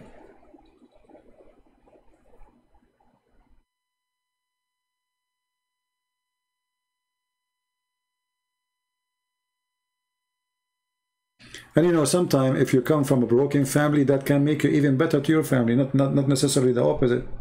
Because you are coming from a broken family, so now you have pain in your heart. You don't want that to happen to your family. So you need to learn, or maybe you learned already, that because of that causes pain to children. So now because you learn that a broken family is not something healthy and good for children, then you should avoid yourself to get into the same situation with your children. So, you know, sometime bad time can be the best in your life for the future, because it makes you a person with experience, even if this experience it can be sad. You know, like if I don't go in hunger, I do not know what hunger is. If I never suffer from cold, I don't know what cold is.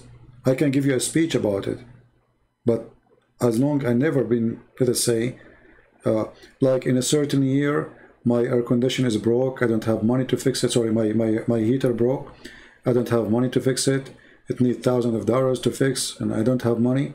I spent the whole winter without any heat.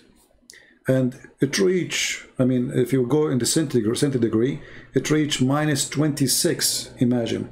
I remember I'm going live on air, and I cannot feel my fingers. And people, they say to me, your voice is like cutting. They think it's the internet. It's like I have difficulty even to talk. But if I don't go through that time, I will not know really what it means to be a person who don't have money to get a warm house. So you learn from the bad days. The bad days not necessarily are bad. It can be you know, it can be for good. It can make you a better person. It can make you a strong person.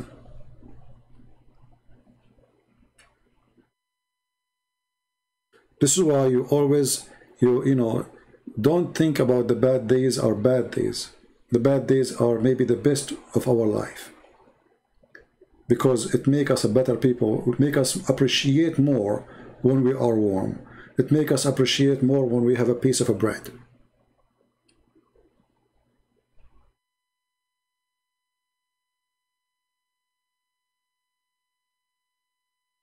No, I don't get COVID, and thank God I don't get sick. You know, I don't know. I mean, if I get sick, maybe once every 2 or 3 years, something like that.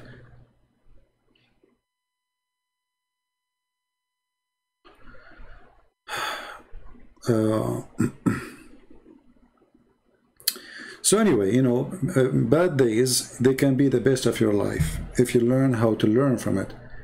If those bad days turn you to a stronger person, not to a person who is greedy and filthy, and then you start worshiping money, because now bad days made you believe that the problem was money.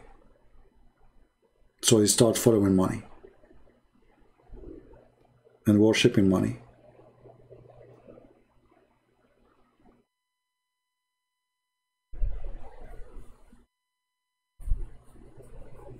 Well, I don't have health insurance. I never have one. And even if I have, I don't go to doctors. And thank God, I'm okay, you know. For sure, some time will come and you will get older and older and older, and then your body starts falling apart. You need maintenance, you know the thing, you know. Yeah, that's not a problem. For me, I believe and I hope that the Lord will make me alive as long as I am healthy. The day I'm going to get sick and I need people to serve me or to help me, I hope the Lord will take me to a better place. As long as I can serve myself, clean for myself, cook for myself, do whatever, you know, and I do not need the help of others, life is fine for me. But for me, I'm not attached too much to life. I believe life have a purpose, and I'm doing the purpose of this life. Otherwise, I'm not really crazy about it. I don't see any fun in it, except the joy of bringing people to see the truth. Otherwise, you know, if you look around you, I mean, do you see the one who is very rich is not happy, and the one is very poor is not happy? I mean, where is the people who they are happy? We don't find them. The only happy is somebody is satisfied with what he have, and those are very few. So if you can be satisfied and you are a person who appreciate what you have, then really you accomplish your life mission. If you are not, then that's it. Your life is a misery. You don't live. You are dead because you are just an unhappy person.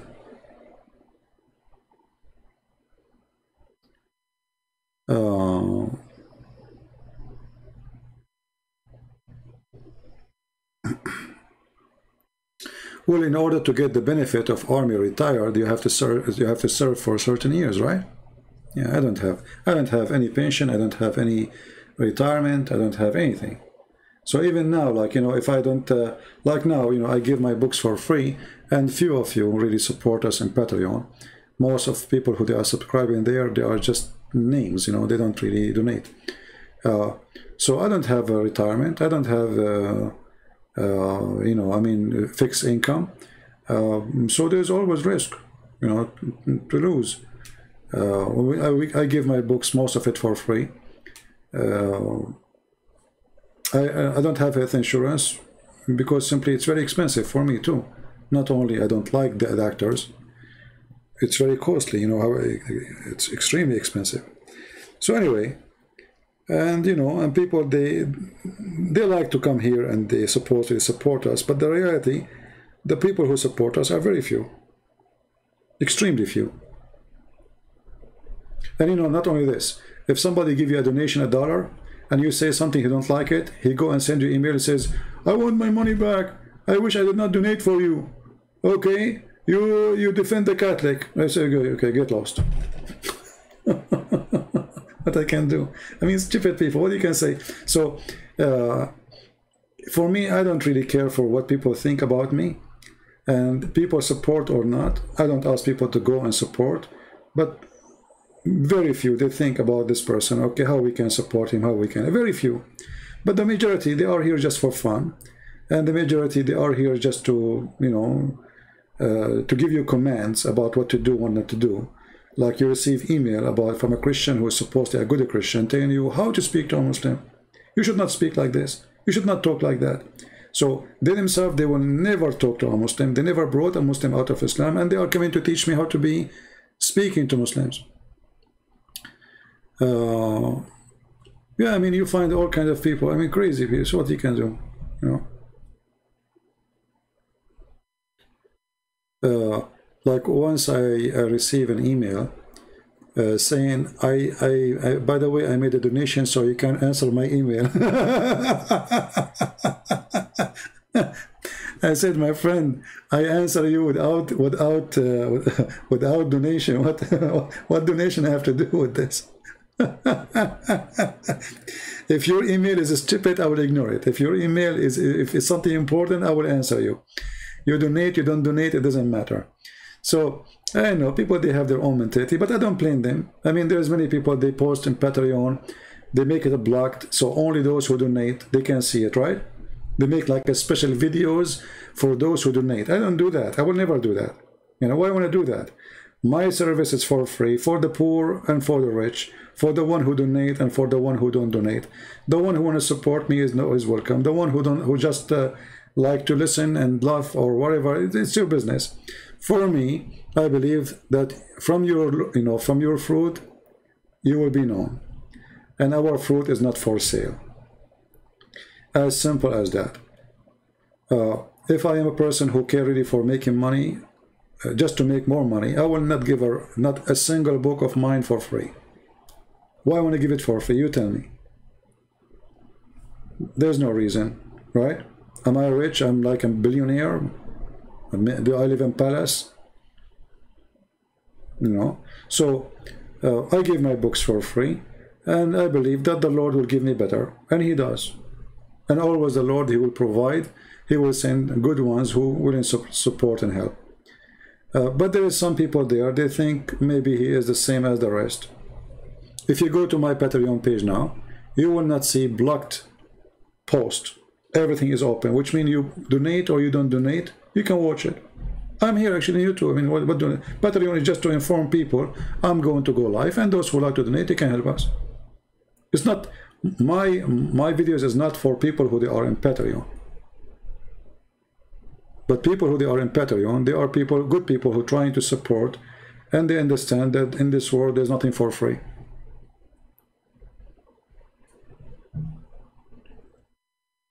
All right?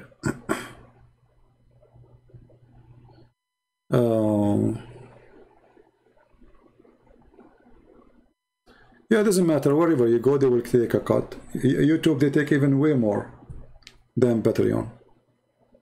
And Patreon, YouTube don't allow me to collect donation no more, because supposedly I'm speaking against their guideline. Yeah.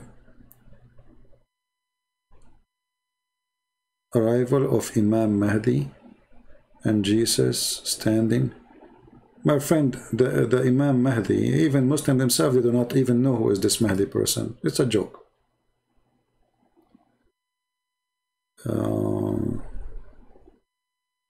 I expose your God. He says go and kill children, babies. Okay. Well, as long as you expose my God, He ordered to kill children, babies. Do you like to call me right now and tell me about it? What do you think, guys? This Abdul here, he said he exposed my God. He ordered, my God, he ordered to kill children, babies. Do you like to call me and tell me about it? Or you are a coward?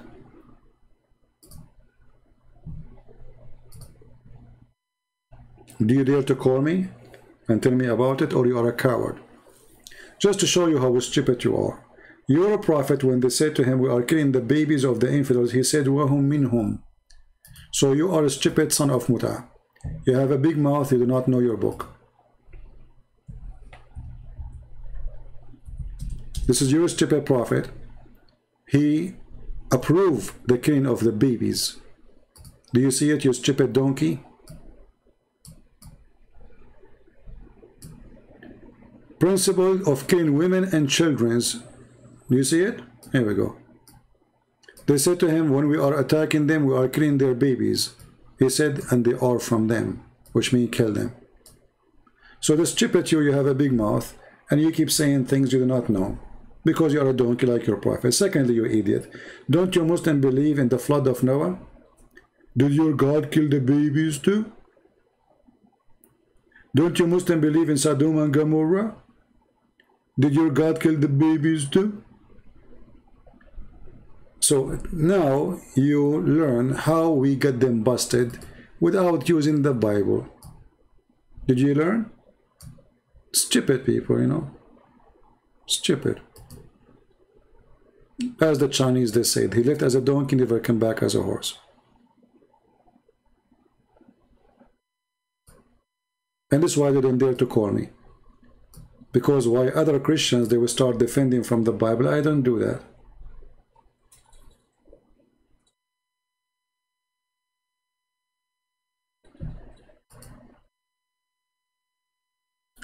No, there is nothing about King Herod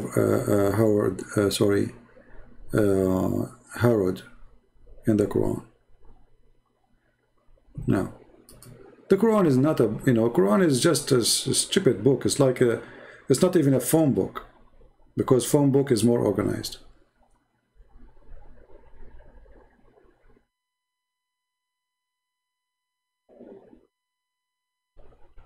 You see, if a Muslim want to debate me, and he have, let us say, a little knowledge, I can debate him even without, I can debate him when I'm taking a shower, when I'm doing my laundry.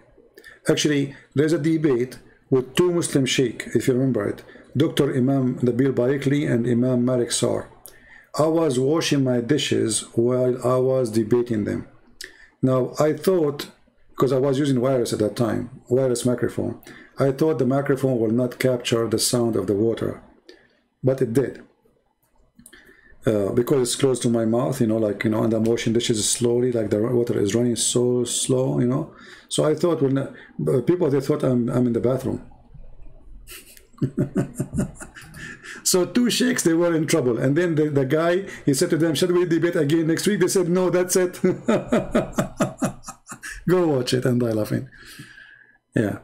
Anyway, I think it's time to go, guys. I hope today you have a good time. And yes, we are still live. And how many hours? 4 hours and 14 minutes. There's a Quran verse talk about Muhammad, the children's. Was debating Muslims. He claimed that Muhammad, the child, is Fatima.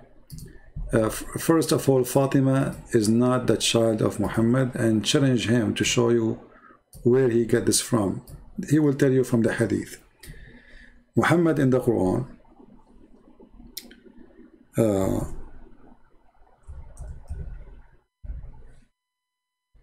there's a chapter 108, verse number 3, or the whole chapter. It's very, the whole chapter is 3 verses. It's about a person who was making fun of Muhammad because he cannot have children. So how he cannot have a children in the Quran, he can have children in the hadith. So they were making fun of him because he cannot have a children.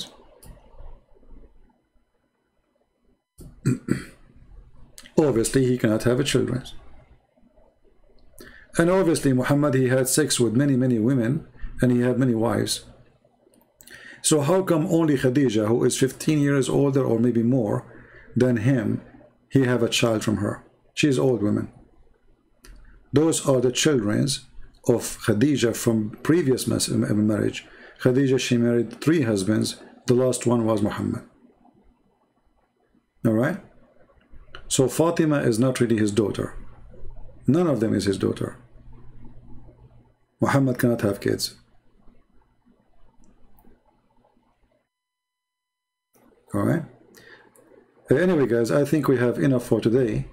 I wish we did not speak about many topics at the end, but what we can do. So for those who want to download the video, maybe just cut it until we stop talking about religion, about Islam and the Bible and etc., refuting those dummies, and the rest maybe it's up to you to keep or to leave it. All right? So I want to say thank you very much. And again, thank you for those who support us, which is very few of you, but still we appreciate all kind of support, those who download the videos, those who add subtitle, and those who make donation, and those who do translation, which is very important. So I really appreciate you all, and I pray that the Lord will arm you with knowledge, which I'm providing for free. But the best knowledge is to get from the Lord himself. For a person who he thinks he is wise, he is a fool. The wisdom of a human being is always short. The wisdom of a human being is always missing something very important. If you depend on yourself and you think you are wise, this is the beginning of you being deceiving yourself. So education is not to make you believe that you are the best of the best, or to make you think that you are very knowledgeable, but to make you able to recognize the bad fruit from the good fruit. This is the best knowledge a human being he can reach, or he can have. For the Lord, he said, from their fruits you shall know them.